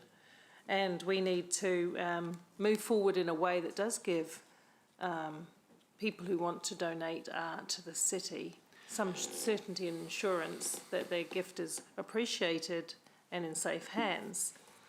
However, neither of these motions quite lands it for me, but that's okay, because the amendment doesn't go far enough. I would have preferred to seen the removal of statues or memorial art, because they might not be statues, they might be carvings or pictures or any other type of configuration, but I would rather seen that be under the same amount of scrutiny as putting it there in the first place. So it needed some criteria, in my view, because it should be very difficult to remove something that a previous council has decided through a rigorous process to put there. However, there may, and I can't see into the future, there may be some circumstances where the general public of your community feel that things need to change, that a piece of memorial art needs to be moved or removed or treated in a different way with different interpretation. There are all kinds of things that may occur. All around the world, we're seeing people reflecting on this very issue. And we're seeing what people do when they're not happy with the policy. Won't constrain people to act if they feel significantly concerned or aggrieved by a piece of memorial art. They'll, as Dave says, they'll do what they did in Bristol. I was a little bit, well, I was quite a bit actually, inspired by the ex-mayor of New Orleans, who spoke to me and Norm Hill for an hour when he shared the progress that they'd made on statues within his city. He's got a book called In the Shadow of Statues, which is quite interesting reading. And one of the points that I was always when he said it to me, I thought that makes a lot of sense to me. Can we reflect that in some way? And I don't think it is yet. Was there is a difference between remembering and revering. So you can have memorial art that remembers something accurately that happened, whether we like it or not. But that's not the same as revering. And I don't think we've got, which is glorifying them in any way. And I feel we haven't quite landed that. So I'm looking to the people out in the community to give me some guidance on that, how we tackle those aspects, because that really did resonate. That was a big aha moment for me when Mitch was talking to me on Zoom. Yeah, no, you're right. Absolutely right. So I'm probably going to vote with the amendment, but I have to say that I don't think it's there yet either. Thank you, Mayor Paula. Councillor O'Leary. Thanks, Mr. Chair. It's a really good debate because I keep swinging about which way I'm going to vote.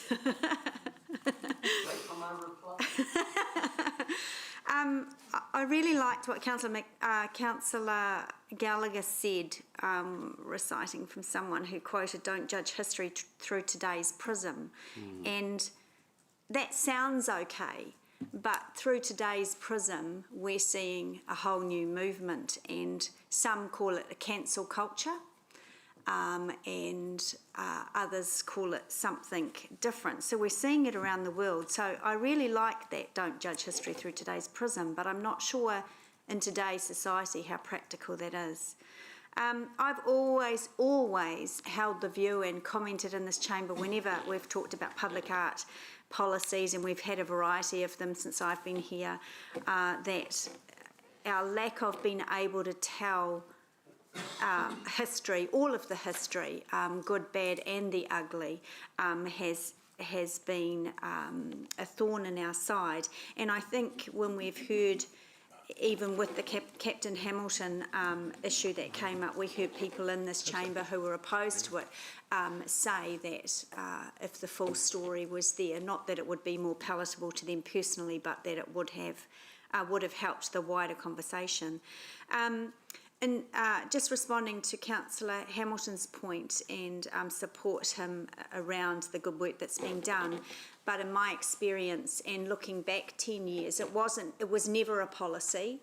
that energised the city, and it was the public art plan, the latest one that's now being reviewed, that was absolutely the birth and creation of Mesh and of Toti.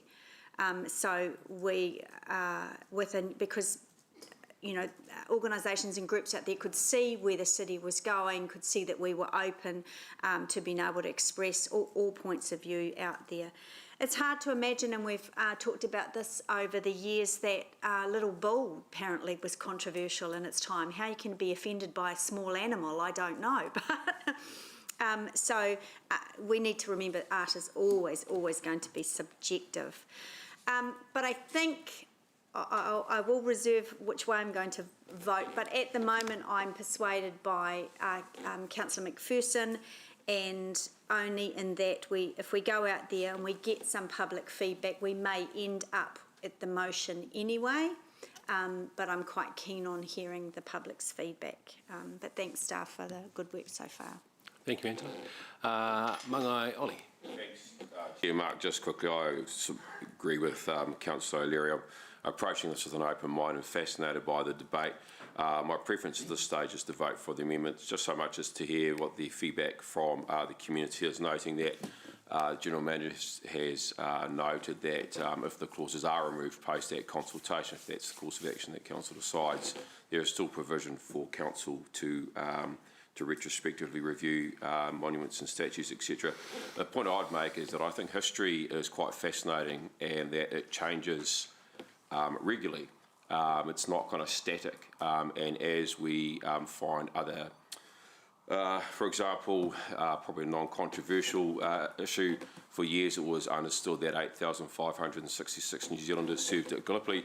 Wasn't until through the meticulous research of the late military historian Richard Stowers, where he thought that number was actually wrong, that those figures were reviewed, and recently the Defence Force put out a book called Phenomenal and Wicked, which actually, through further meticulous research, shows that approximately 25,000 New Zealanders served at Gallipoli. So it's just an example of, history does change all the time. That's what makes it so rich and fascinating. So, yeah, at this stage, I'm going for the amendment, but really interested to hear the writer reply. Thank you. No more debate before the writer reply. I'll just chip in here. I'm delighted with this debate today, because it's a debate that we need to have. It's a safe debate, because all we're talking about is what goes out to consultation. There's a phrase I will throw in as many times as anyone will listen to, and it's from the greatest movie in the world, Braveheart, and it says, history will call me a liar, but history is written by those who hang the heroes. History is so subjective, and I think Ollie made that point really, really well. I was interested when Councillor O'Leary brought up cancel culture. And look, it is the elephant in the room, it's out there. If we don't like it, it's gone. If we don't like it, it's gone. And it is really worrying me. You can be offended by anything these days. You don't like Captain Hamilton, it's gone. Follow that, you don't like a Poe of a fellow holding his nether regions down at the gardens, it could be gone. I don't like Cuisinart rods, it's gone. I personally agree with the movers of the motion that, and I agree with you all, I want to hear what the public have to say, but I'm worried that by the insertion of this and the headlines that will ensue, we are actually leading the consultation and influencing the consultation. I think taking it out of the consultation makes it a little bit fairer. We don't have to make that decision yet, but for those reasons, I'll be supporting the motion because I think the keeping it in there as a part of the consultation actually tends to lead what we want them to say. So, yeah, that's where I stand. Over to you, Ewan. Yeah, thanks, Mr. Chair. Look, in reply, we don't need to be afraid by consultation. Consultation is a constructive mechanism, but I remind all of us here that the arts policy and the monument policy that has and currently exists was consulted on, and the panel mechanism that enabled these pieces of historical artwork to be erected was vetted through the eyes of consultation. And I remind us that the one thing that we need to give our citizens is at least certainty. And we have a policy, the artworks that's been erected, I believe, has been passed through the appropriate lens at the time, and it's dangerous if we go and retrospectively reanalyse. I point out to my good friend Councillor Dave his example of the slave trader. Our motion does not negate, and in fact it is more beneficial, I would suggest, enables people in the community to come to full council if there is such an outrageous occurrence, and that could be so easily redebated. What I'm trying to do is limit a little the openness of the current wording of the staff's recommendation. It is, I think, flawed. I tried to look up under a legal dictionary regarding the word heightened upset or being upset, and there is no legal definition of the word. It means distressed and worried. So if that's the test, I could go to just about anything and say retrospectively, I'm distressed and I'm worried about this piece of art, and it would trigger this task force. And the task force has no set parameters. It doesn't, the current wording doesn't stipulate. So Mayor Paul is right in that regard. If you vote against the motion, that tightens things up, doesn't negate the ability of individuals if there's a significant area of distress coming to council. If you simply pass the current staff wording, you open yourself up, and the mechanism you are suggesting would manage it has no clear definitions or clear process articulated. I think, and for that reason, I think that is flawed. The motion is safer ground, and I encourage you to vote that way. Righty-ho, we will now vote. Thank you for your debate, and really good debate, councillors. Just before Angela changes her mind 2 more times, we will vote on the amendment first, and the amendment is Councillor McPherson's. Yes, we'll go to the board on this one, thanks. Amendment, which is the staff recommendation.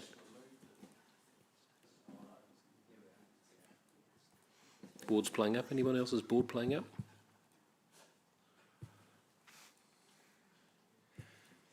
Is anyone else's board playing up? No, it's very sensitive. I'm just going for the wrong. You hovering over the button. Yeah, which would have been a terrible thing. Is it not working? Oh, resetting it. Okay, here we go again. This is on the amendment team. And Sarah, you'll be doing yours by...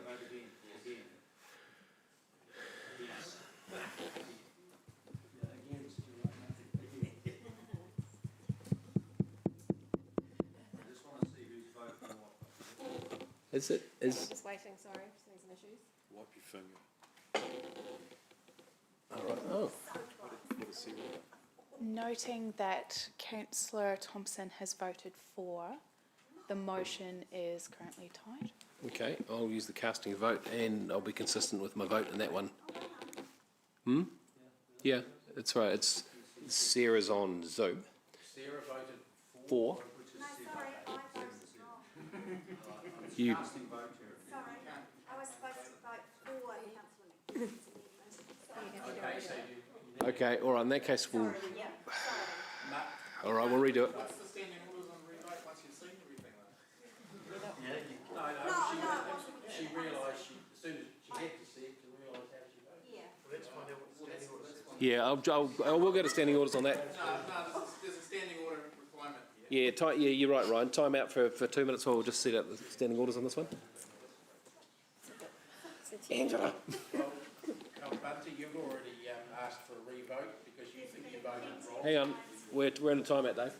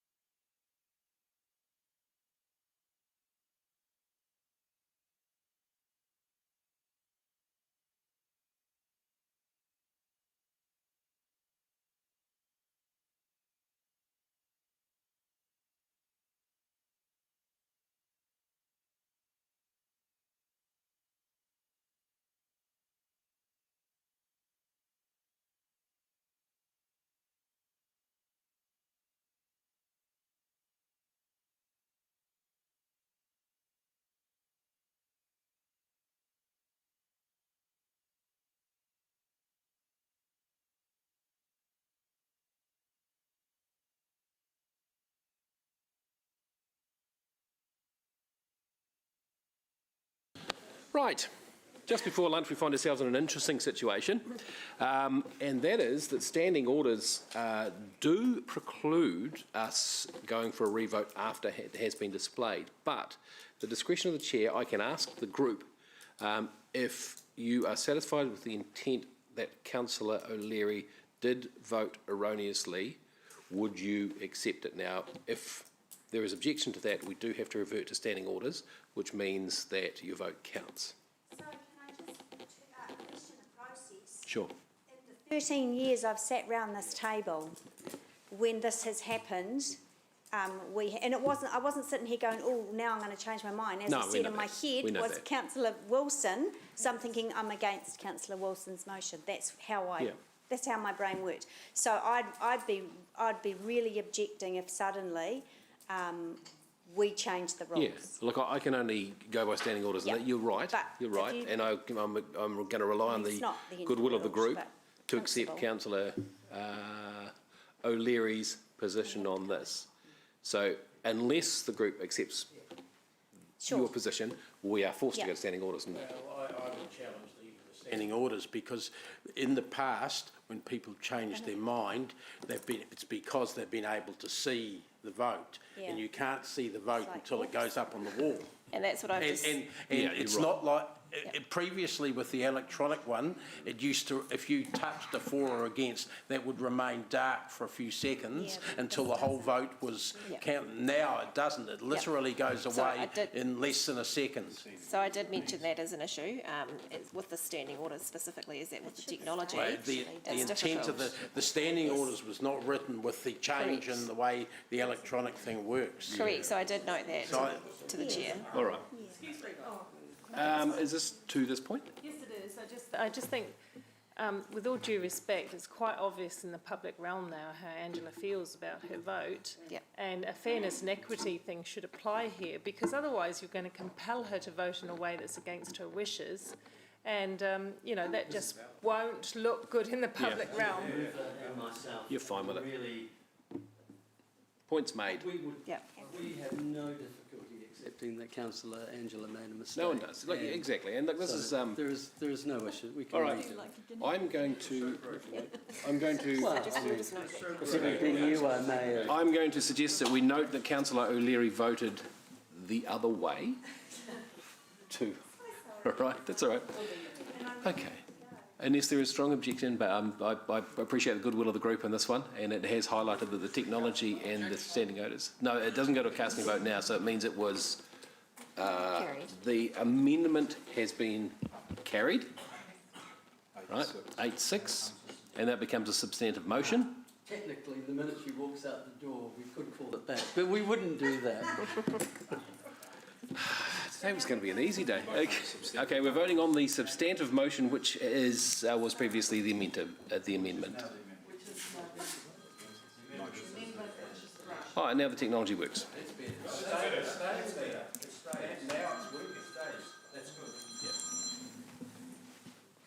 Is it working? Angela. There we go. Angela, are you comfortable with your vote? You sure you don't want to change your mind? Apologies, could we just re-vote on that one? Sorry, team. After that, Angela, we have to vote again. So are we having issues with the technology?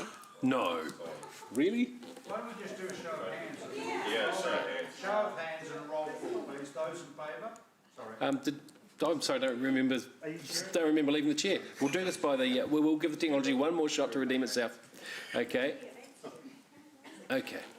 So this is on the substantive motion, which was the amendment. There we go. And noting Councillor Sarah. Yes, the substantive motion is carried, noting that Councillor Wilson and Deputy Mayor Taylor are dissenting. Okay. Cool, I can't wait till it comes back from consultation. You got Sarah's vote? Yes. Yep. All right, we're going to break for lunch. We'll come back at 25 minutes to 2. Yeah, to 2. So it's a 45-minute lunch break. Thank you. Wow, that was fun. Turn the mics off, guys.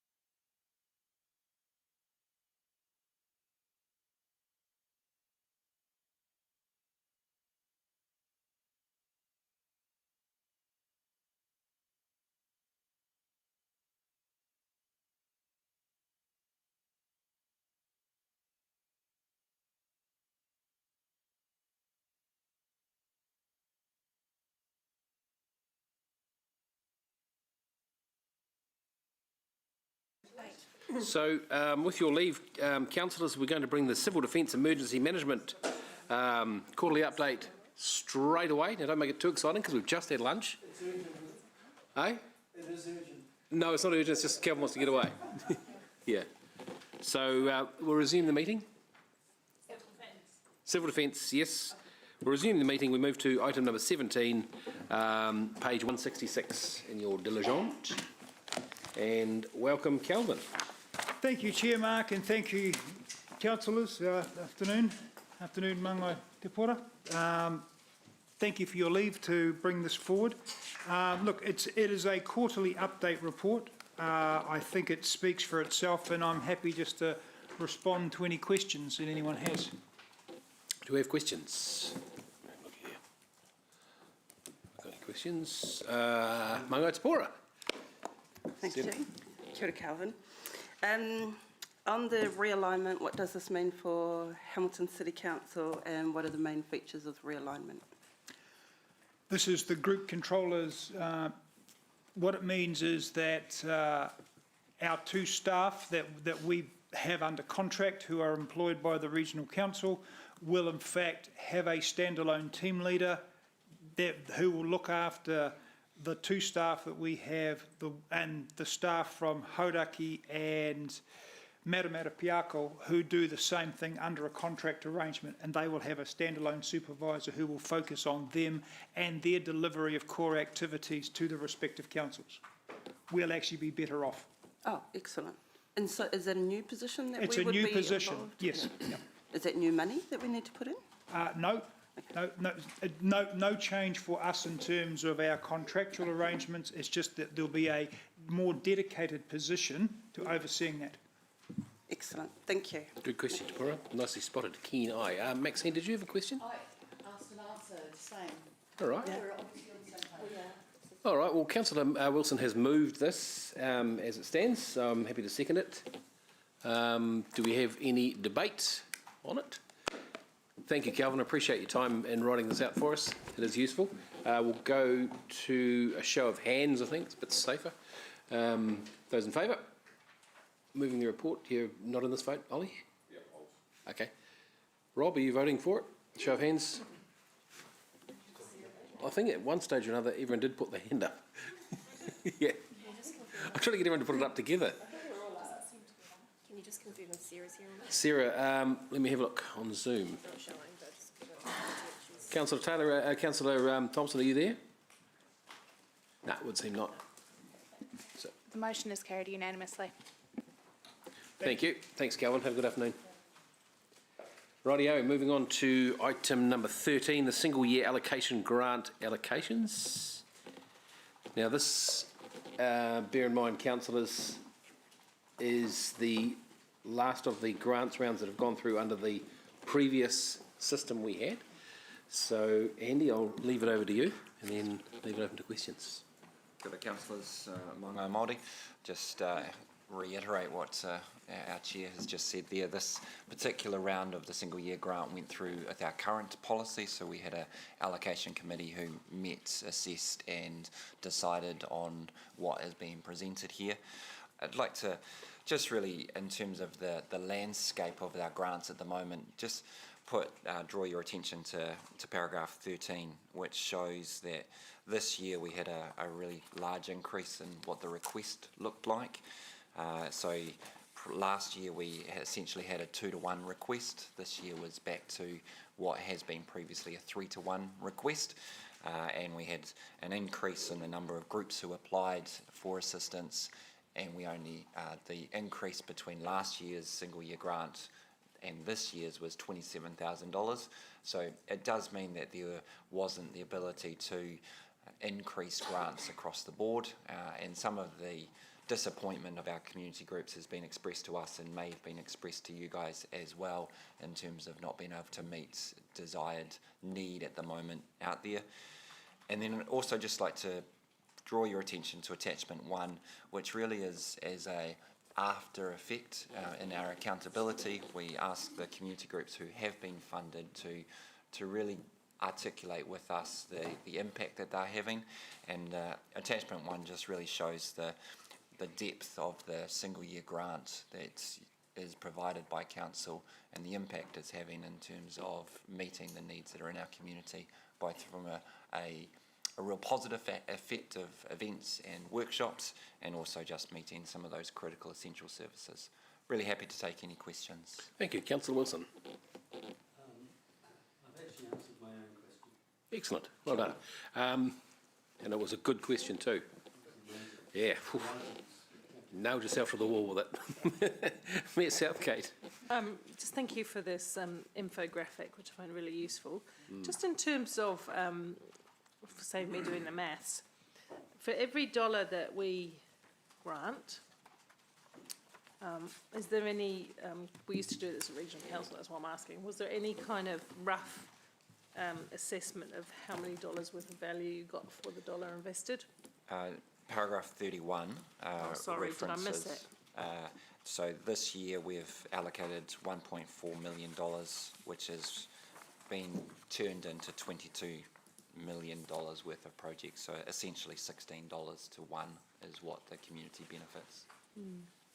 Just in terms of the applications received, 2 questions. First of all, in the last term of council, we put the grant amount back up to the $250 a year, right? So the over the last 5 years, so in 2016, 17, 2017, 18, the figure was 292,000, and then it's kind of increased up to 467 this year.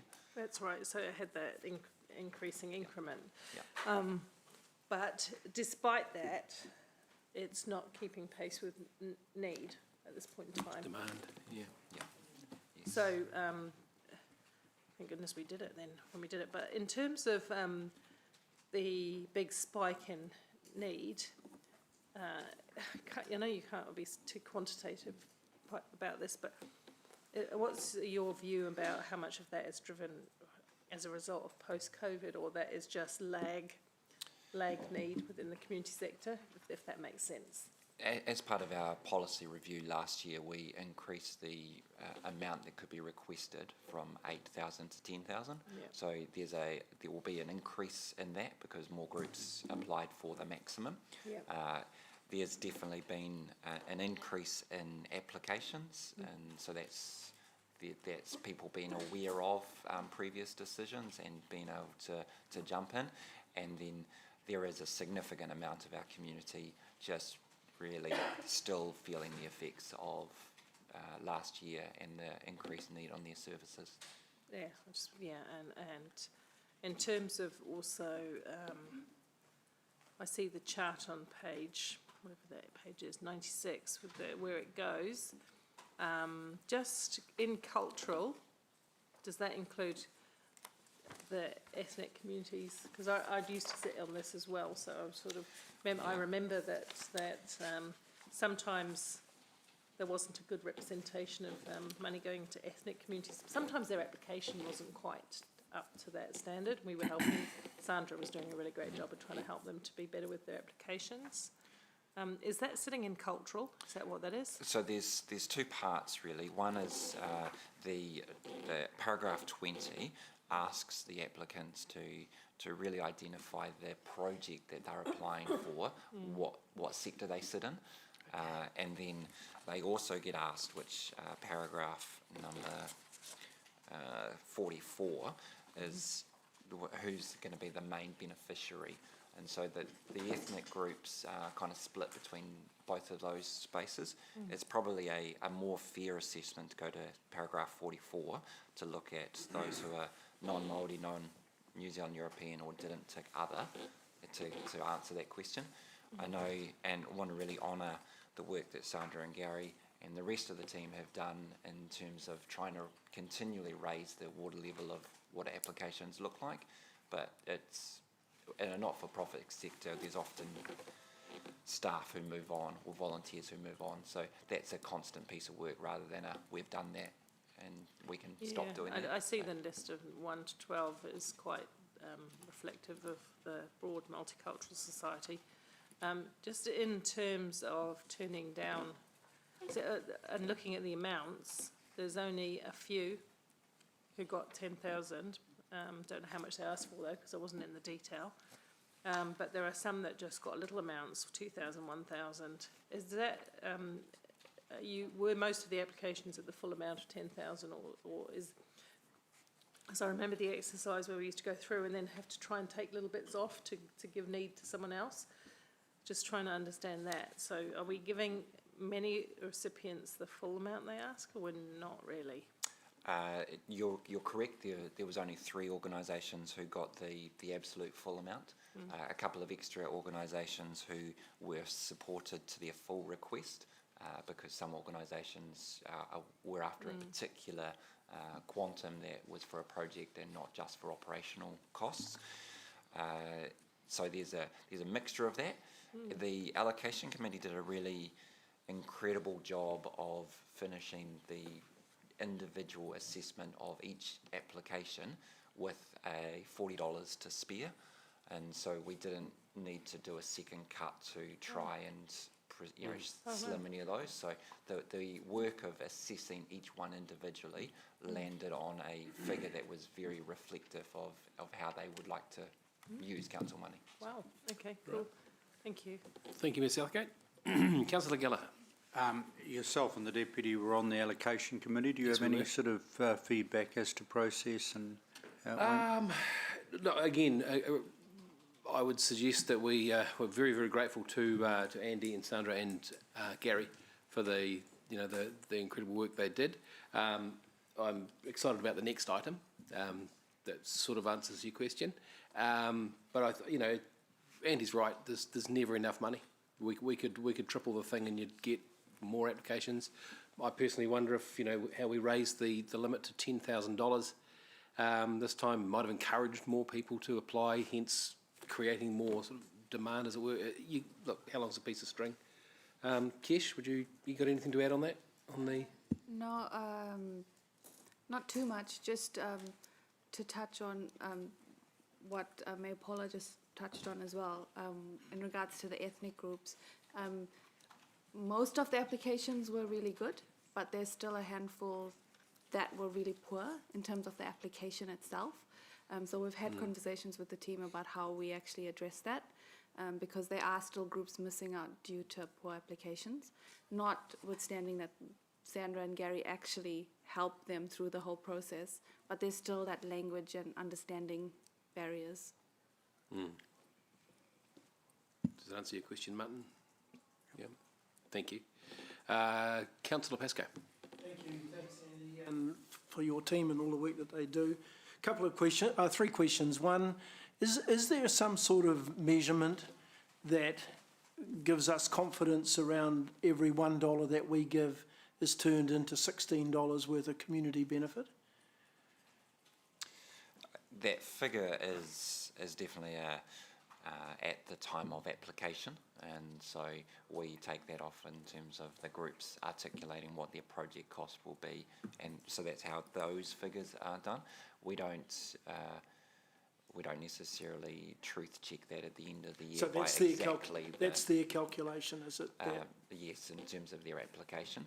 Okay. We could ask in the accountability what the project cost was, and so we could do that truth checking going forward. No, I'm not suggesting we do it. I just wondered if there was, I mean, we often hear and we see it with Tourism Waikato and a whole bunch of others where they come back and say, oh, well, you put $1 in and we'll turn it into $22.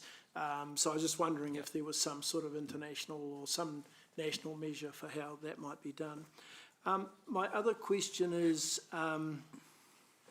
are we doing any, and this might be also to Lance, are we doing anything in the organisation? I mean, every time we look at a report like this, it makes me feel guilty that we're not actually giving out what the community is justifiably telling us that they need.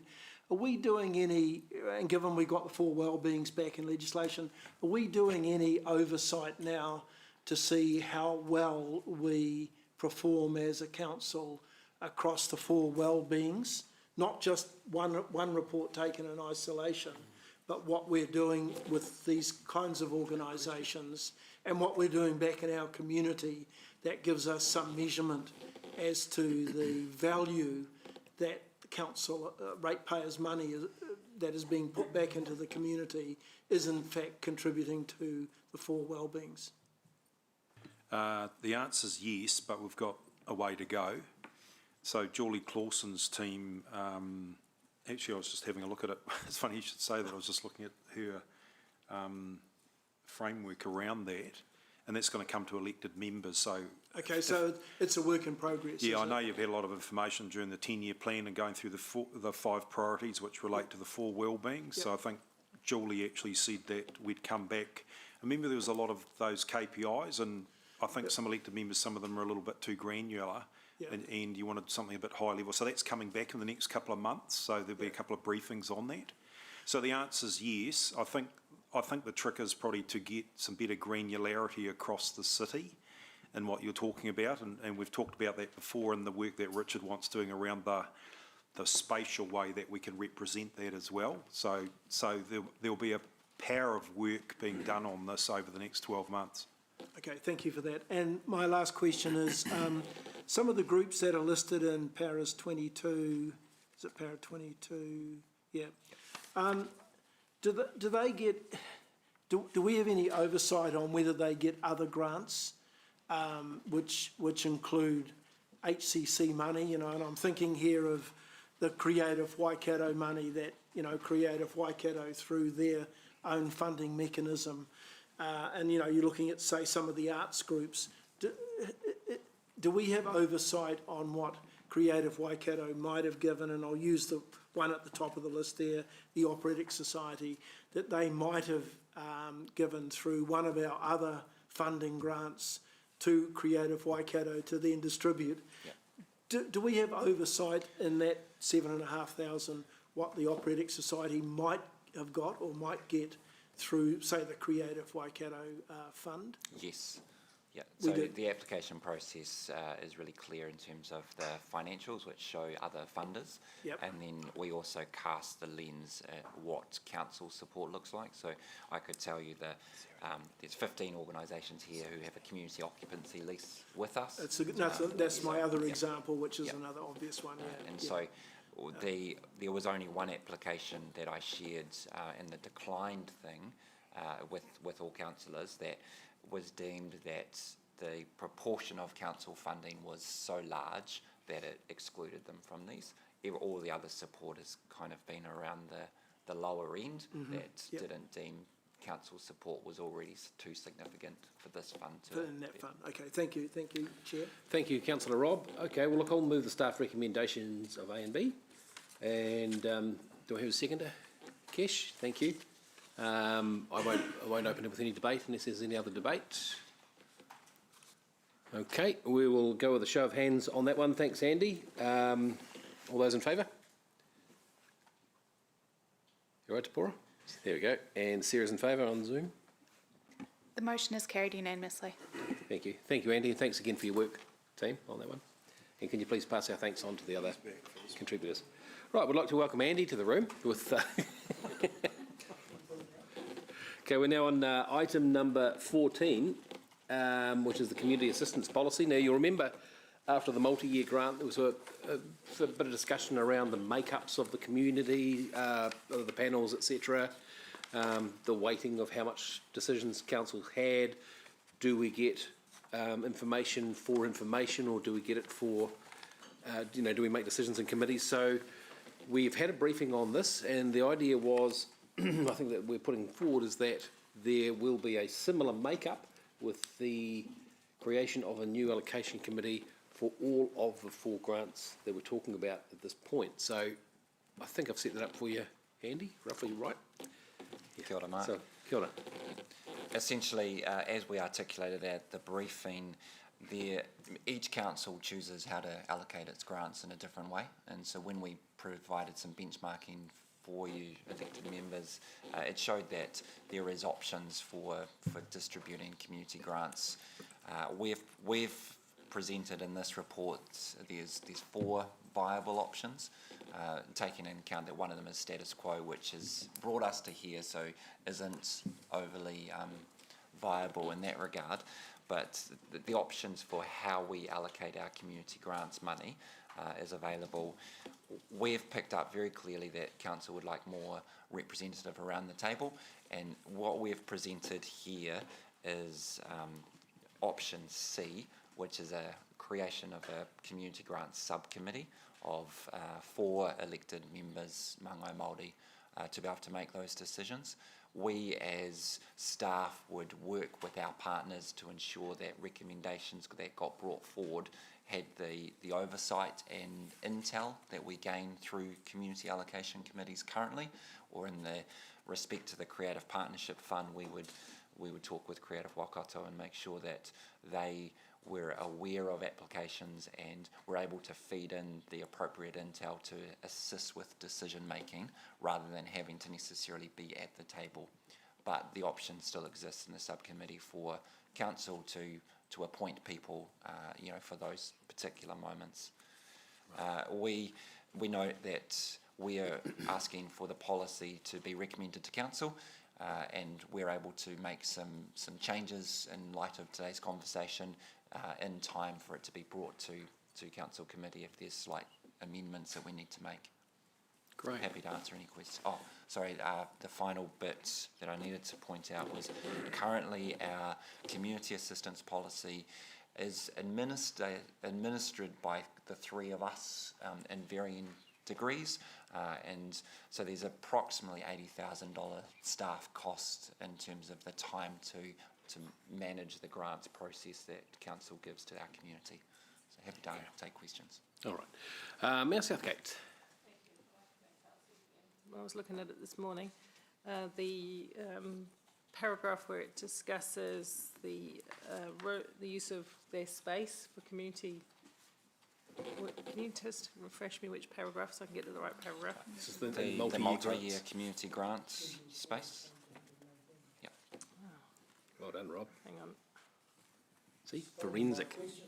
Forensic. Yeah, I had some difficulties with this last time. Can we please extrapolate why staff consider that to be an essential element in the... So, oh yes, here we go. A multi-purpose space available for the community to utilise.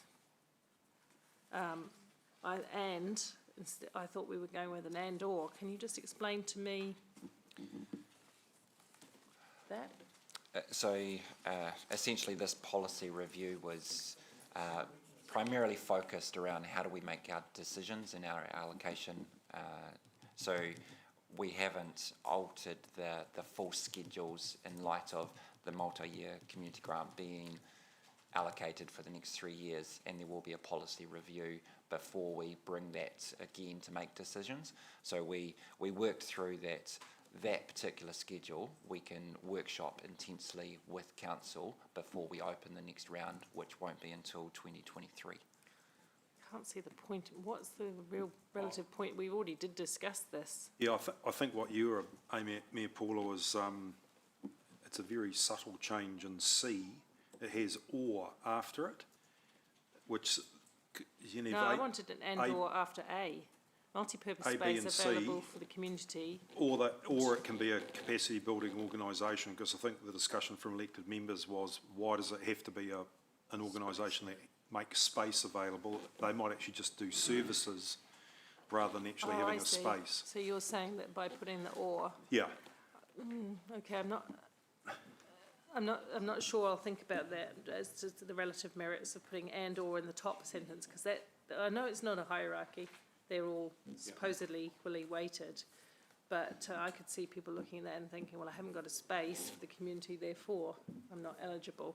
And I think an and or might solve that, or have I got that wrong? Andy, you were trying to be efficient with words, I think. It's one word. It's a important thing in an or. Yeah. It's pretty simple.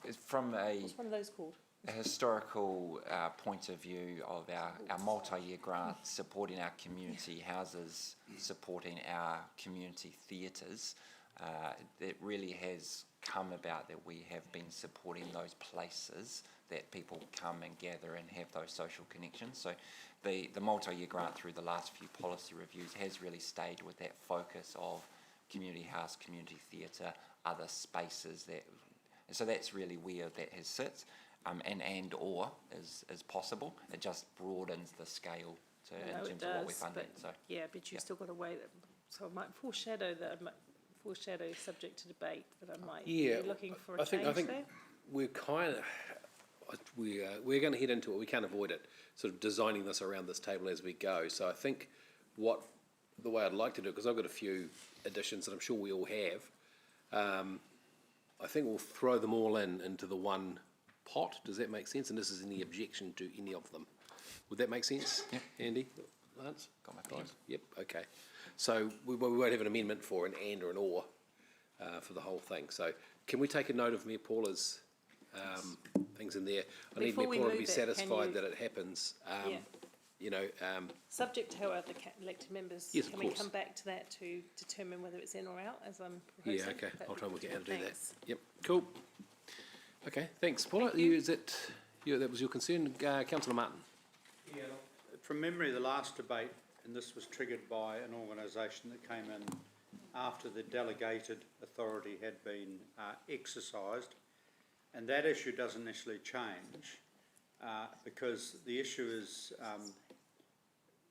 no matter who you have on the panel or how many councillors you have, elected members Mangomori have on the panel, it's the issue of who has the final say of $1.6 million in terms of that allocation. And so I guess the question is, what are the issues? And I mean, I certainly can see having 4 Mangomori EMs give you a better range of representation in terms of skill base, different areas. On the basis that I assume even with that model, the majority, what would be how many community members would you have? We're proposing that the subcommittee is 4 elected members. No, but how in total? A subcommittee of 4 elected members. So there's no community. That's what we've proposed here. Yeah, so Martin, the way, if I may, Andy, the way that would work is that the assessments and the recommendations to the committee are done by staff and the community. Then the council appointed subcommittee sits around and assesses it with Andy and takes that to this committee for sign off. No, but that doesn't happen. That committee signs it off. Yeah, you read the recommendation. This is the critical thing. So I'm not in any way diminishing the excellent expertise from the community who sits there working with elected members who respectfully also have a heap of social connections and awareness and expertise in their own right, given the nature of their job. And I'm not detracting from whatever that balance is. I mean, personally, as part of questions, I confirm a question through the chair to myself that there is a really good community role, for people of expertise. I think the crunch, I thought the issue was, is you make that fundamental decision whether or not in pink page and confidential the final council signs it off, all right? Through the chair, my understanding would have to be a pretty high bar for any elected member to relitigate, but I thought that was the check and balance. Mr. Chair, what was your understanding of the my understanding previous was debate? that we didn't want to get into each individual grant around this particular table. So, but we wanted to have it in councillors' hands what those decisions were. So I was expecting a 4 or more councillors who could come along and wanted to come along to those grants meetings, and then that decision would be made. It will be a delegated authority, and then it would come to this. So you're delegating 1.6 mil to 4 people? Well, or who else wants to come along, but yes, yeah. So what about a contract? Staff do all the work on the contract. I can't think of any moment where we've had to approve of a contract where we've actually chucked it out, but we've certainly had visuality, and if there was some nuance, we had the final 1 minute to midnight opportunity. This removes that. This is a minute past midnight. Is that a fair interpretation? Pretty much, yeah. So through the chair, can I ask you a question? What is the difficulty of having a panel which has 3, 4 elected members, 3, 4, or 2 or 3, community people yourselves, but the final event comes to a pink page item in this committee? What are the disadvantages of that? As a check and a balance, so that we ideally would avoid what happened last time. The primary disadvantage to that is timings, and therefore we have traditionally gone with a best practice of within 6 weeks notifying groups of their decision. Adding that additional checks and balance with timings of agendas and reports just adds additional time before. That's the primary, I guess, risk for a community group in terms of becomes a longer period of time from applying to finding out the decision. But that's implying that we're inflexible with our meeting cycle, isn't it? That's with my awareness of how report writing and presentations take. So through the chair, how do you avoid the situation which we encompass where a group could then come to full council and get extra? You know, like not for not, you know, but we created a new funding allocation. I would see as a possibility if we've got a subcommittee that has minutes that are being occurred, those could be shared with all of council prior to the final notification. Option D that we've got in the paper allows council to be the final decision maker as a full committee. So there's that avenue as well, councillor. Yeah, but the way you've got that there, if I read this right, is you talk reduce community input, increase workload for elected members of staff to assess. We're not talking about an assessment panel, right? We're talking about this committee in confidential receiving a report, having an incredibly high bar to question it, but still have that final check and balance. And given that, particularly with the multi-year grants, Mr. Chair, for Western Community Centre, for group, these can be make or break. I'm not, you know, I mean, look, the majority may feel they're fine, delegate 1.6 to a panel and have nothing to do with it. What we're trying to do is reach that ground where we do have the delegated authority as councillors, hence the subcommittee of councillors making that decision, but not relitigating every single thing if we get lobbied at the last minute on every grant, because we're not giving any surety to these people. So, I mean, if you can come up with a better way. Yeah, you got an idea on that one? Okay. Well, you're next anyway, so Martin, can we go to Ewan? Cause yeah, no, sorry, it's just, and these are genuine questions. Yeah, of course. I'm not trying to be obstructive, and yeah, sorry. Yeah, we did have the briefing on this, but yeah, I don't have another one. Briefing, yeah. Okay, Ewan, go ahead. Thanks, Chair Mark. Look, my question stemmed from something, hey Andy, nice to see you, stemmed from something you said, and it may have been the wrong phrase.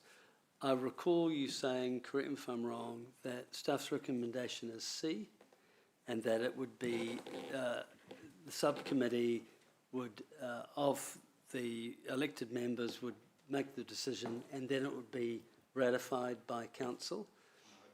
Well, I heard you say that, but I think what you were saying is, in fact, no. If I did say that, Arahomai, the recommendation here is that there's delegated authority to a subcommittee of council of 4 members or more. Understood. Yeah. So for the help, and my amendment will be C, but with an extra step. So the elected members will make up the panel, the 4, but then it would be ultimately ratified by council. Council or community committee? I'm relaxed. I'm relaxed because Same it's a group of people, council. yeah. It's the same. It's of the whole. And if it's more efficient timing-wise, I'm happy for it. Oh, you're right, yes, the mangai. So yeah, you'd have mangai on it if it comes to community. You wouldn't have them on it if it comes to council. Right. Good point. I have no issue with our good friend Mangai being involved in the decision. Yeah. I've always felt that. So. Yeah, I guess what I'm trying to do is oh, sorry, no, sorry, you're that was it. I just wanted to foreshadow my amendment. Yeah, I'm trying to make this as efficient as I possibly can. Give us the authority to make that decision as elected officials on the money that is, you know, as our community's money, without having to go through every single grant again at these meetings. So my concern with where you're heading is that we are going to open ourselves up for that, for Assistance Advice Bureau at every round, because there are quite a few of these meetings to be had. So, but I'm open to the group. Just to add to that, Chair, the people making the decision will be reading application forms, and there's a lot of information there. Our risk potential is that for ratification, we're looking at a name of an organisation or a name of a project, and so the decisions of ratification aren't quite got the same depth of information leading into it that the decision-making body of a subcommittee has had. Yeah. Look, I understand the natural tension, but So what are you suggesting, you? My intention is to move an amendment which enables subject matter experts, being staff in liaison with the community, to put forward the shortlist. Then the panel of 4 elected members would review that and make an initial decision, and the community committee would then ratify that decision. It simply enables an avoidance of what we had with civil defence, I think, was it? Citizens Advice Bureau. It's an extra step. And my final comment, this is $1.6 million. And I think if we all look at the LGA, elected members in isolation shouldn't be making financial decisions. It should be of council. And I just think it puts some more robustness back in the process. That's just my thought. I don't have a great objection to that, to be honest, because we're heading down the same road. You guys want to move and second it? So, well, I'm comfortable as you as chair of moving it, second by the deputy mayor. Okay, well, I'll just have to work on the wording of it. So, Becca? Just hold fire and you'll find out. Yep.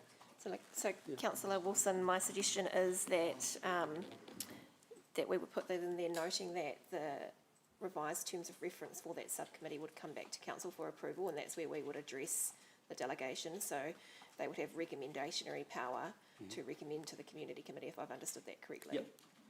And it's still got to go back to council anyway. Would need to come, so the terms of reference would need to come back to council to approve. Yep. Yeah.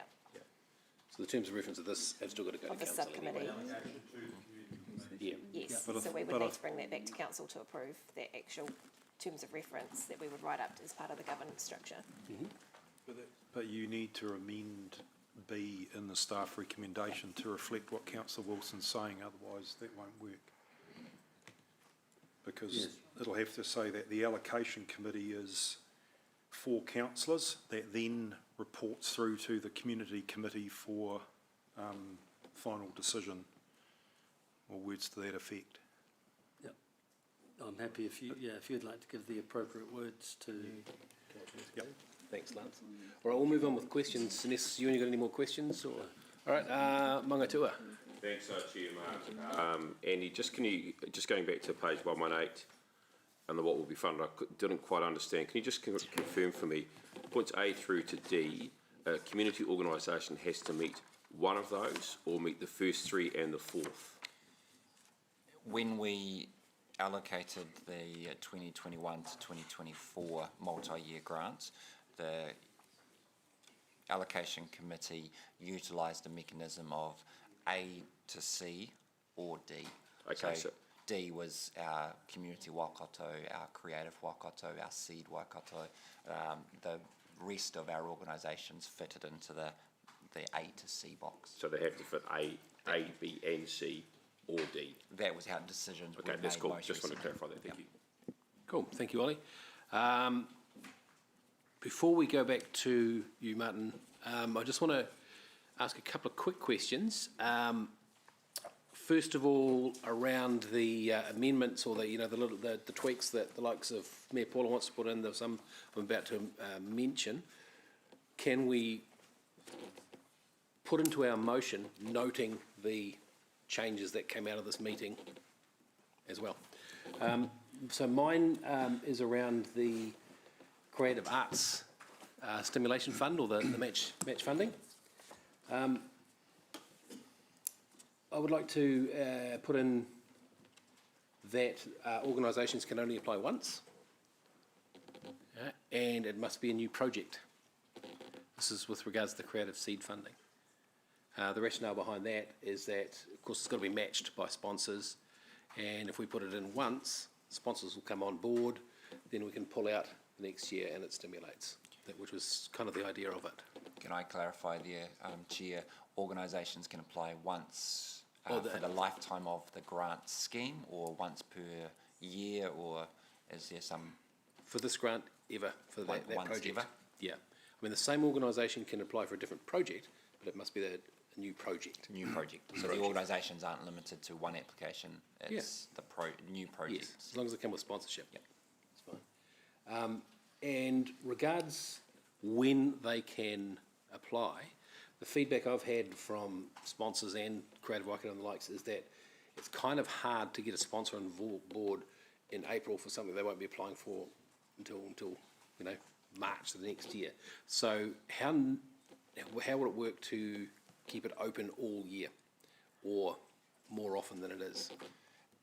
We would need to take a little bit of guidance from our governance manager in terms of the ability to pull together the subcommittee with the appropriate reporting times to ensure that. But there are grant examples within the city of open grants. We'd have an internal cut-off date, so to make sure that we were nimbly being able to process things. But yeah, there's nothing stopping from an open grant from an internal staff perspective. Obviously, there's a additional workload for Gary, but that's a part of the conversation. Governance manager, Becca, might have. I guess what I'm suggesting is when these come in, we've got $100,000 in that thing. When they come in, there'll be one or two at a time, so it shouldn't be too arduous. But the idea of us being able to turn it around pretty quickly and often is going to be if we are, if the amendments goes forward in terms of the community committee making the decisions, we might be better to have cut-off dates that allow those decisions to happen rather than purely open, because there's a risk that something comes in tomorrow that then can't be processed until the next committee meeting. So could I leave you to come up with the timings based around those committee meetings being the final ratification, should this motion go ahead? And because it's all got to go to council anyway. So great, thank you. That's all I got. Councillor Kesh. Martin, you've dropped off. Did you come up? Great, thank you. Sorry, I'm just trying to read that. Just for clarity, can you just walk me through the recommended process? So there's a whole lot of applications come in. If we go with the preferred option, the staff preferred option, who's assessing those applications initially? Is it staff or elected members? We have proposed that staff would do the assessment of, and essentially a consolidated recommendation would come for the subcommittee to be able to make decisions off, rather than the subcommittee having to do the assessment of each application. And when you're assessing the applications, it's just staff, or is there community input at that stage? We would like to continue to utilise the expertise of our partners. So from a creative partnership perspective, we would be in conversation with Creative Waikato. From a multi-year grant perspective, we would talk with our other funders, partners in the philanthropic sector to make sure that there's alignment of direction and strategy, and that our decisions don't cut across the bower of what's intended elsewhere. And then when it came to the subcommittee, is that where the discussion would happen to finalise the quantums, the numbers, and so that's what I would usually do previously with our. With the assessment done by staff prior to that, I would anticipate the time taken in a previous allocation committee would be less by a subcommittee. But for due diligence to happen, there would still need to be some conversation at each application level. Yeah. Yeah. And with the recommendation, the subcommittee would say, yep, happy with this, and then recommend it to community committee? The amendment highlighted part there is, yes, the subcommittee would say this is what we're happy with, Yep. and then committee would sign that off. Our initial motion was that the subcommittee would say yes, and then staff would be able to send notification to All right. applicants. All right. And so can I ask Ewan, or I don't know if it should wait till later, but just what's the main reason for the amendment? I mean, knowing that you could still be involved at the subcommittee level, what's the reason for this part? First of all, at a subcommittee level, I can't necessarily be involved because it will be 4 elected members who will be placed on the panel. Can I just quickly Can I respond to clarify that? Yeah. Yeah. I think the intention was there'll be 4 minimum, and it's open invitation to all councillors to come along to that subcommittee. That was the makeup of the subcommittee. Well, that doesn't make sense because the whole argument had been that it needed to be quick and nimble and... Yeah, so... But now it's coming back to... Were 3 councillors, none of you came. We were acutely aware that one of our elected colleagues would always exercise his or her right to query the recommendations and subject to the panel to very robust questioning at the full item. It came through, to the best of my knowledge, the ultimate recommendation of the RMA panel was upheld, but there was a final check and balance by the full council. At that point, of course, it becomes, you see, with delegation, once council makes a decision, you are all individually accountable. So the issue is whether you want to tick it off or give it over to someone else, but you're still accountable Thanks, legally. Martin, for that helpful advice. So does that answer your question? Just to clarify then, the subcommittee, how many members would it have and how much power or what's the point of it? Could I make a comment? I think you need some consistency. So if you're going to have a subcommittee, you need 4 or 5 or 6 or 7 or whatever people who are all going to come and hear all the information. Because you rock up one day and can't make it the next day, it becomes very problematic, and I don't think you're getting consistency in the breadth of the information to make a balanced viewpoint and decision. So that would be my advice. So you have a set number, and you really need everyone to rock up. Okay. So to answer the question, that was the reason I wanted it to go to ratification, because I thought there were just going to be 4 elected members. I didn't know who they were. Even if I knew who they were, I just wanted one additional check and balance because it's $1.6 million. And last question, so it would come, with the amendment, it would come back to this committee to ratify and then still be recommended to council? Or that's it? No. Okay. Right. What goes to council is the terms of the reference Yeah. of the committee. And that's council saying we're happy for community to make the final decision. Right. And you only do that once. Yep. And And then very last question. If, once it does come back to community committee, Yes. are we gonna re-discuss everything that the subcommittee would have spent days doing? Or Well, that's the risk. like what's that, That's the risk, but it could happen that way. it would happen anyway? Or? But the idea of this process, I think, if I may, Ewan, is that the committee which sits over all of those 4 grants will be pretty onto it. They'll be well serviced with a lot of information and rationale that's brought to them by the staff before they even get the information anyway. So they'll really know their oats. So it will raise, as you say, Martin, quite a high bar for someone to want to question any of it. And can I expand on that? In the good old days, Councillor Cash, everything at a committee would be ratified at council, right? The protocol was any item that an individual councillor had, they would notify the chair, and so that at a full council, the mayor would say to the chair, move what had come from your committee. Right. And the chair would say, I'm moving the lot with the exception of one item that's been raised by Councillor Wilson. Staff have been notified and they'll be able to answer the exact question. So the whole thing isn't redebated, Okay. but the one by outstanding exception. issue that has been highlighted as a concern is relitigated. And it happens very rarely, but it's just an extra check and balance. Okay. Okay. Does that answer your Thank question? you. Yeah.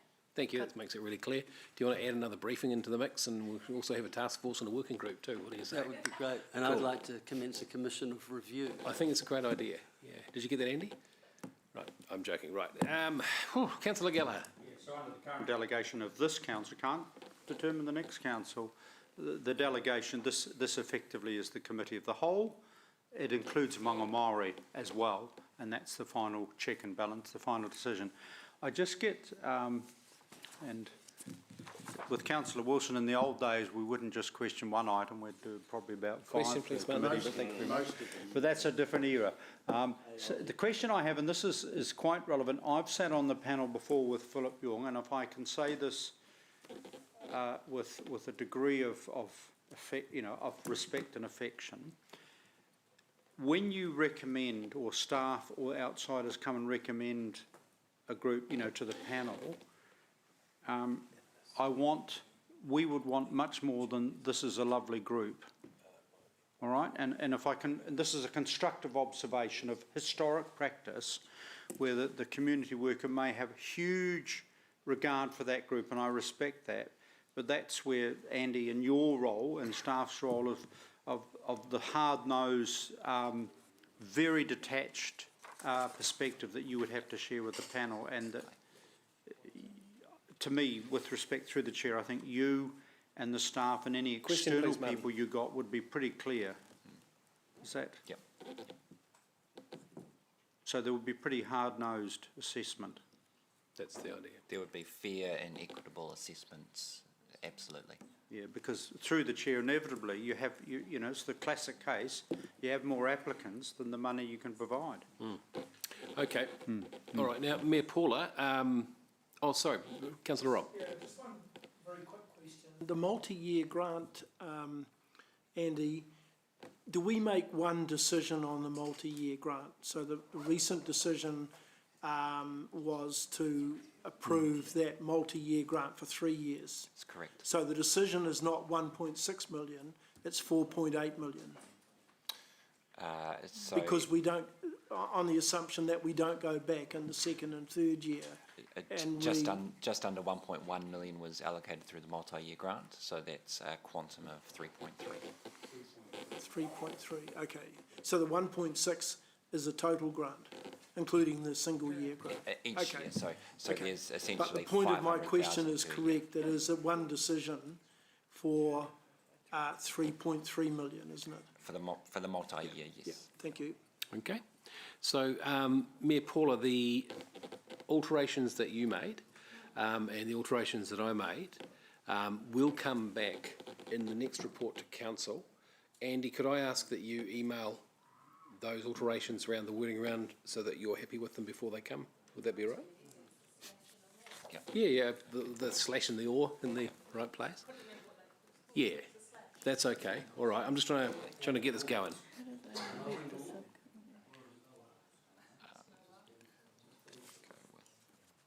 All right. Now, no more questions. All right, I think we're getting close to a point of agreement. So actually, no one's moved this, so this actually does become the motion. So you movers and shakers in the community circle, look at you go. Yep. So if you wish to debate, go ahead. No, anyone else want to debate, or I'll just Councillor Kesh.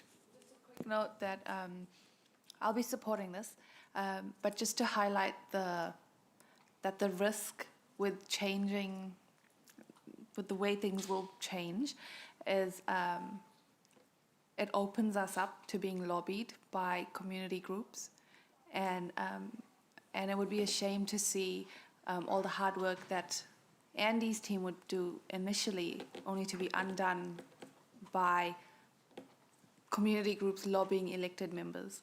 So I'd still like to see some sort of fairness happen throughout the whole process, and I hope that it does happen that way. Thank you, Kesh. Ms. Southgate? It's getting the balance right. I support Kesh in that comment because it's getting the balance right between, you know, independent, rational assessment of a application and political interference. We've just got to be careful of that and get it right. Having said that, I'll probably vote for this at this point in time. Devil's always in the detail. There again, you have to read it in respect of the whole criteria, not just the one line. So I think that with clear criteria, the risk is only minor. But if it doesn't work out, then I'd be looking to change it again. Thank you, Mayor Paula. Councillor Geller? Yeah, this is the recommendation to council, so this is the second reading. The beauty, and why I say that, this is all about the checks and balances. And I do give you the example of the RMA recommendation, where I think it was actually very useful because a particular elected member put the panel's recommendation through the hoops, and if you've kind of not got it exactly right, it's the final fallback. In terms of the public pressure, Councillor Kesh, my strict understanding is because of the nature of this that it would obviously come as a initially public excluded item. So I certainly want to avoid a situation of inappropriate lobbying. I think particularly around the multi-year grants, the criteria that we politically set in terms of where's the direction of travel, you know, where are the areas that we think are crucial to be supported in the overall way. And I also will say this, and I think Andy and you know, both of you getting what I'm tactfully saying, is I've certainly sat on a committee in the past with the late Philip Young where, you know, we had 150% of applicants and only 100%, you know, money, and it's with respect not helpful with every project sort of semi-project we got. Well, they're a great group, wonderful. So I think that is certainly going to put. Obviously, Andy is certainly going to step up to the plate in his team, you know, with regard to that diligence, and also, as appropriate, getting that ongoing outside assistance, you know, with people of the expertise, and then obviously lining it up with the other big philanthropics, etc. So, as the Mayor has said, the new council, the next council, will obviously review this policy anyway, and it's totally in their hands. If, for example, we find in the short term there are unintended consequences, then obviously I would expect us to do a fine-tune as appropriate. So I'll be supporting the motion and the vision of Councillor Wilson and Deputy Mayor Taylor. Thank you. Look, I'll chime in here with a slightly different angle on this. I absolutely agree with Kesh. We've you know, worked really hard to get a system where we have the power, as it were, we have the accountability, and we are useful to the community. I just want to mention the creative match funding and give you a little bit of an insight to the way I view this could be absolutely fantastic, because as we can see, we've got very limited grant funds, and granting there's never enough money. It's an inefficient system, and we are giving people money. Some would argue the more we give, the more they need, and on we go. The idea of the match funding is that a project will come along with a sponsor attached to it. We will put some skin in the game once, and only once. So therefore, it must be sustainable without us next time around. And so it's more bait funding and a more creative way of helping our community through our funding rather than just giving out money. And I'm open to all ideas around this on how we can re-stimulate the philanthropy industry, because I think the philanthropy industry has become exactly that, an industry, and it's a very expensive industry, so it's got to be a lot better at doing things. So I'll stop raving now and I'll bore you about that at afternoon tea time. Would you like the right of reply? Or okay, in that case we will do it by a show of hands. The motion to go to council.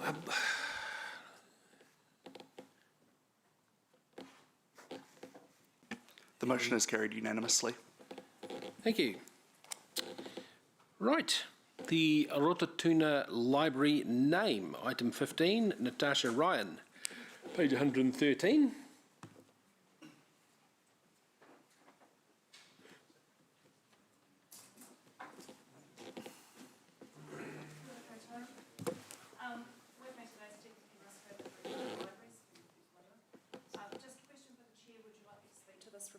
seems to be reasonably straightforward, but I can go over it if you like.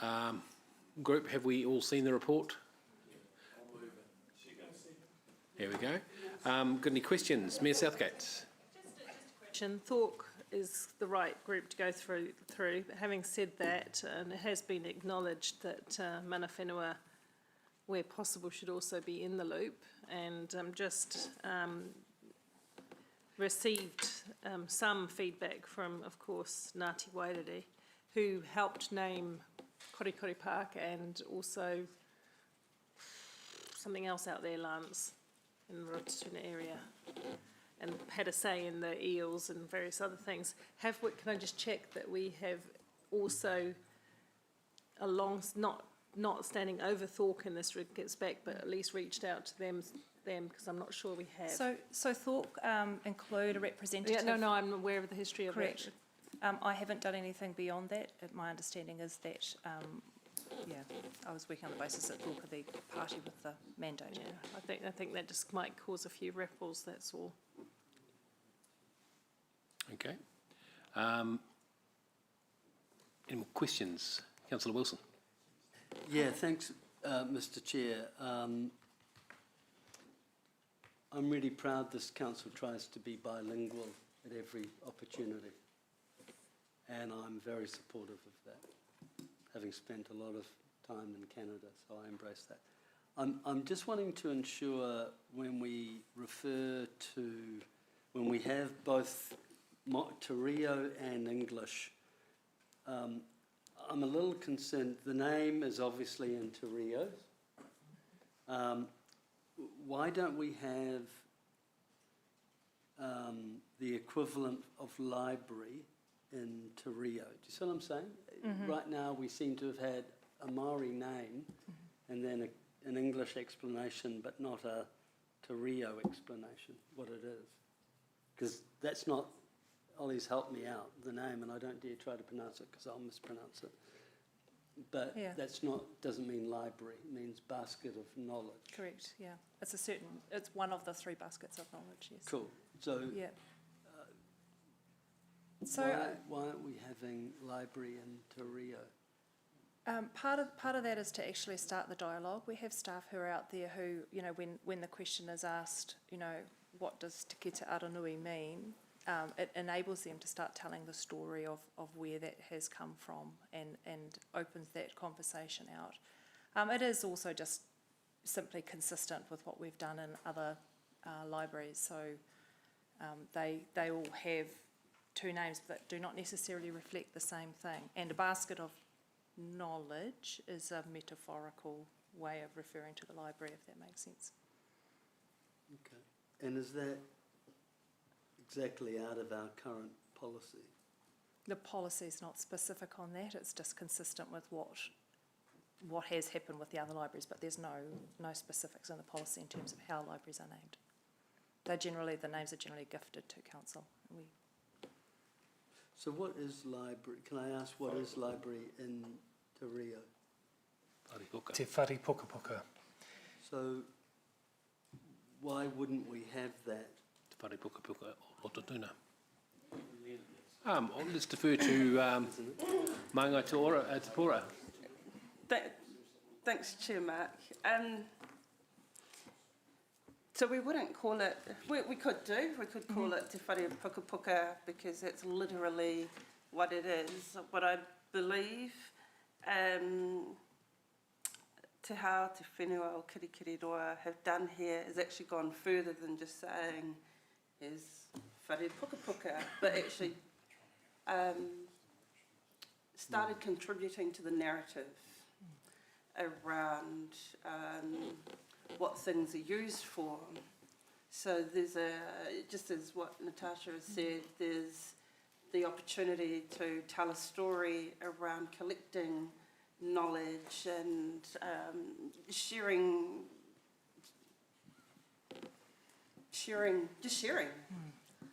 Everyone can put their spin on it, yeah.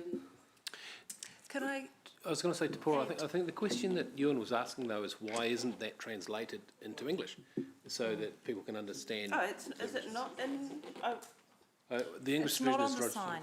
Not on the sign, It's yeah. not on the sign. But there should be something that accompanies the Te Kete Aronui Right. that will give some insight into what it means.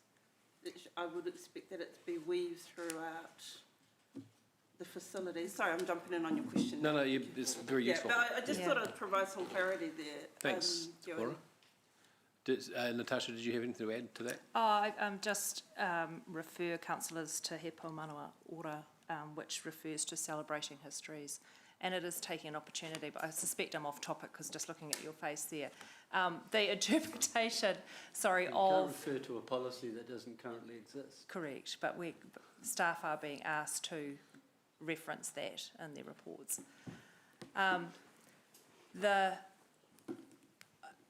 So as I said, it is to start a dialogue.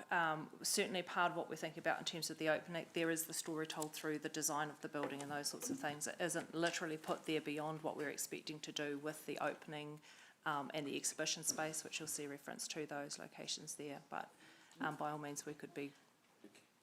Can I, through the chair, the Kite Aronui comes from quite a famous karakia, which is about mātauranga. Right. And maybe if I recount the karakia in English, and then councillors will see the context of it and why it kind of metaphorically fits really nicely with this. Is that Go ahead, Ollie, fine with that. So it's here I am, quickly moving by the prow of my karakia for swift movement, swiftly moving over the earth, swiftly moving through the heavens, the swift movement of your ancestor Tani Nui Arangi, who climbed up to the isolated heavens, the summit of Mananō, and there found Io, who was the eponymous God, the parentless alone. He brought back down the baskets of knowledge, the basket named Tuauri, the basket named Tuatea, the basket named Aronui, portioned out and planted in Mother Earth. The life principle of human beings comes forth into the dawn, into the world of light, Te Hei Mauri Ora. Okay. So very famous karakia, and that's the English translation of this. It's quite a nice name. It's beautiful. My question was not regarding the Maori name and the reason we're calling it that. I'm not because I think it's beautiful and it all makes sense to me. I'm actually trying to protect the fact that whenever we go to say something in English, we should do it also in Te Reo. And so all I'm saying is we should have Te Reo library in Te Reo as well. So we're at separate issues. I'm not redebating the name of the library. I'm simply trying to correct. So there should be, But I mean, and the question was, don't we have a policy that says that we need to do that? Okay. All right. Well, I think we've got as far as we can go with that one at the moment. Okay. Well, the policy actually says we will consult mana whenua and they will actually advise us on what's the appropriate name. And it may not be just a literal translation. I think what you were saying is, you know how when you go to the base, the car park is called, sorry, I've forgotten the name for car park. Te Reo. Yeah, the lift is labelled lift, and everywhere that you go in the base has a bilingual. That's what you're saying, isn't it? Correct. Right, and so Ewan's asking if any policy we have at the moment covers a movement in that direction, should we be doing that? Am I right? Correct. Thank you. Hopefully that's helped. We do that in our libraries for all the literal stuff about which aisle you're in and all that sort of thing, and where the toilets are and male and female. This is actually a name bestowed on the facility. But a child walking into our library couldn't look at the front of the name and realise what library is in Te Reo. That's my point. All right. Okay, order. We've got it. Okay, thank you. You make a good point. Councillor Geller, we can come back with further questions if we want. Probably qualifying that language because I'm looking at the culture of the Irish.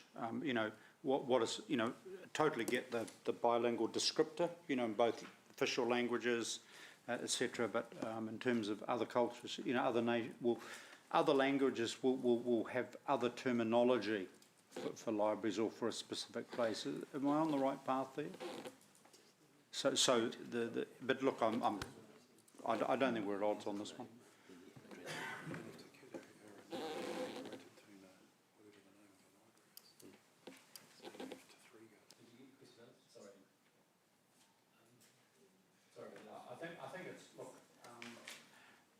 Look, I might be totally off, but help me, Tapora. Oh, but very relevant for tomorrow's debate, if I may say so. Very useful input, if I may say so. May assist tomorrow's debate, but I won't go there because I can't talk about that. But the issue is with language. Often there's not necessarily a literal translate. You know, the term I think is I get the descriptor under the main name. I get all that. But have I got that right? That, you know, if I went to Ireland and there was a bilingual Irish-English, it won't necessarily match exactly the word for word English in terms of the name or the you know. So that's just for the name of the building? Yeah, yeah, for the name of the building, yeah. The name that's been gifted to the building. building. The gifted, yeah. Gifted to the building. No, that's a narrative that's required there. But I see what Councillor Wilson is saying here. We're at Tauwharepa, our whare is called Haua, and there is no translation to that that would suffice without something there for it. But, you know, we would call it our whare tupuna. So I understand what you're saying there, Councillor Wilson. That's within the scope to put the names there, to say this is library, whare pukapuka, have the narrative to the name. Yeah? Mm-hmm. Yep. And we can tell the stories too. Yeah, absolutely. Councillor Kesh. Are we in debate or? No, we're in questions. No. Just a question around the reasoning behind the name. Is the name specific to the area? Because from my understanding, it should have cultural significance of the area, and it sounds like it's more of a broader. It is broader. So the conversations that we've had with Te Hao Te Whenua o Kirikiriroa has been that the area doesn't have any particular moments or events in history or any individuals as strongly associated with that specific area. The direction we got from them, which very much aligned with what the community was about telling the stories of wetland and the resources and those sorts of things. So the kete reflects that. So I think their thinking was the kete reflects that, the flax and where that comes from, so that all becomes a cohesive story around that, but also aligns very much with the concept of what a library is. Okay. All right. Thank you. Any more questions? All right. Well, the option is that we put this. I don't think it's going to satisfy everybody, but I will put the motion anyway for debate. And have you moved it and seconded already? What? You asked for that. I did. Okay. All right. Sheesh. Cup of tea coming on shortly. All right. Okay. I'll, as the mover, will reserve my right of reply. Mayor Southgate. Hey? What? Hold on. Who's moved this? Dave's moved it. Dave and Ollie seconded it. Right. Beg your pardon. Sorry, Dave. As the mover, would you like to open the debate? Good.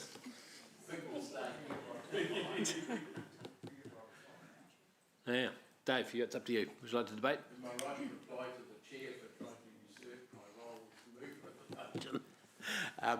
Look, it's quite a simple thing. I don't think, and I'm not sure that Ewan was actually suggesting, so I'm not accusing him of anything, but I don't think it's necessary for Māori names to be translations of English names. In fact, it is probably almost necessary for the opposite.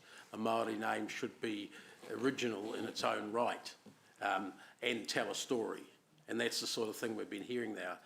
The Māori name for Hamilton, Kirikiriroa, is most definitely not a translation of Hamilton. In fact, if you translate that back into English, it means something like a long stretch of gravel. and I don't think we're going to call ourselves the long stretch of gravel city council. You know, the point being there are different reasons and different languages and different cultures for different alternative names, and that's all that this suggestion is about. An alternative name from the Indigenous language that tells a story that's relevant to the thing it's describing. It doesn't have to be a translation. And in fact, if you use Te Whare Puka Puka, I strongly suspect, and Ollie was not 100% sure about this, that the word puka puka, which is used for book or books, is a sort of called a transliteration. It's a made-up word. It wasn't there originally, as far as I can tell. Maybe it was, but anyway, Māori certainly didn't have library in the way we have libraries, the English background. So, you know, they're not competing with each other. They're different things. So it's simply telling a story, and I think it's a nice story to tell. It rolls off the tongue well, and I'll be pleased to call it that when it opens. Mayor Southgate. Thank you. Wasn't going to talk about this bit in particular, but I understand and actually support what Ewan is talking in general about te reo, but I think that can sit outside that context, this particular context. I love the name, by the way. I love the name. I think it's beautiful, and it has that beautiful story behind it, which is great. But I also understand and support the idea of progressing towards sharing more te reo in place names and descriptors and so on. And nobody has one single issue with that when every time they go to the base and there's thousands of people every day going through that place. And it's just natural and normal, and, you know, as we make progress through Hei Pōmanawa Ora, maybe that's a conversation to have at that point, so I'll just set that aside. As I say, I love the name. I think it's, we should look to tell stories and share knowledge, and that's what a name like this does. Having said that, I just have a small regard. I understand the politics between Thorpe and other parts of Ngāti Wairere. I understand them very, very well. And I've had conversations with all manner of people around this. Having said that, I think Thorpe do an excellent job to come up with their name. I just think it isn't harmful to you to also recognise mana whenua in the conversation, just to talk with Wiremu and Fire Broadhurst, just in respect of where it's heading. And I think sometimes they would nicely reach agreement amongst themselves. Mana whenua do count for something, and I'm not trying to usurp or the authority of Thorpe, because I appreciate and regard everything that they do. This is just a small addition. It's often a small conversation that can be had, no matter how uncomfortable it has. It's not asking anyone for permission, it's having that time to have that conversation. So I'd like to have been assured that that did occur, that there are no, because I've received an email that is a little bit upset about it, but you know, that's what it is. So I'll just leave that there, but I think it's something we need to consider going forward. Inclusivity where possible, notwithstanding who makes the final decision. And just want to thank Thorpe for coming up with such a beautiful name for that. And I believe I had to refresh myself through Kesh's lunch bag, actually.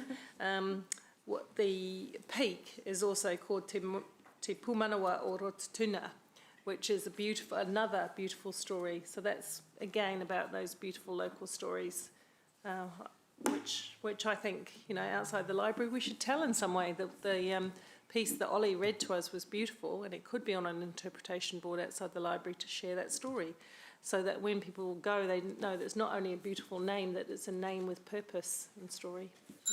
Thank you, Mayor Paula. Councillor Geller.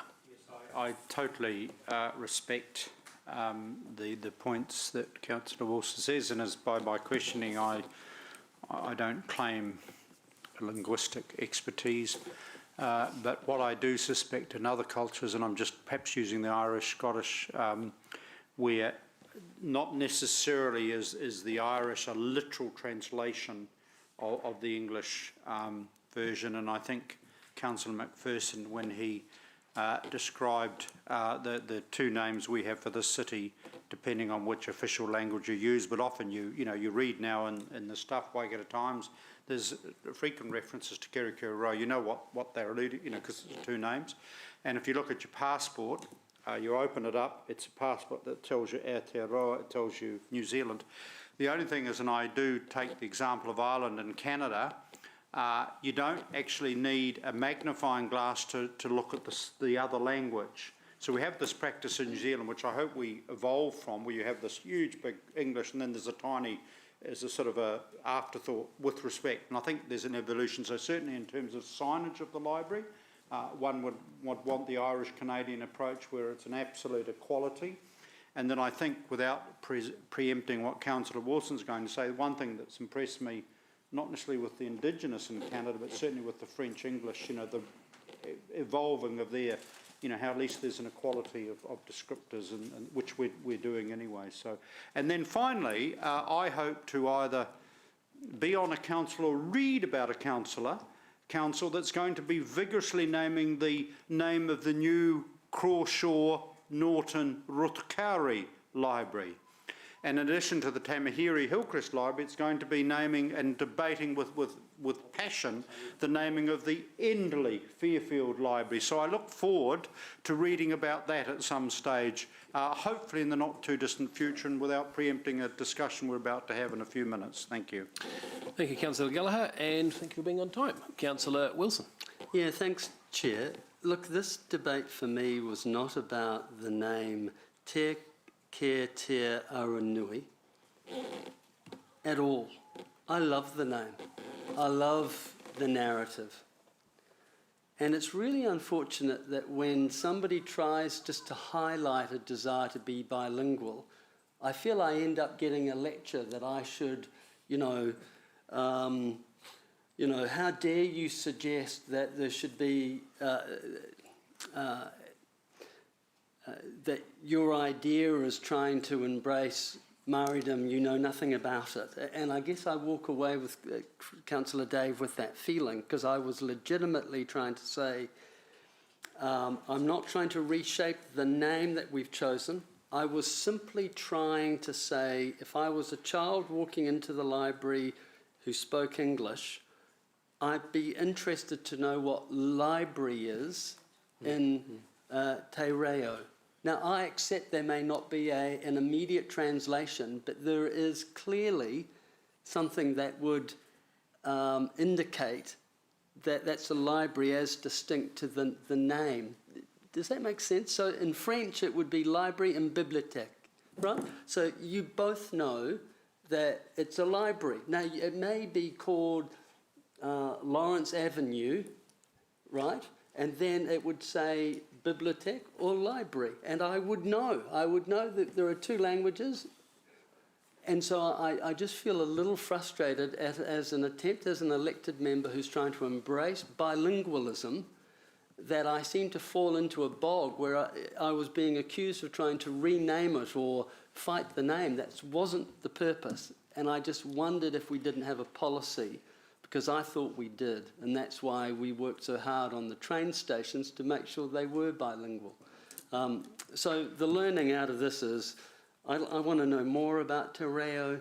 I thought this would be helpful, and I feel that we have an opportunity that we're missing. That's all. Speech of the day. Maunga Oli. Thanks, Chair Mark. Look, I just want to say I think Councillor Wilson's sentiment is wonderful.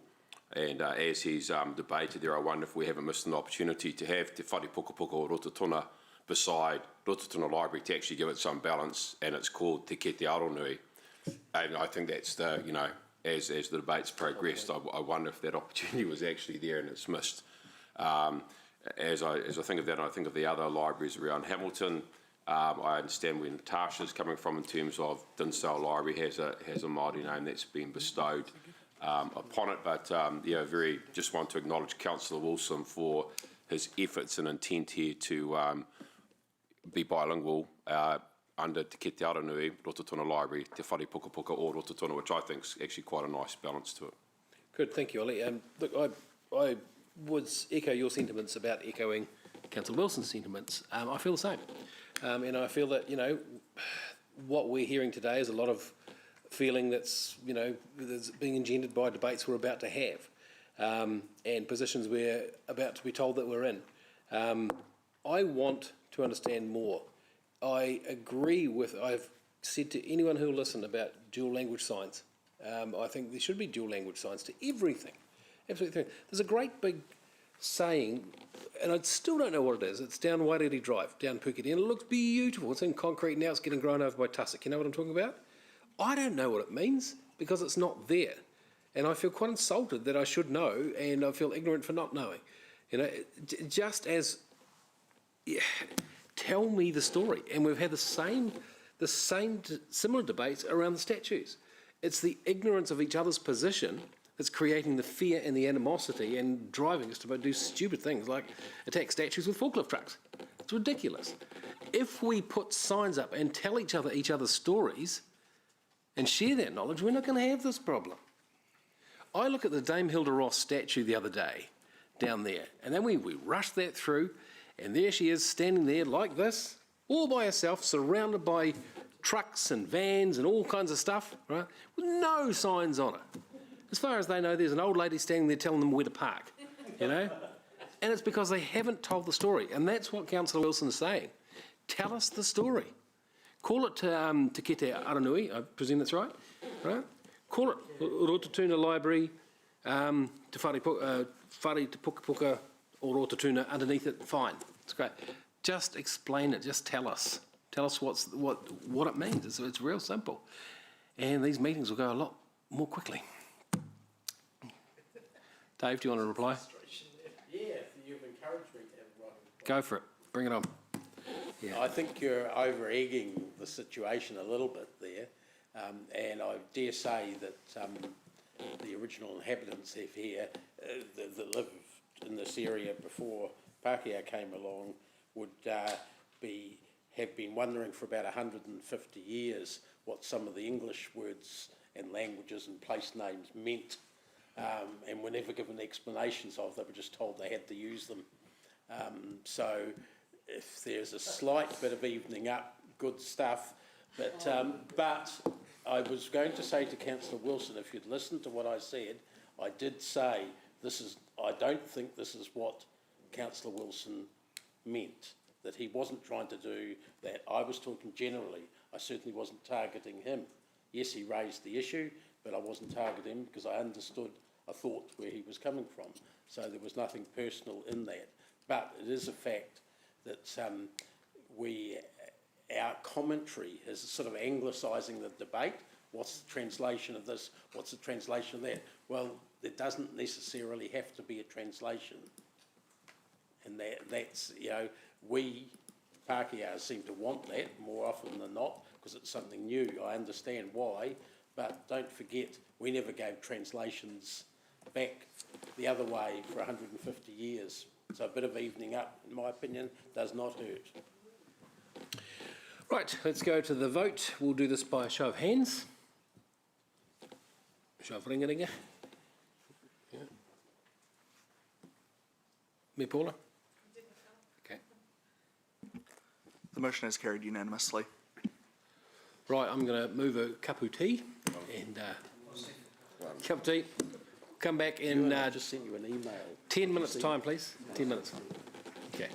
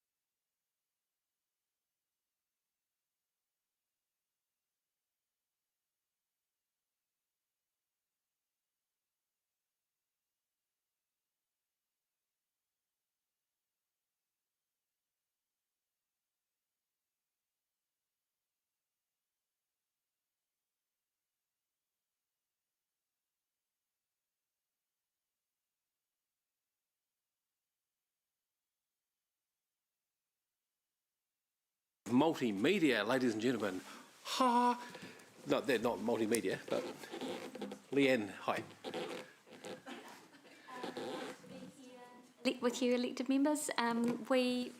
You've met my colleague and the project manager for the Zoo Waiwhakariki project before, I think, Georgina Hellwood, so she'll be supporting me in sharing this information update with you today. And that is the purpose of our report, is to just give you a bit of an update on where we're at with this wonderful project. So we've got a sort of a scene setting slide up there just to remind everyone what our vision for the entry precinct is, and we're going to queue up a presentation or a bit of a video now of the actual work on site and talk you through it. Can I just interrupt, because I'm confused about where we are. Yep. That's in the public exclusion? No, it's item 16. No, it's That not. map. It's a contract. In both. Yeah, but the map's not in the, so I'm just checking that we're going to be able to ask questions about the map in this part. Yes, you can ask questions about the map, Yep, not the procurement Because the map's in the process. public excluded bit in the, and it's come up now. So the maps both are not, serves the purpose for the Nothing wrong with open asking what report we- as well. Absolutely. Thank you. Good question. So this is some video that Gina took the other day that she'd like to talk you through. Cool. So this is looking into the building from the Bryma Road side. So we're looking at where the cafe will be, and this is walking how you'll walk through the main spine up to the ticketing area. We're going to turn left and go into the cafe courtyard. So this will be the outside cafe courtyard. You can kind of see the steel rods there. That will be the wall that encloses that area. And then walking through this way, those are going to be the externally facing public toilets, so you can directly access them without having to go into the actual zoo facility. So this is just showing you a little snapshot of that. Coming back this way, we're now going to be walking into the new cafe space. So this will be the part of the cafe that's open to the public. This is the commercial kitchen that we've got. So this will service both the cafe, which to the public side, and then coming through the back here, this is the kiosk that directly links to the zoo and the playground area that's right there. There's also a slide that goes through and the wall that goes through to the next room that we're going to go into, which is the education room. So it can also be dual as a function space as well when it's not being used for educational purposes. We're coming back through now into the main part of the building. And so that's just looking back down to the cafe end, and then swinging back round is to the retail and ticketing end of the building. So we've also got a meeting room which is going to be available for public community to book and use, and or Hamilton City Council staff.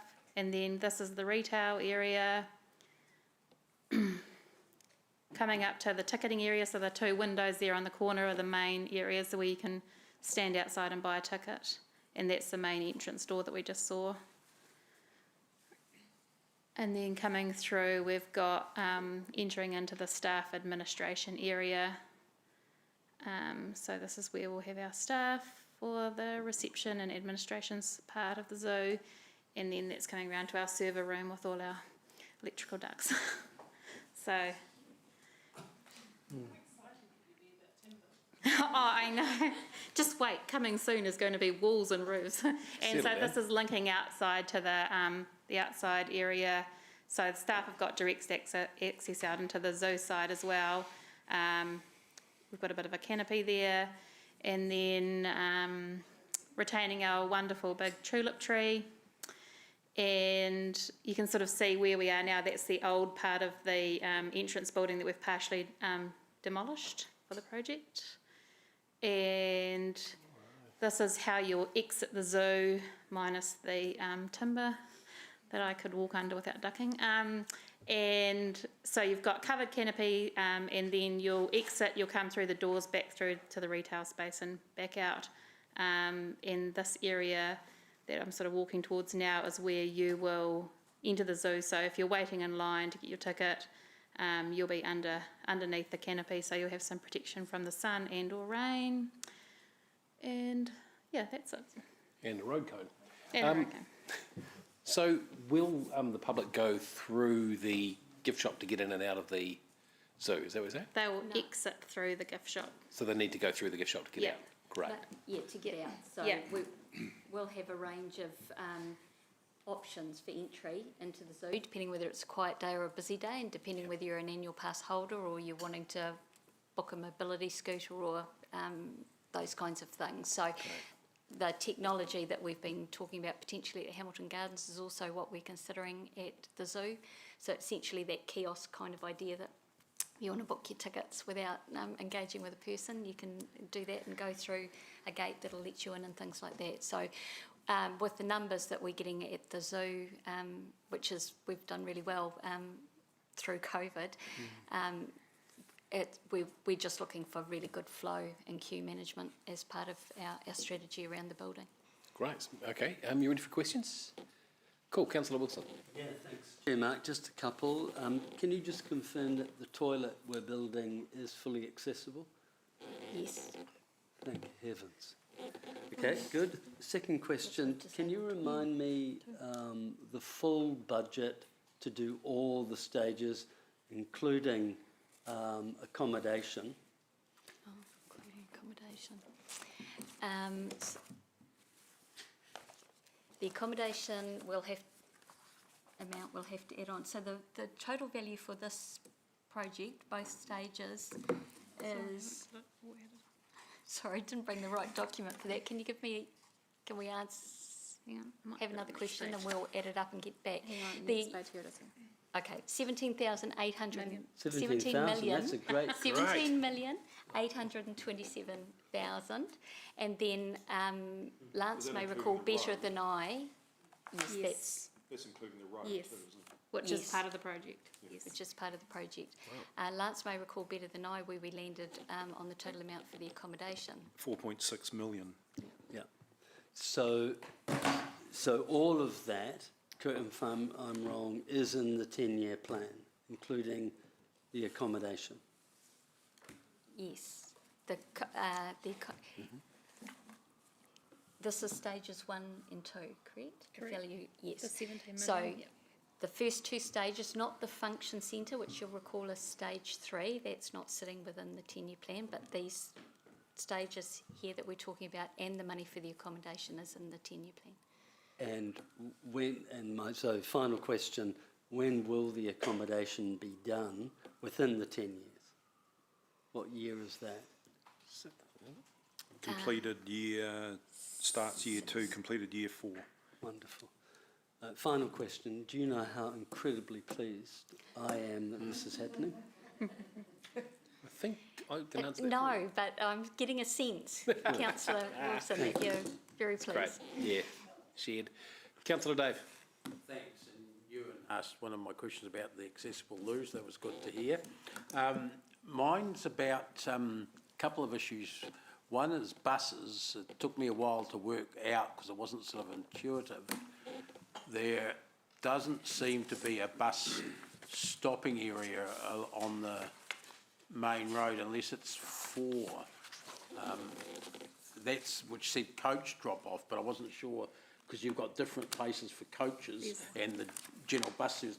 Now, I don't want to go into detail here, but I'm just wondering if we could have a bit of a conversation because there are some different ways that that's happening in other places that are perhaps better. So we've got a bus stop, which is a timing point for the regional council bus, for the Busset. Yeah. So that's at number 3. And then at number 4 is a coach park. So they are 2 different things. They're 2 different things. So number 3 is for the regional council bus service, and number 4 is for schools or groups visiting the zoo, so they can pull up and park there for 10 minutes to unload, and then we've got separate parking for them to come back, and they unload and load at that number 4. So hang on, number 3 is where the the Hamilton bus service That's where will the link people on yes, and off. Correct. Okay. All right. And number 5's where they turn around inside the thing. Correct. Okay. So, all right, that clears that up. The other one, though, is it's a more general point. We do this quite often. There's been a speed problem up there, which we've acknowledged, which is one reason why there's going to be raised tables at 15 and at the 15 points. Okay. You're not going to really lower speed in between them by having a straight line. What I couldn't understand is why you didn't have a bit of a curve so you couldn't see the end from the start, because there's a real problem up on Exelby and Burbush with people doing the big circuit around Rotokauri like that. So I would have thought the design wouldn't have had a straight through road at that point. Yeah, this is the opportunity to redo the whole thing. We're not just sticking a bit of new tar seal down. By the look of this, the rest of it looks really great, and couldn't you have incorporated something that by design slowed speed down? So the process that we're going through at the moment is that we're at 50% of detailed design for the road. So there's a range of other things that this is a high level like site plan. It doesn't show everything we're doing. So the plan is, we're currently working through it, and to reduce the speed to 30 k's an hour, we have to go through a process to get that approved. So there are a certain number of measures that we have to complete to be able to do you're that. setting it up for elected members then to be involved in that discussion. So I think that's what I heard. So, was it? so quite sure it there'll took be it an that way, but- opportunity perhaps in the next report to take a couple Well, of it just, points. so I'm talking about a matter of principle, not talking about the exact design, but I understand. in areas like this where you want to make it feel like a village, Yes. you Absolutely. don't generally, it's not generally a good idea to allow for a speed track. Just don't give them the chance. Point taken entirely, and as Gina says, it's not too late for us to finalise things. See, we're all traffic engineers, and you have to give us the opportunity. Thank you, Dave. Anything else, Dave? No, thanks. Councillor Martin. This is a serious question. Are you saying mine wasn't? Can you confirm that you will consult with councillors in terms of the significant people that we need to ensure we invite to the ultimate opening, including a former chair of the Waikato Regional Council, former elected councillors who had a huge role in saving the integrity of Waiwhakariki, reserve status, but also the general vision. I mean, I'm just saying that this is an incredibly important day for a number of people. Can you confirm you'll consult with elected members to ensure that we, in addition to people like Professor Clarkson and a former chair of the Regional Council, that we do get our invite list absolutely sorted? Absolutely, as we always endeavour to do, Councillor. Thank you very much. Thank you, Councillor Gallagher. Councillor Kesh. Thank you. Just a couple of quick questions. Is there a parent room? Yes, there's a, once you're inside the zoo, there's a family room toilet, And so the toilets that are accessible from outside the zoo, that's not a parent room, eh? That's just It's wheelchair. standard. Yeah, there's a mobility accessible. Yeah. okay. two And so standard and one if you accessible. visited Waiwhakariki, there would be no parent facility. Am I right? We can look. No, but there are opportunity with some of the other infrastructure that's going on at Waiwhakariki that we could consider that, but at the moment, no. All right. And birthday parties at the zoo. I know you, at the moment or previously, it's all weather dependent in terms of the sales and things. So you mentioned meeting rooms. Is that what it can be hired out for, or there's another covered area? There's a meeting room, and there is, which is next to the education room, and actually you can open the space between those to create a reasonably sized room that would give us the opportunity to have functions that were not weather dependent at the zoo. Oh, wow. Awesome. Book So me in. Kesh wants to make a booking. Yeah, can I make a booking now for next year? All right, thank you. Thank you, Kesh. I'll move that we receive the report. We have a seconder. Everyone seconding it? Okay, in which case we'll go to Kesh. Thank you. I'll say right reply. I'm sure there's going to be some nice things said. Councillor Wilson.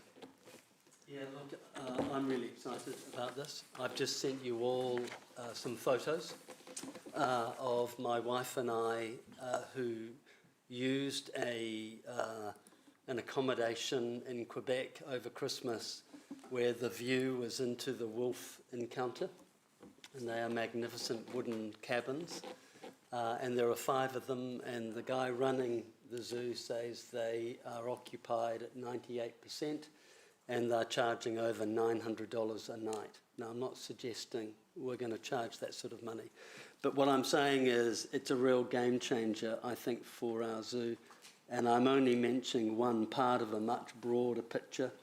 The new entry, I'm just really excited about. This council over many decades have underspent in what is a crucial asset. And I am so proud to be part of a council that had the vision to say, time is now, let's invest.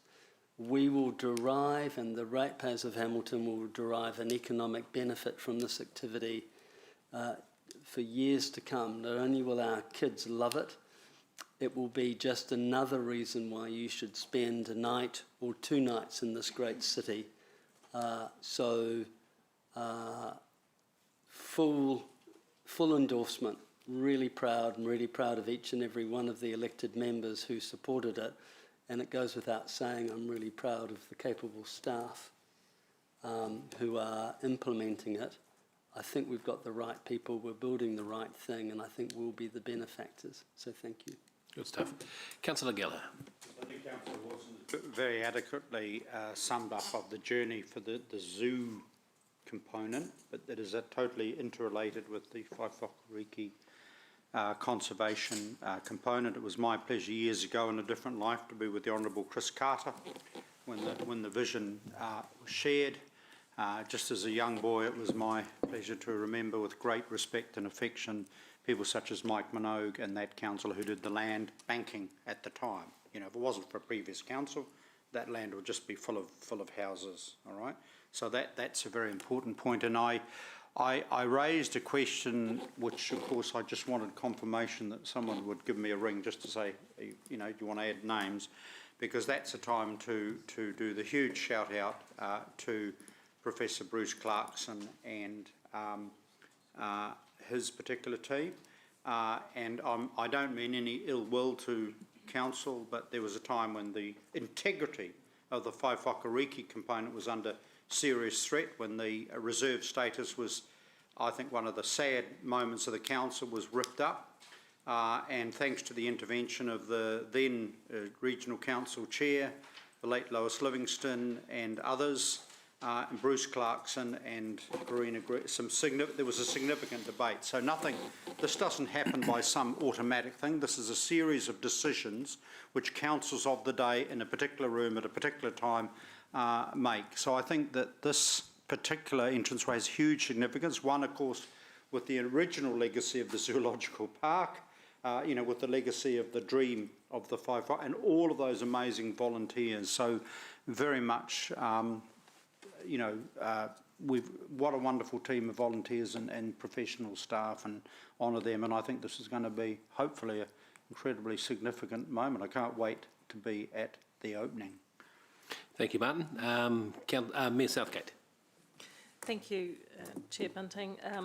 Also very happy to see this item come through. I was recently at the zoo and peeked through the little window that you could see. Didn't look like much then, but I know I can foresee that it's going to be really special for the community. Much loved tourism facility. Just in terms of a couple of points I'd like to make, I also support the accommodation, but I'd like to see us reach out to people who've previously expressed a desire to consider partnerships with us, including funding partnerships.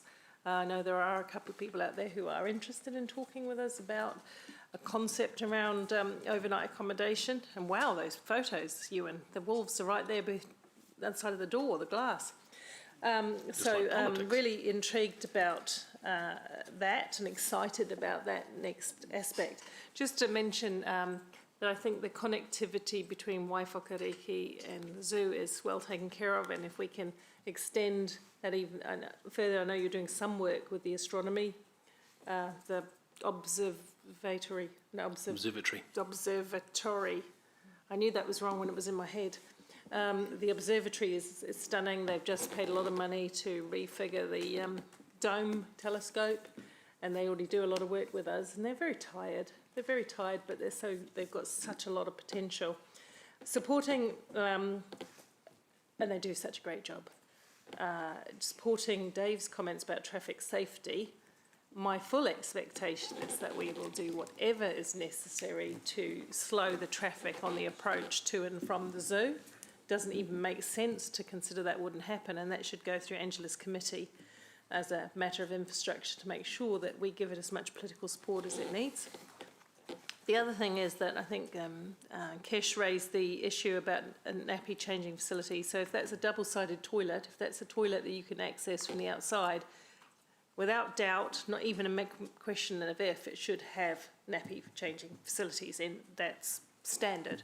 Otherwise, we're not allowing women with babies to have a good experience. So that's it. And look, I'm excited. I'm sure that if she was here, Angela O'Leary would also be very excited, because she had a key role in the zoo development plan.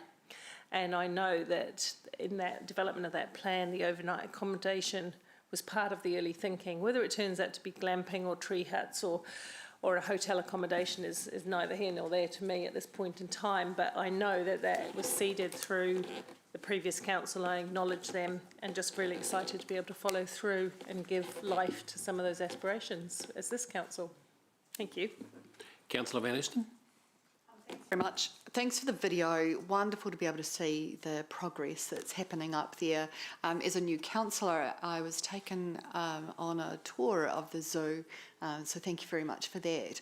But what that did for me at that time was enlightened me to the changes that have happened. And that's not just the physical changes that have happened at our zoo, but the change in attitude about how we raise, look after and think about the future of our animals and of the zoo.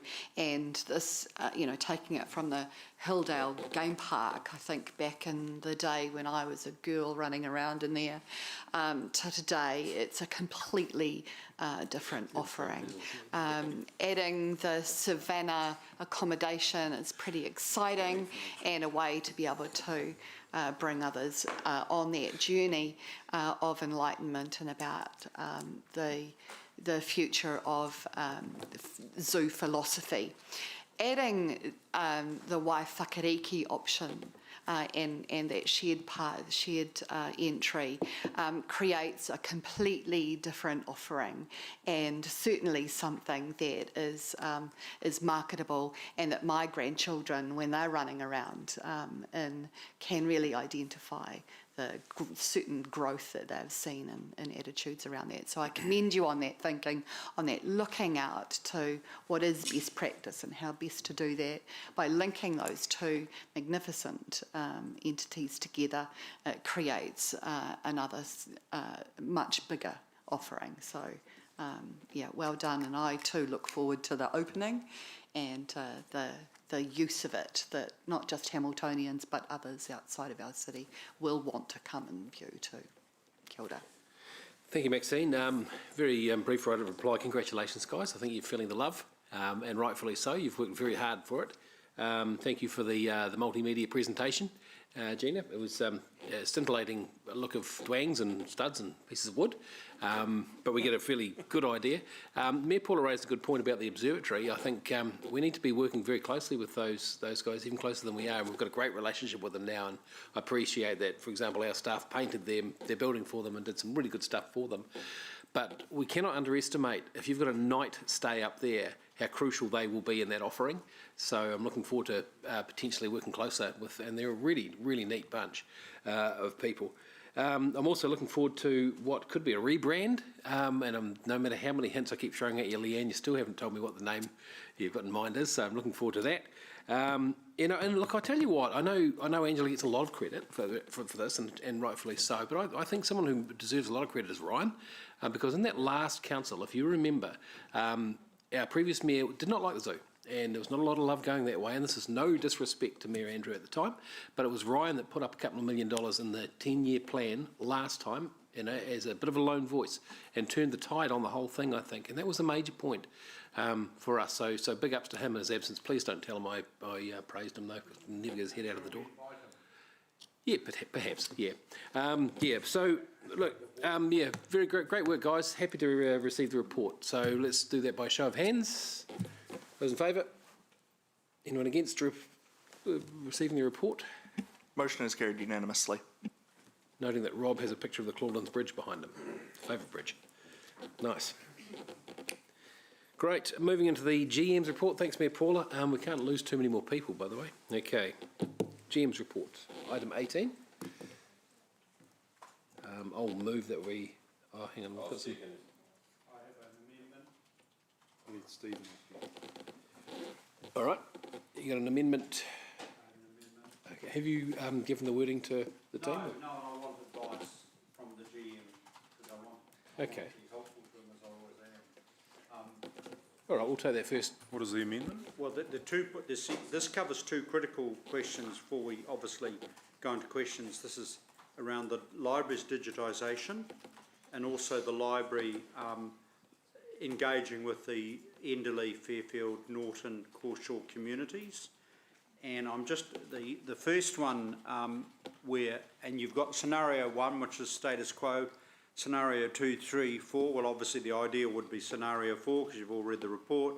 But I just want some resolution, help me, where, Lance, you would come back here and say, how might we find an additional 50,000, or do we wait to the AP next year? Because I do realise we've had the LTP discussion, but I think there's, without getting into debate, I think the status quo presents us with a degree of risk, and from a risk reduction point of view, I think the additional 50,000 would be a safer option.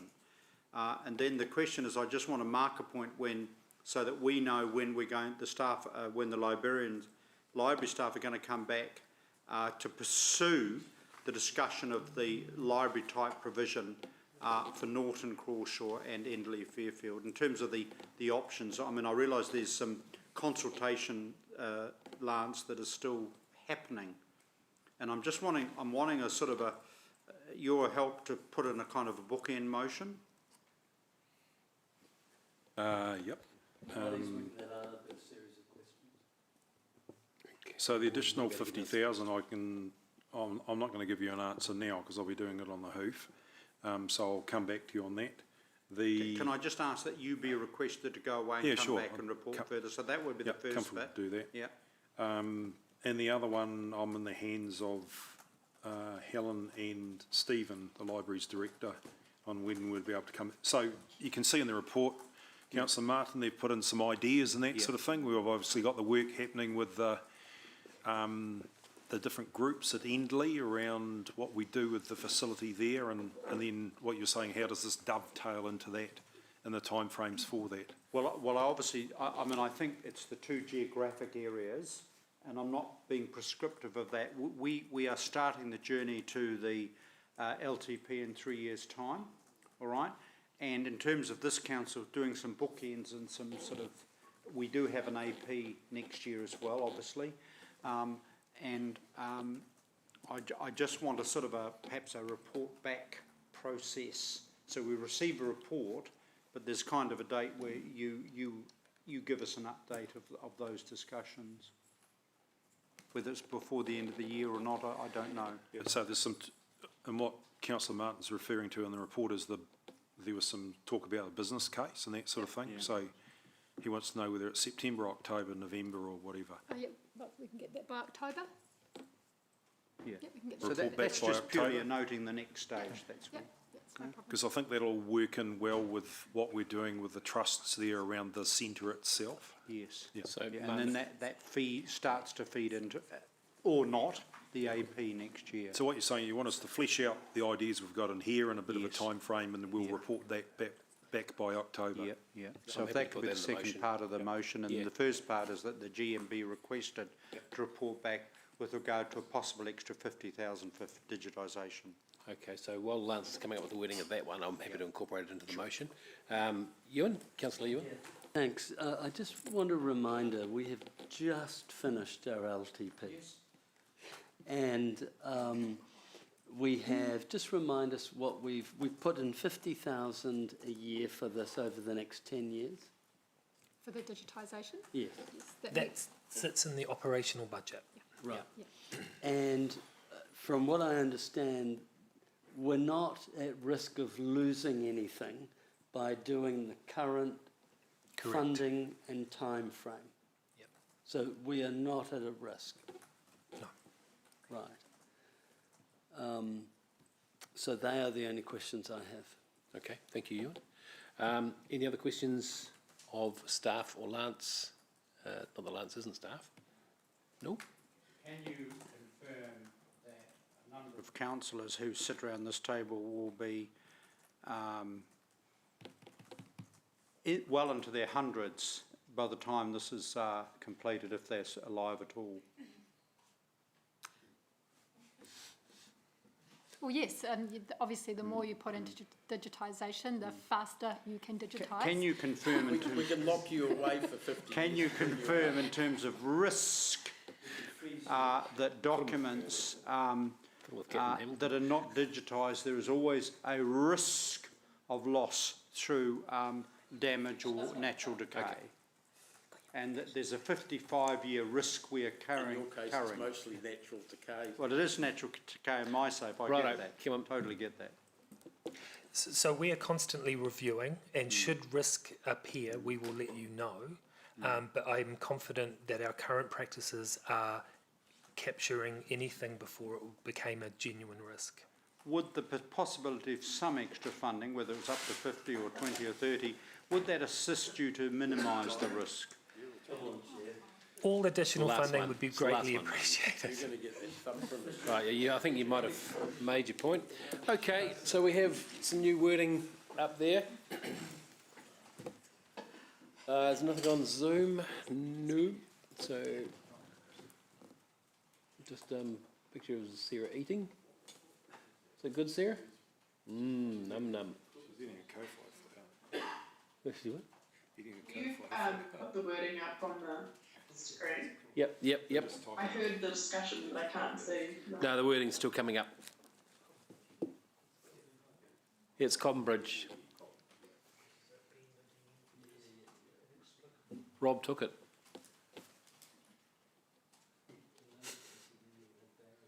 Focus on the meeting, please, Mr. Chair. Yeah, well, I'm sort of padding out until we get the wording up.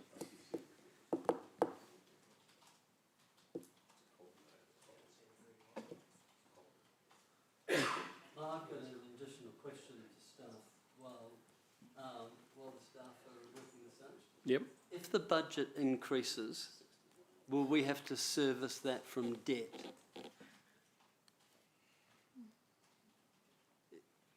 Unless we find a efficiency or saving elsewhere. Yes. Okay. The next question, are you aware of any efficiencies or funds unallocated or funds under mattresses that could enable this? At this stage, no, but things change week by week in local government. My question is, what did you do in the holidays? And lolly jumps. How are we going with that wording, team? Yeah, I would go on to another item, but there's nothing left to go on to, so I'm not quite sure. Got the wording? Thanks, Tyler.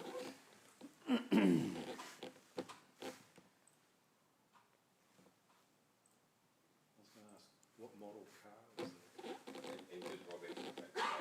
was There was the Hillman Imp. That was a standard Vanguard station wagon. Was it Rob's car?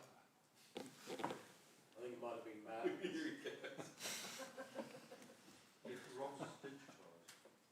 And why are there no bikes on that bridge? I've got you all guessing, haven't I? It's the Cobham Bridge under construction. If I can give an explanation, I think C's very straightforward, that's non-controversial. If I can give an all we're asking in B is we're asking the GM to look at this probably may even address the 2022 AP, for example. You know, this is just a body of work that, so either you're saying, no, we don't want any further discussion around this, we're happy, or we would actually like to have a discussion as to the possibility of whether it's through efficiency or whatever. It's just giving the GM some scope just to actually explore whether there are some options. He may say, look, we can just add another 20 grand with no problem, because as you know, audit and risk are going to be looking at this, because there is a risk component, that's all. This is not a decision today, this is just asking the GM to go away and have a look to see if we might or not grow that fund, or whether in fact that just comes as part of a consideration for next year's AP. Okay. All right, and I'll give you leave to move that, Martin. I had moved it, but it's yours. I'll second it. That's all right. Okay, so that's been explained. There are no more questions. Should we put them separately? Okay, we'll go separately. I will move A, that we receive the... Oh, sorry, Martin, are you happy to move them separately? Because you're the mover of the whole thing. That's fine, because I realise they're slightly different topics. Okay. Take the vote So go to the vote. I've given my reasons. Yep. Going to the vote on A, that we receive the report. Those in favour? Carried unanimously. On B... I thought I'd called for debate before. I thought it... Oh, for heaven's sake. Okay, yep, all right. We'll go into debate on the last two. Yeah. Yep. I'll be really quick. I'm going to support it, even though I think it's something that really should have been debated at the LTP. I find it frustrating that we're barely a week out of the LTP and my good friend is suggesting we allocate additional funds, even when the staff are saying, respectfully, we've got this under control. You're not going to lose anything. If there is anything we're going to lose, we'll come to you. But we are just fumbling along, adding extra funds. I'm doing it out of respect for you, Councillor Martin, that I will support it, but I am frustrated. No, Right. no, that was all. Any other speakers? Yes. On Zoom, Rob? Councillor Rob? I won't be supporting this. I think this is an afterthought. We were only 2 weeks ago talking about library options and what we might do around the city, and now to bring this well short of the LTP we've just signed off on, as well as an annual plan which is still some months out, seems to me to be, a sort of a kamikaze approach rather than one that's been properly thought through. Okay, thank you, Rob. No further speakers. We will go to the vote on B and C together. So those in favour? Those against? It's Councillors Rob and Jeff. The motion is carried, noting Councillor Rob and Deputy Mayor Taylor dissenting. Thank you. Thanks, Lance, for the report. Thank you, library team. Right, I will move that we exclude the public. For the public excluded, do I have a seconder? Kesh, thank you. All those in favour? Show of hands. Jeff, show of hands, exclude the public. Dave, thank you. Close the doors.